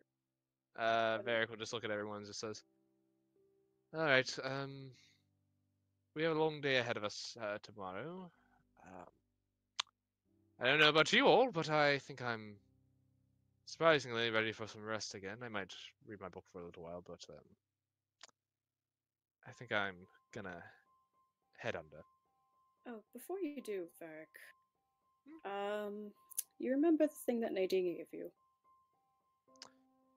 Yeah, I was going to wait till we got back to town to do that. Alright, just making sure you remembered. No, I got you. I got where you're going with that, but don't worry. I have that in mind. Just yeah. I think I'm about ready to go under though for the night. He looks at everyone. He says, "Thank you all. There's something I'm going to ask you when we get back to Findlefair. Once we have our business settled, and we have a moment to relax. I'd like to ask you all something." Alright. Alright. But for the meantime, I think, and Varric will just kind of stand up and crack his back. Looks at Six. It's like, "Do you need help getting to your bed?" She shakes her head, reaching out to hand Klaus's dagger back to him, and then resting her arms over her knees again to just look up at the sky. I'm going to stay up for a bit. All right. Don't stay up too late. Like I said, we have a lot to do tomorrow and whatnot. Good night, everyone. Night, Varric. Good night. Get some rest. Varric will head down to a cabin, and he'll actually pull out the painting of Malil that he made, and just using it again as this kind of a second draft. He's gonna try painting it again. Okay. And he's just gonna say, as he does it, he's just gonna say, "There are many things I want to ask you. There are many things that I know you probably won't tell me, for sake of not influencing my art, but if nothing else, I'd like to have a drink with you again, friend. And maybe ask for a little advice for a personal matter. And I'll paint my painting." Okay. For the rest of you up on Performance? deck, yep, roll performance. Okay. And for the rest of you who are up on deck?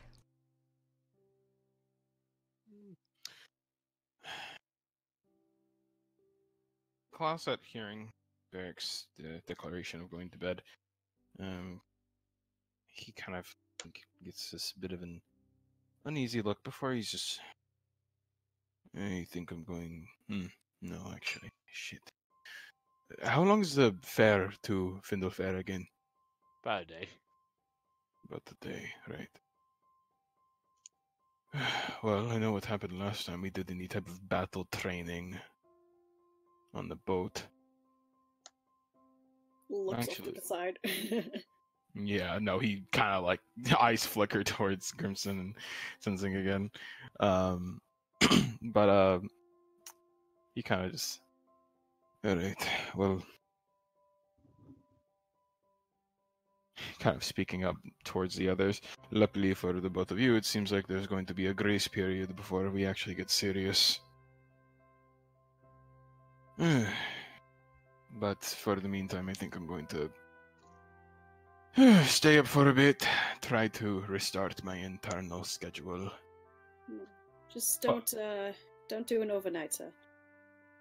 Actually, no, I realized that I should get some sleep so I could be somewhat normal by the time tomorrow comes. I'm going to wait a little bit before that, though. Well, I can't really go anywhere. And he just kind of... He has that look on his face that as he makes in every inn as they enter the place. So I'll just, because I'll stay up here with the lass. You know what, actually, I think I will stay. Yeah. Can have pretend to have a campfire. And, looks at Grimson. How about you, mate? You staying with us or no? No. No, I think I'm going to go find a place to lay down. Looks at him with a hint of concern, but decides to let him be. She's like, alright, mate. You have a good night, alright? You too. Thanks. DM, I have a Yes. question. I know you said this is a smaller ship. Are there private rooms or? Yeah. There's enough room for people to have singular rooms. It's not as big as the other ship, of course, where it was prepared for more people, but this one still has enough for people to have their own place. Yeah. Okay. All right. Well, then Grimson will find himself a private room. He will lock the door behind him. He will strip of all of his gear, and he will do push-ups until he passes out. Damn, Alright. that's a sight. That Maybe is a not sight. wrong, but also... But also, Alright, that is crying. good to know.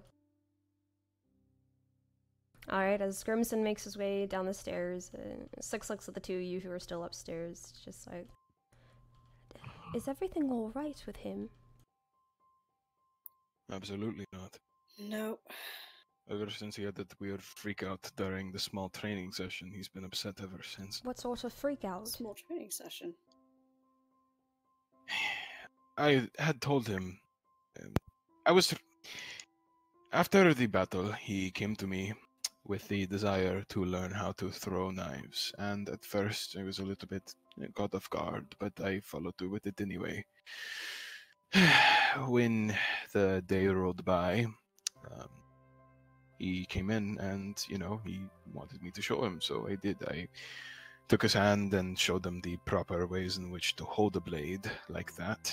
Even with his larger disposition, he managed to actually get it rather well, but for some reason, when he was about to throw the knife at me, I was going to catch it, whether with my body or with my hand. He kind of rather wildly picked up his axe and tried to throw it at me instead. Now, oddly enough, that wasn't exactly what surprised me. It was more so the reaction afterwards. I could have caught that, but that was what caught me off guard. He just, after he had kind of lodged it into the roof of the area instead of at me, he got really, I don't know, embarrassed, I think, and stormed off. I couldn't stop him. I wonder... Because he holds himself up to these high expectations, and they're stemming from his father and onto him. Is a sort of... It turned from his father's expectations to something even bigger in himself. And I wonder if maybe it's getting into him? Klaus kind of gets this dark look in his eyes. He kind of grows tense again. Whatever it might be, it seems like his father is a direct influence, as far as it goes. Tenzing stares at him for a second, seeing that, and tilts his head. It doesn't always have to be a parental figure. There's always someone, something. Always pressure. Somehow. Yes, actually. And in this case, if what you say is true and that he's being pressured by his father, then chances are... I mean, he is. I mean, he said it outright. It's either him or his twin that gets the mana and gets the name. And if he doesn't Twin. make his... Yeah, twin. He he has a twin brother. Oh, right, you went there for that. So it's a sort of, I don't know, sibling rivalry of sorts, but it's either he or his brother gets the name, and it can only be one, and that's pressure if I've ever heard of any. That's stupid. I mean, yeah, but if he's so... But You're stupid. All that's asking, By the all way- it's doing is asking for the two of them to have a strained relationship with one another and constantly competing. It really is. I don't know. I can't exactly relate, but I've also seen this sort of sibling parents dynamic before. I mean, the whole... He didn't say this was the case, but it just feels like, older sibling, one sibling has one expectation, and then the other has to one-up that, and in the end, no one really wins. There's always something wrong. Kids should be loved, not put up for competition by their shitty fathers. Yeah, I mean, in the end, I told him I'd support him in his goals, but I also told him that in the end, it's still his life, and he can live it how he wants to, if he ends up changing his mind, but that's really for him to decide, not me. That's the thing. If his life has been more or less dictated by the fate of what his father wants, he's going to continue to want what his father wants. I suppose we'll only figure that out once his time comes, because he is on a time limit. I forgot to ask for how long, but from the sounds of it, it sounds like it's coming soon. Klaus is... yeah, a complete flip from his relaxed state with lax eyes. He's just angry all of a sudden. Man, yeah, he's not happy. Klaus will kind of stand up for a moment. He watches him. I'll be back. I need to cool off. Right. Alright, so Klaus, you make your way downstairs or walk to the other side of the ship? I suppose downstairs. He hasn't actually been to whatever room or has been there, so he's just gonna sit there for a bit and actually I think he's gonna whip out his sketchbook again Okay. after a decent bit of time. And just kind of altogether, after everything that he had kind of heard, kind of like tries to think about Grimson inside of his memory, and he kind of goes ahead and just makes a small illustration of just little stick figures. At first, supposing to a larger one, a smaller one, and another one the same size as the larger one, with a rather small Grimson kind of standing atop them, kind of like in a bit of a mountain, almost, looking rather proud of himself. Okay. So that is... You guys. So Klaus, you spend your time doing that. Tenzing, what do you get up to? He watches Klaus walk off, and it's also the general area where Grimson had also walked, and he's outwardly concerned and lets out a sort of sigh, and leans on Six more, and just asks, "How are you doing, Les? I know a lot has happened, and you're able to talk. I love your voice. It's as beautiful as I imagined it'd be." Oh, you are too much. But for real, I mean, whirlwind has happened, and we'll fill you in on other things that have occurred. But How are you taking all this?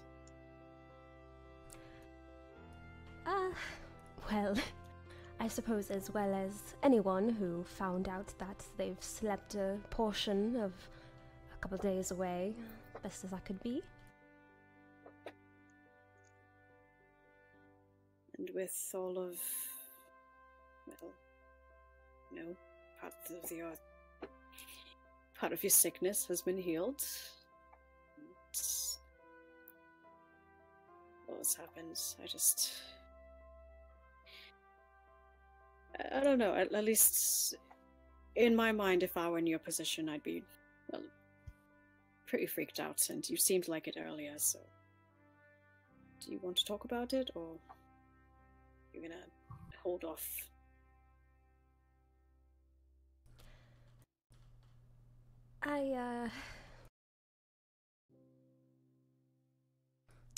She turns her attention up to the starry night sky again, rests her chin on her folded arms that are on her knees, drawn knees. There's a lot. Yeah, no shit.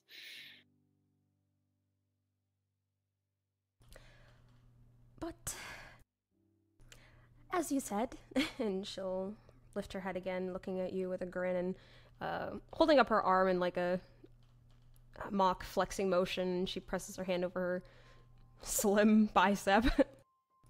I'm quite a bit of a badass, and I'm sure this will be no different than all of the other obstacles I faced. Of course, I know you're gonna brave right through it, punch another couple obstacles, and be the cool lass that you've always been. I admire that a lot. Despite appearances, I am quite strong. And Obviously. she'll lower her arm again to rest them on her knees, attention turning back up to the sky again. Quite strong. All things considered, you really are, you know. You've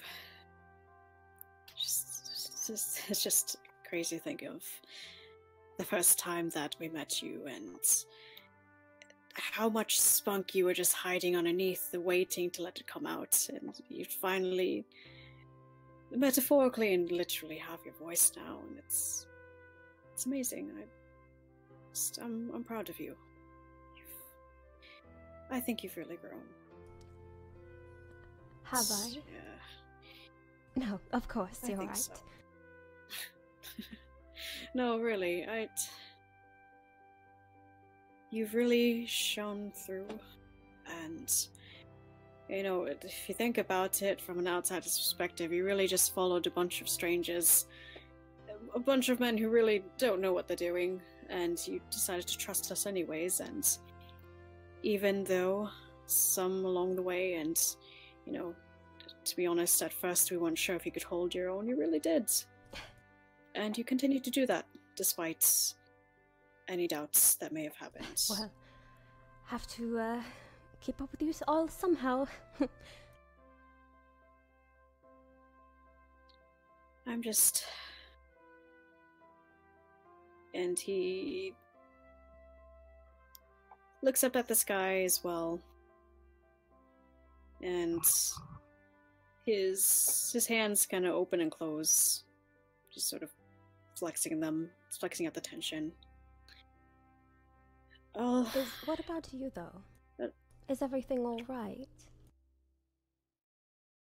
I just wanted to say that, well, to be honest, there's a lot of scary things that have happened. Scary things that we've dealt with and things concerning you, and to say in short, I've been scared. I've been scared of what's been happening. I've been scared for the well-being of everyone, all my friends and family. And I've been scared for you. And while you were sleeping, you weren't moving, and I could barely hear your heartbeats. And if it wasn't for Varric, maybe you wouldn't have woken up for another few hours, few days. It's scary, the thought of possibly losing you. And I know we're sort of asking for it in this line of work that we have, but I'm just... He looks at her with... You can see the fear, but also overwhelming amount of relief and happiness just to be there in that moment. Just I'm glad you're here, Les.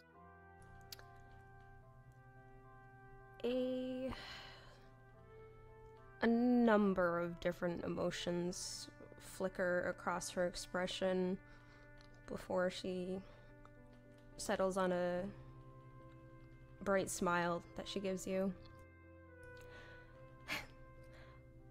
Don't worry, Tenzing. I will make sure that you and the lot of you won't have to worry about me.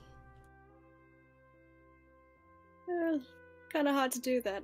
I mean, we're gonna worry about you regardless, and that's out of love. She shakes her head. I will make sure that you don't have to. So it's okay. Well, I believe. And she reaches out and rests her hand on your arm. Make sure you don't ever have to worry.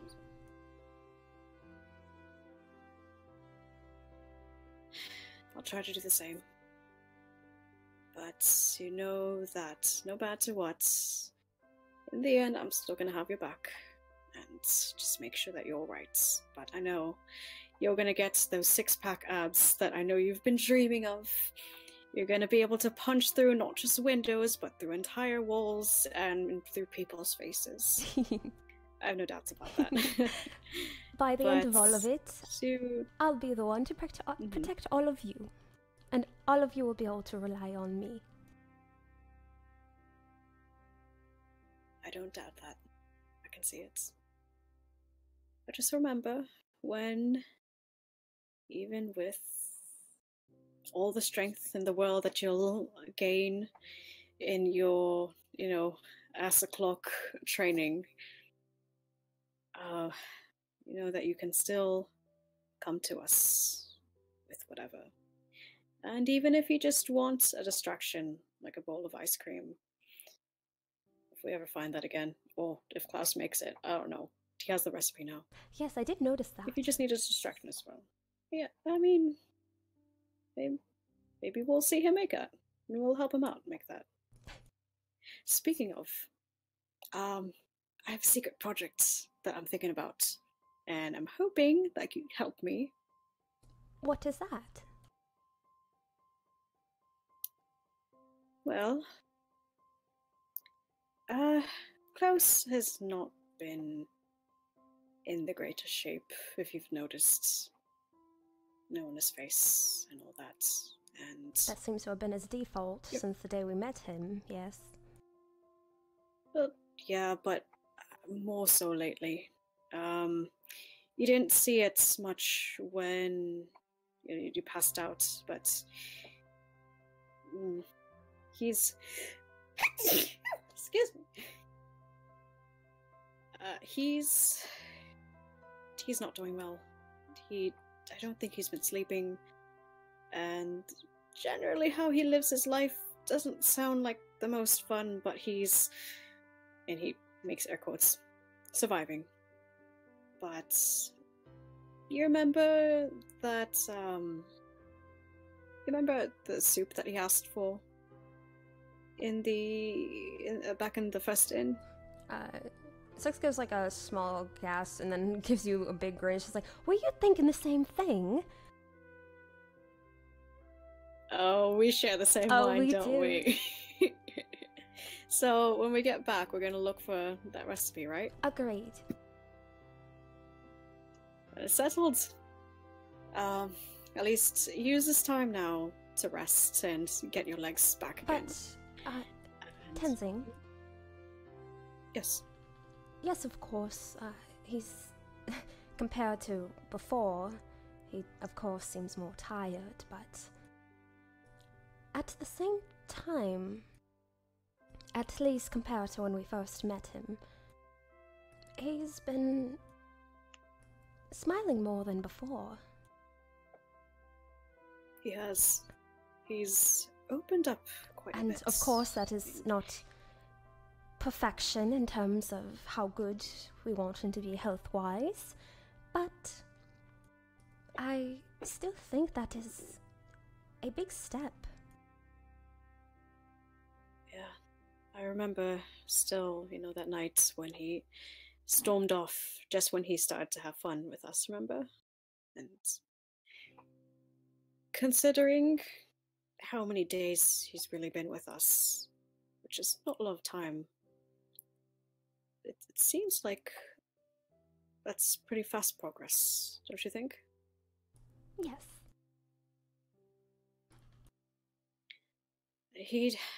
I had a talk with him earlier today, and he doesn't quite understand the concept of people caring about him. I hope that in time we could show him what that means, because it seems that he didn't have that back then. Whether if that was the case or not, maybe, maybe one day we could open his eyes on it. I'm certain with enough time it would be possible, yes? Yeah. After all, based off of his disposition and such, I get the sense he's been like this for quite a while, so it makes sense that it might take a bit of time for us to eventually get him to open up a bit more. We are still strangers to him, and we just got to work ourselves to friends. Yeah, at least I hope that he sees us as friends. It might take time, but at least between us, it seems that at least we consider him such. So, hopefully we'll be able to feel the same one day. At least, maybe. Gives a nod of her head. Yeah, everyone's lives are very different in this group. It's amazing how different we all really are, but it's nice knowing that despite that, we're all still here together. Yeah.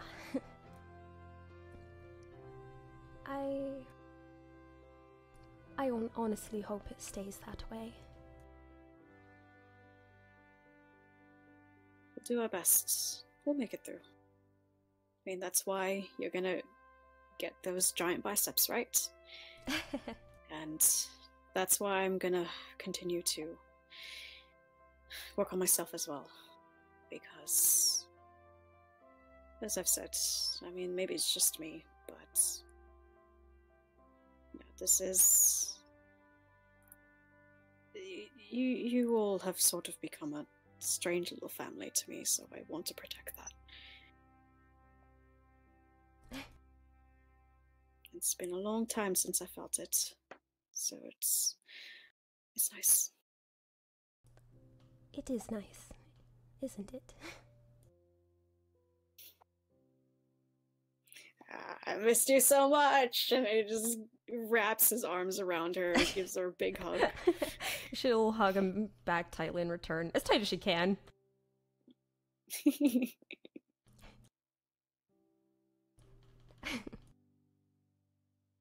Well, if you're gonna stay up here, I'm gonna... Well, I don't have anywhere else to go, so... And he leans over and puts his head on her shoulder. Well, actually, no, he can't do that. He's too tall. How high is she in comparison? Not very tall.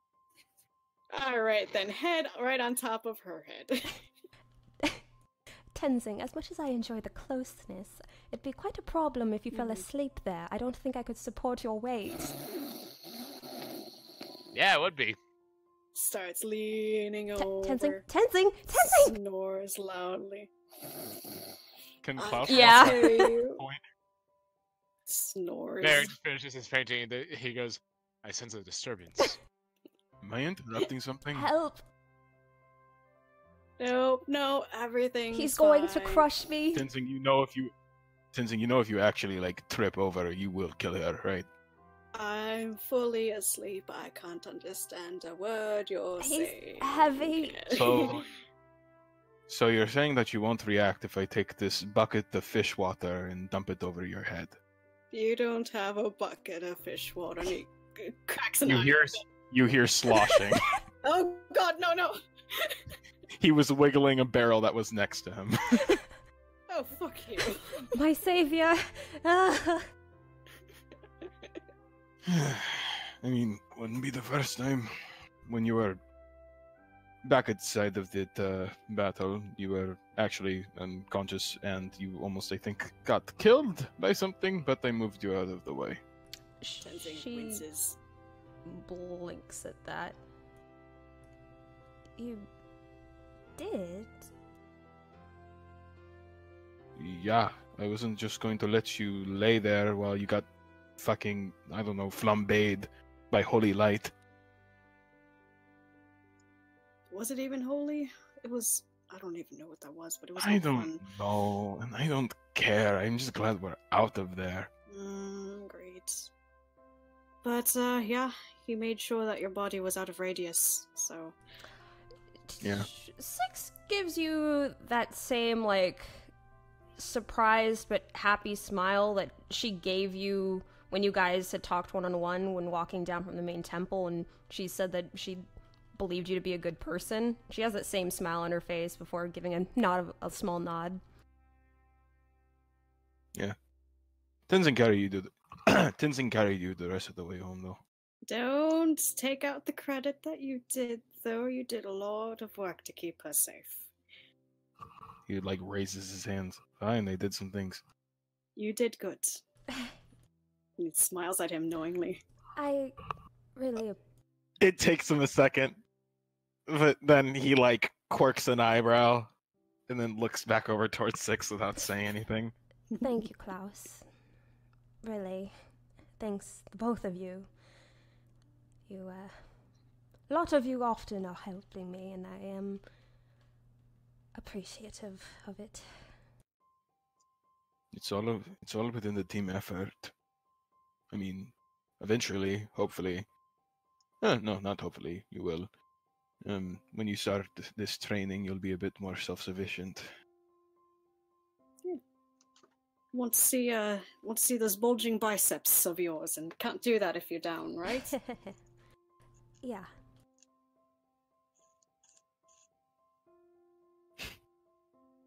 He like shakes his head with a bit of humor in it. Yeah, bulging biceps. Well, that's what she's gonna get. Plus 6-pack abs, just like yours. I suppose. And none of you will have to That do would any really sort of work make that- any longer. I will carry the team and do all the fighting. Can you carry me, I though? will make sure it happens. you- But can you carry me? And he kind of leans over. Not now! Eventually. Starts laughing. Tenzing, if you kill my student before day 1 even begins, I'm going to have a problem. I'm not gonna kill her because I like her way too much. You know what isn't as forgiving as you? Gravity. Fine. And he gets off her. Good lord. You feel better now, though? You cooled off? Yeah.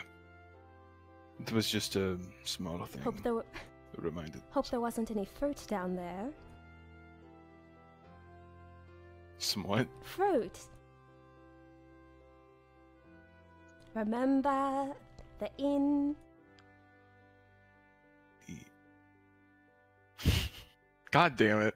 At the thought of it, he kind of gives this amused scoff. Just Yeah. Tenzing staring, not catching what this is. the melon. Oh, That poor melon. No better by now not to keep any fruit around him. Yeah. It can be pretty vicious around plant matter. I guess you could say he could make a mean fruit salad. Nudge, nudge. If I had my strength back, Actually, I I would throw you can. overboard for that. Well, he's not wrong. I can. What, It you was can? a pun. Yeah. Oh, yeah, no, like, we can throw him over. That's fine. No. I'm just saying that he's right. That you could. Oh yeah, that's right. So you did try to cook at the kitchen from the last inn. Yeah. How much actually can you cook? We've been making things since I was... I've been making things since I was... I can't speak. English I've been hard. making things since I was little. So master chef. Home cook. Master chef. Nods. Not gonna take any other answer. Yeah. Klaus has gotten used to that state. Well, first we have to try his cooking, don't we? That is true. So what's on the menu? Stares He looks expectantly. back over at the barrel of fish. That, I guess. I don't know where a kitchen is here. Well, I'm not not even now, sure if of it's... course. You would have to do it with your new recipe that you got your hands on. And honestly, you'd have to make a couple of batches just to make sure that you really got it down. Especially with the cookie on Yes, the... that is the recipe I was talking sandwich. about. Yeah.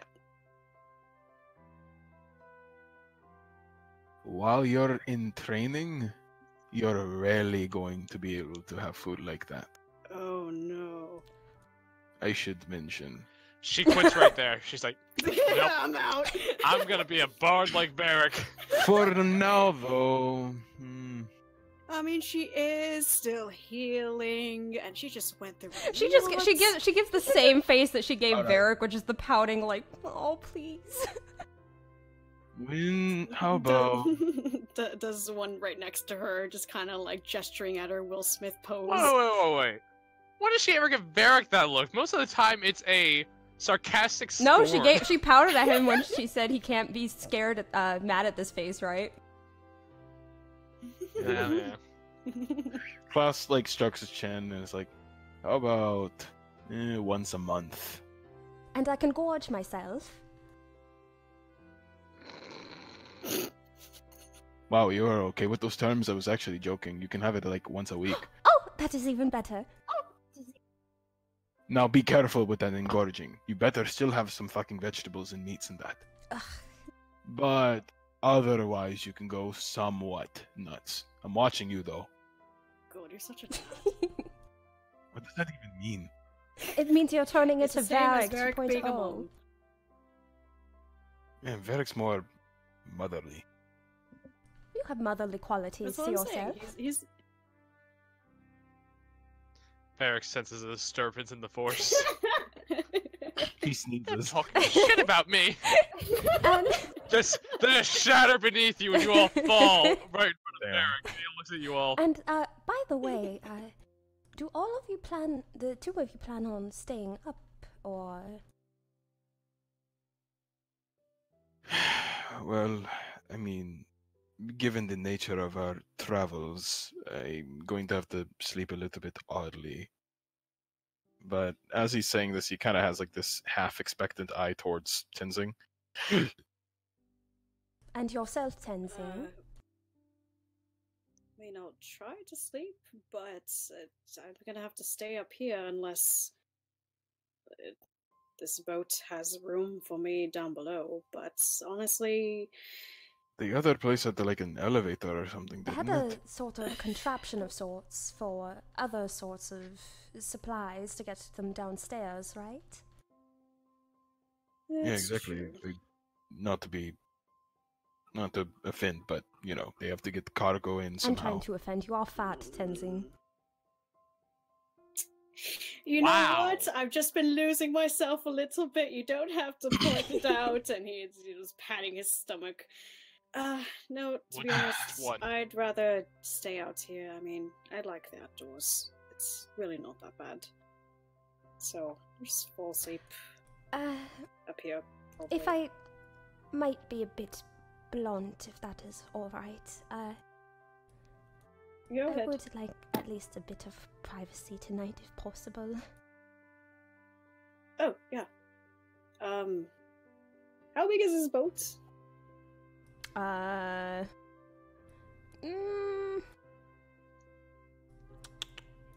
big as that image is shown. 10, 15, 20, 25, 30, 40, 50, 60. I'd say about 70 feet across. He looks at the distance and he makes a face and looks back at Six. If you want full privacy, and I understand, I will go to the cargo area. If that's alright, I don't want to impose, of course. No. You've been through a lot, and it's really just my pride that keeps me from going down there, so I'll just suck it up. Thank you. No problem. Glances at you as well, Klaus. Both of you. Yeah, both of you actually try to get some sleep. I know it's hard, but try. And he just kind of looks at them pleadingly. I'm going to be staying up for a little bit anyway. I'm probably going to be up on the deck for a bit more before everything else. You can turn into the rooms if you want to, Six. I can't exactly get there by myself, that is the problem. Fine, I'll carry no. Do it. you. Klaus just walks right over to her. Come on. Am I going to be thrown over your shoulder like a sack of potatoes, like Grimson did? Fine, then I piggyback or something. She is a proper lady. I'm fine with. You give her I'm rights. fine with the piggyback. Or that. Tenzing. Yeah, frankly, if you had continued, I would have just dragged her by the feet. God Wow. damn it. I wouldn't actually do that, come on. You're supposed to roll with the joke and say that you are actually meaning it, and then I go off of that, and then we go back and forth. You're right. Alright, get on the floor. She just laughs and reaches her hands out to Tenzing, like, no. Oh no, don't take her away! Oh my Reaches- fucking god. Bear just walks back to see this. It's like, I'm going back to bed. No, Varric Hope is gonna take her Alright. Let's get me down. And she'll very Yeah, wobbly get herself onto her feet if possible. Well, no, it's, I mean, assuming that they are going to just, like, piggyback, like, yeah, he'll kind of have, like, an extra support kind of, like, for the lower back to make sure that she doesn't fall backwards. Tenzing, make sure she just gets up without, like, falling backwards on the way doing that. Bit embarrassing, but thanks for the help. Don't make it awkward. How's that awkward? I was thanking you. Just think of it like this. That, obviously you are god, as you've stated before at the inn. You know, all hail Six. And this is just your rights, your blood rights as the goddess of all the world, that you be carried properly, piggyback style. Right, of course. All powerful. Mm-hmm. All powerful. Alright, well, I guess I'm going to the cargo. So, hopefully nothing happens, because it'll suck if I have to ride the elevator back up. But anyways, you have a good night. What they did not know was that by morning light, their ship would be at the bottom of Oh, the God. lake as they were attacked by a crash. You as well, Tenzing. Thanks, lass.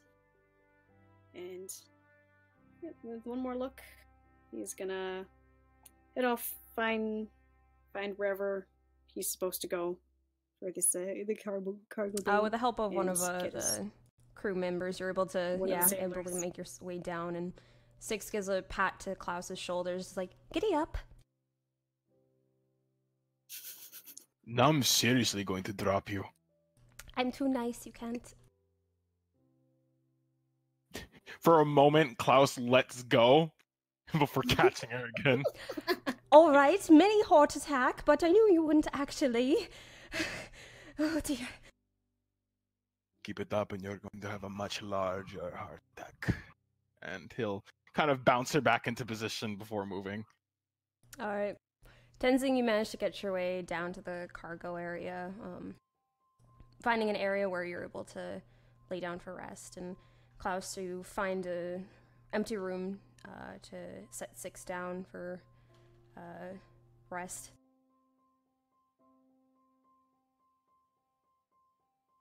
Can I say, before Tenzing sleeps, you just kind of thinking about everything that's happened, and finally getting off this fucking island, and undoes his hair, and he's, while he's thinking about it, he's twirling it about, and he picks a small bit of a tiny pinch full of strands,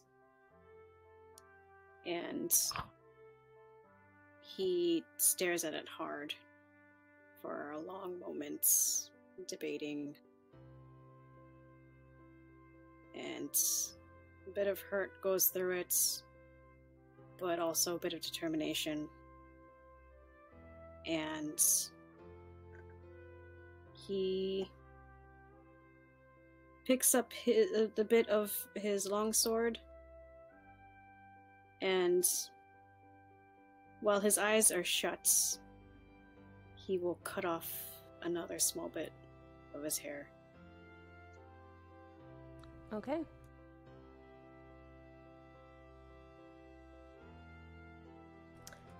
And he'll keep that in his bag for now. Doesn't really feel like weaving or anything, but he keeps it in place and tries to force himself to sleep. Alright.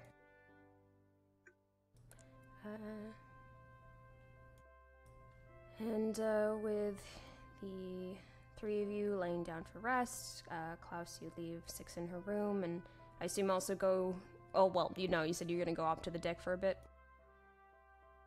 Yeah, just for a small bit. His eyes occasionally drooping down as he's actively fighting sleep.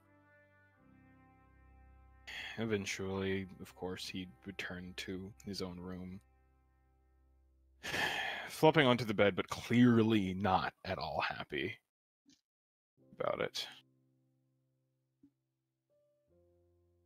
I should mention, though, that before Klaus had left Six, he had said just, yell or something if you need anything. And wait, the entire ship? Alright, point taken. Yell if you absolutely need something. Like someone's running in here to stab you. I think I would sort of scream instinctually, but of course. I'm actually going to just stay up a bit longer. I want to, and she kind of wobbles to try to get herself back on her feet and holds on to the wall and just starts taking a very small step while leaning most of her weight against it. I'm going to try to get myself back on my feet. I don't know, I didn't think about that. Tomorrow, I told Tenzing about my teacher, but he was getting a little bit older, and there were times where it was difficult for him to walk, so I have a bit of knowledge in that if you need help with rehabilitizing yourself.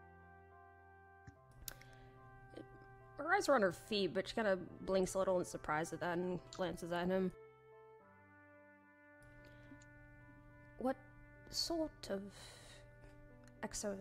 practices If possible, I would like to get back on my feet entirely as soon as I can. It is a little frustrating, I won't lie, being carried around everywhere, but... Let me put it this way. I mean, you've sat on your foot or something before, and you know it gets irritating asleep and whatnot, but in your case, it has been for a extremely long amount of time, to where your muscles are a bit weaker than where they might be normally. You just need to take baby steps, literally baby steps, every single day, and eventually you'll get back to it.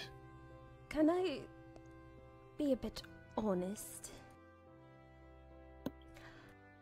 What? This doesn't feel like... It doesn't feel as if it has just been a day. I feel as if my body has just completely forgotten how to walk, as if I've just spent more than just a number of days laying down. And... Forgotten. Yes. Like, of course, when you learn how to do certain things, it is always in the back of your mind, but even though I know the motions, it's not working properly. Interesting that you seem to have lost a basic motor skill. Well, no, I still do think that I might be able to do something about that. Have you ever heard about...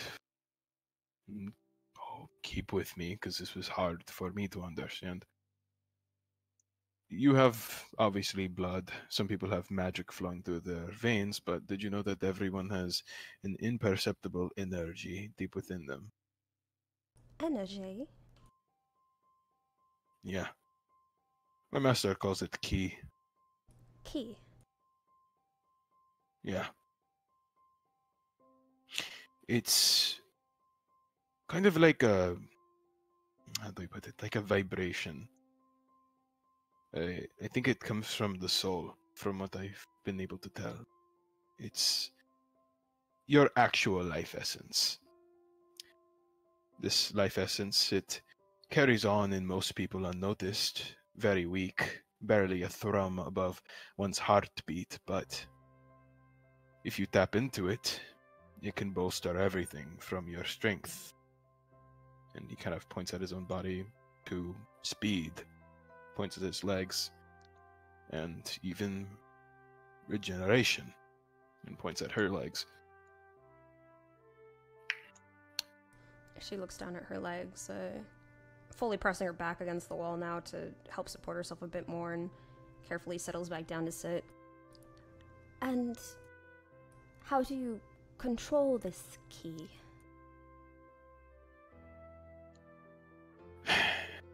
You see, what separates me from someone like Tenzing is that while we both engage in physical training, ki comes to being controlled when you have absolute control over what's going on in your mind. Emotions and thoughts, that's one thing, but sitting down crisscross on the floor, he looks kind of up at Six, who I assume is sitting on the bed. No, she had gotten up to try practicing walking, but now has sit down with her back to the wall. On the floor. Oh, okay. Sitting down, he goes ahead and sits down crisscross before he takes out one of his blades. And you can see this, the tip of the blade is actually balanced directly on the back of his hand, where you would think that it's actually poking in, but it seems to just sit there as he holds both of his fists out in the middle, meeting in the middle. Both of his palms facing downwards, but of course fists clench. If you manage to quiet your thoughts, your mind, your emotions, even your surroundings, just then, when everything fades away, you can hear the slightest bit of a ring. That's your key. She goes to carefully like adjust her legs to copy you and tries closing her eyes to see if she can hear what you're talking about. Here. He takes out one of his blades again, using the more flat, duller side of one that's more frequently used, albeit clean. The moment that you can get this thing to balance perfectly onto the back of your hand, you can sit still and everything, but the moment that this thing sits on top and doesn't move, you will have it. You will have found it, and from there, you can learn how to control it. She reaches her hand out towards it, pausing momentarily to glance up at you, like checking for permission. Yeah, no, he's watching intently. She'll take it into her hands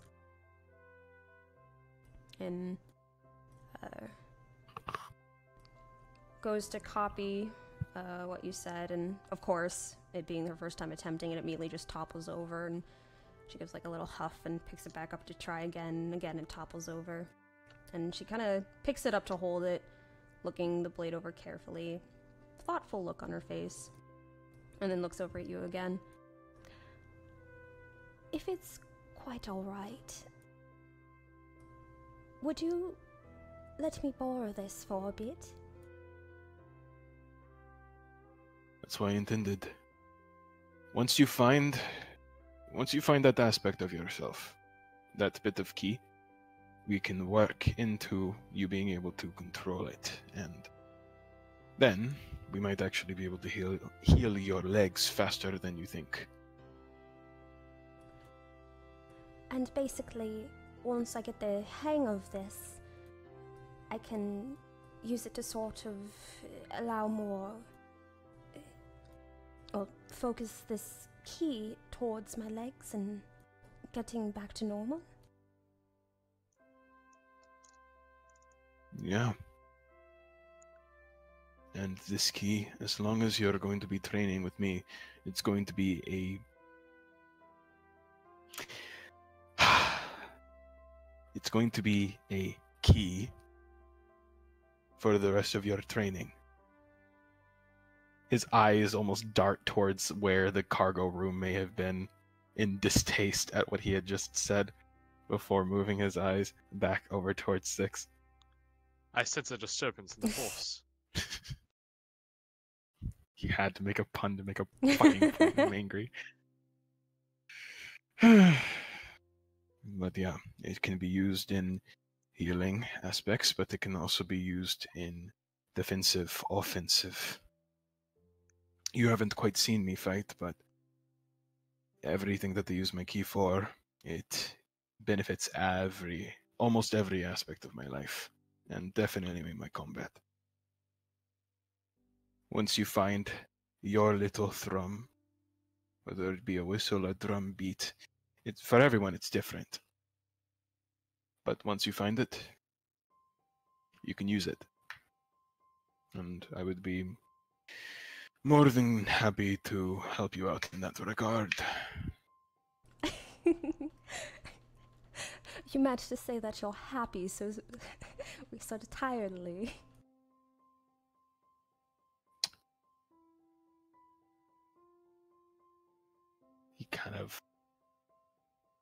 He kind of tenses at that for just like a small moment before he kind of shrugs and is just, well, it's like 2 a.m. So I think I have a right to be tired. She gives like a small squint, kind of leaning forward just a bit, like analyzing his face, though her grip is still like on the blade, feeling it out. Is that really a bit of an excuse, though? Come on, try again. Happy to teach me, and say that as if you are not stubbing your toe.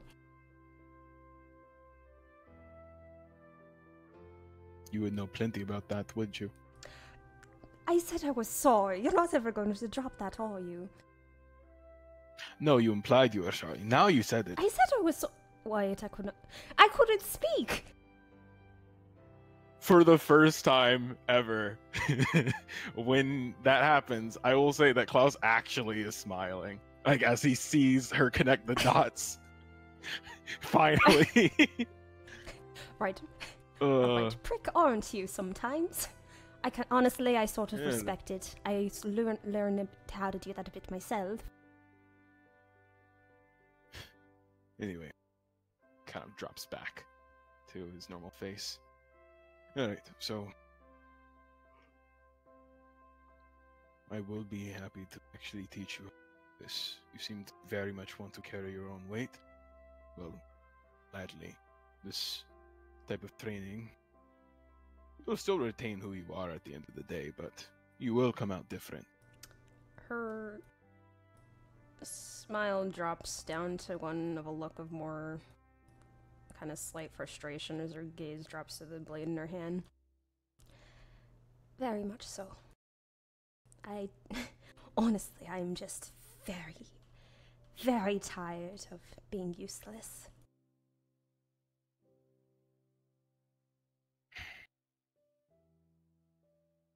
You know, a long time ago it was similar. You see, there were people that oftentimes told me that I was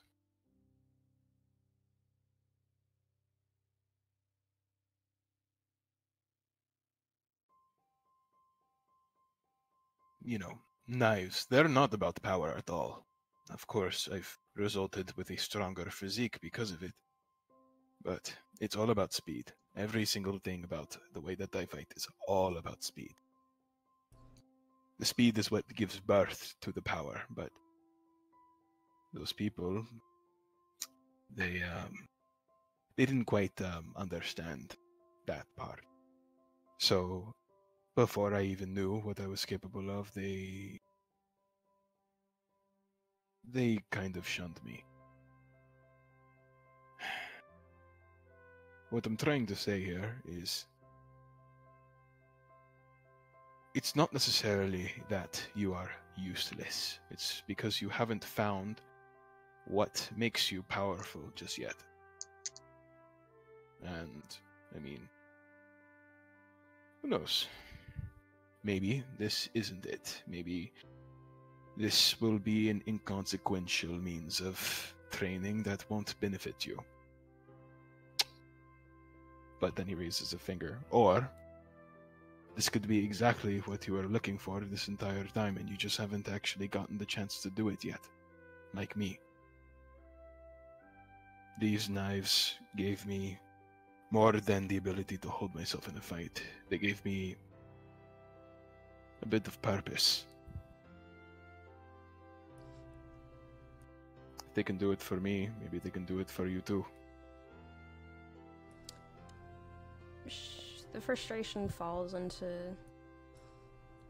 a more hopeful one when she looks over at him. Were you really like me once? One more time, Were you sorry. really like me once? More than you can think. But not the greatest at motivational speaking, but I mean, She shakes her head he at kind that. of raises his arms. You say that, but honestly, this is probably the most motivated I've felt in a long while. I know everyone means well, of course, but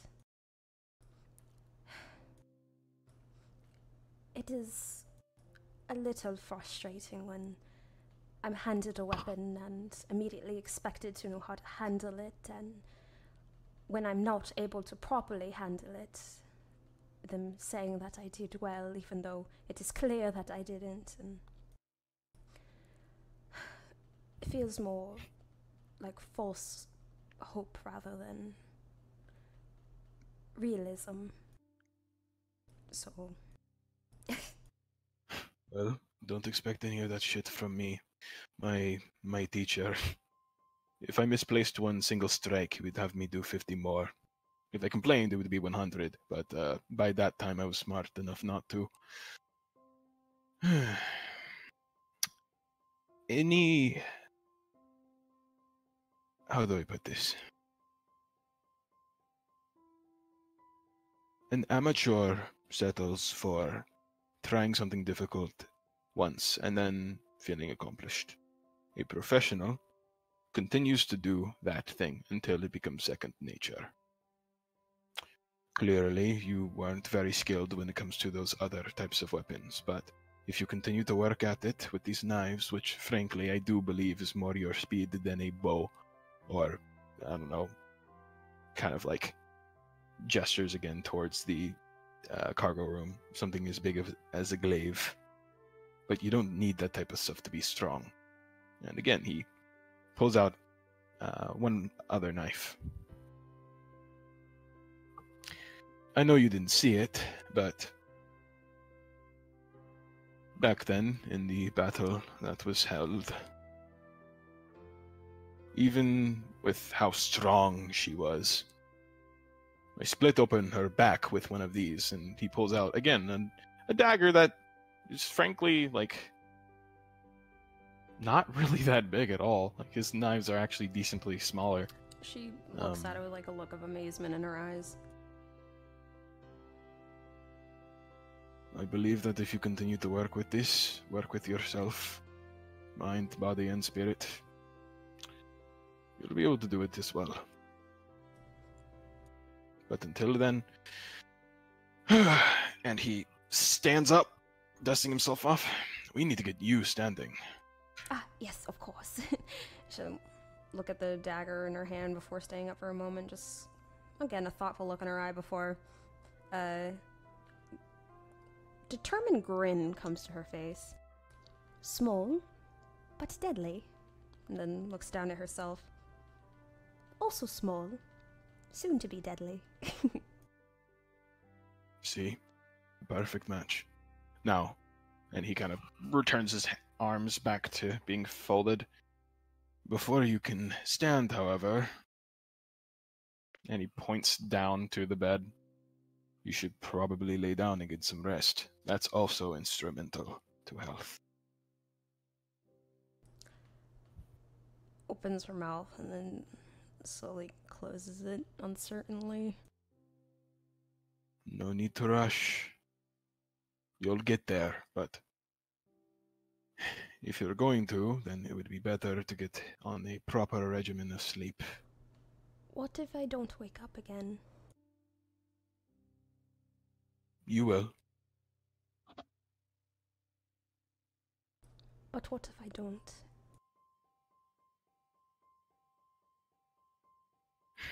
I know out here it was only a bit over a day, but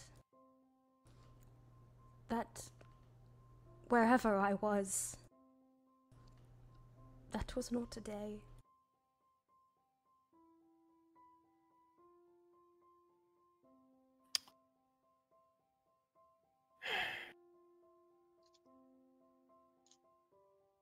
I promise you that if you do have another problem like that, me, Varric, Grimson, Tenzing, we can all wake you up. We will. You swear it. And she looks at you and... For someone who always walk around with so much confidence and, like, ready to fight the world type of attitude, there is just a moment of just legitimate fear in her eyes.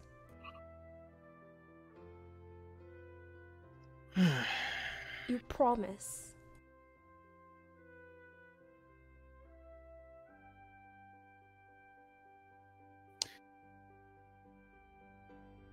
He reaches out a hand to shake hers. I promise. And he looks her dead in the eye. analyzes his gaze for a moment and eventually reaches out to grip his and hold it as firmly as she can with the lack of strength she has. A6, you know what they said about the hum, right? Yes? While shaking her hand, she will feel a quick jolt, as if she just got hand buzzed.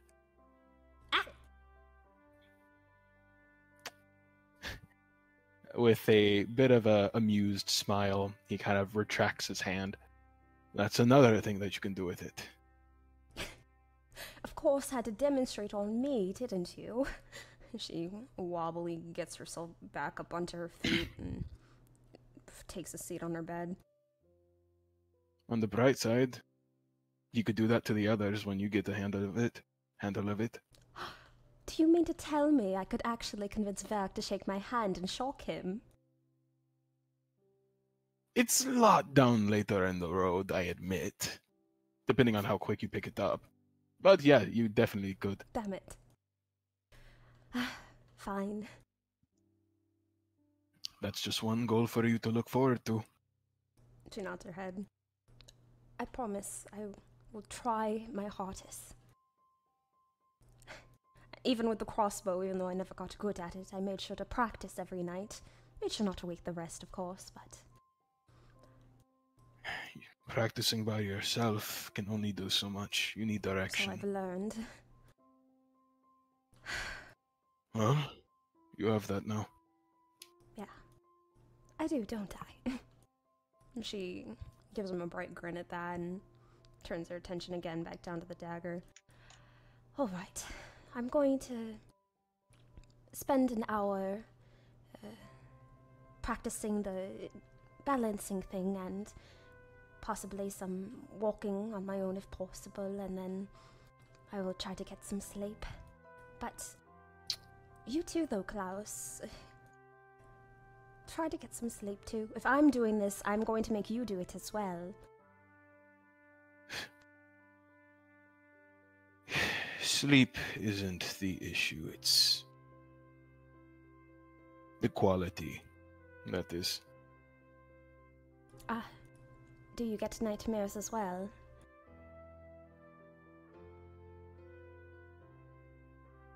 For a moment, he freezes.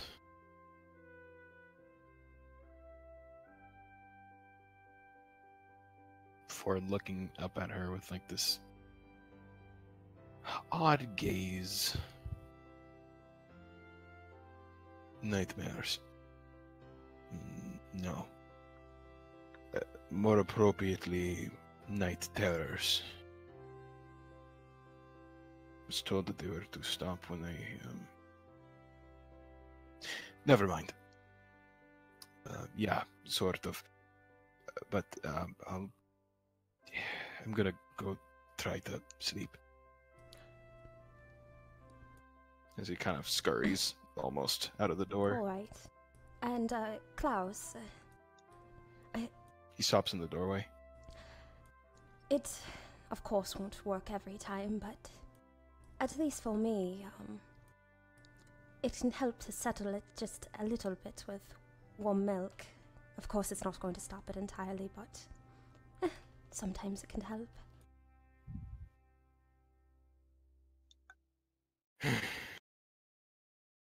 I'll give it a go when I catch the. On your first day, if you're going to give it an hour, don't try the blade. Just try to sit in silence first, without falling asleep. Well, I've been silent all my life. What is another hour? I can try. Oh, you would be surprised. Intentionally is a lot harder than unintentionally. I will probably find that out myself, yes. Alright. Yeah. She gives a very bright grin despite that moment of seriousness that they had, and gives a small wave. I'll do my best. I know you will. And he kind of gives her an affirmative nod, a bit of a smirk back. Face returning to a more grim area as he kind of looks forward to the sleep he's getting. When he shuts the door, Six gives a small sigh, and then she'll fold her legs and close her eyes and practice as she was told.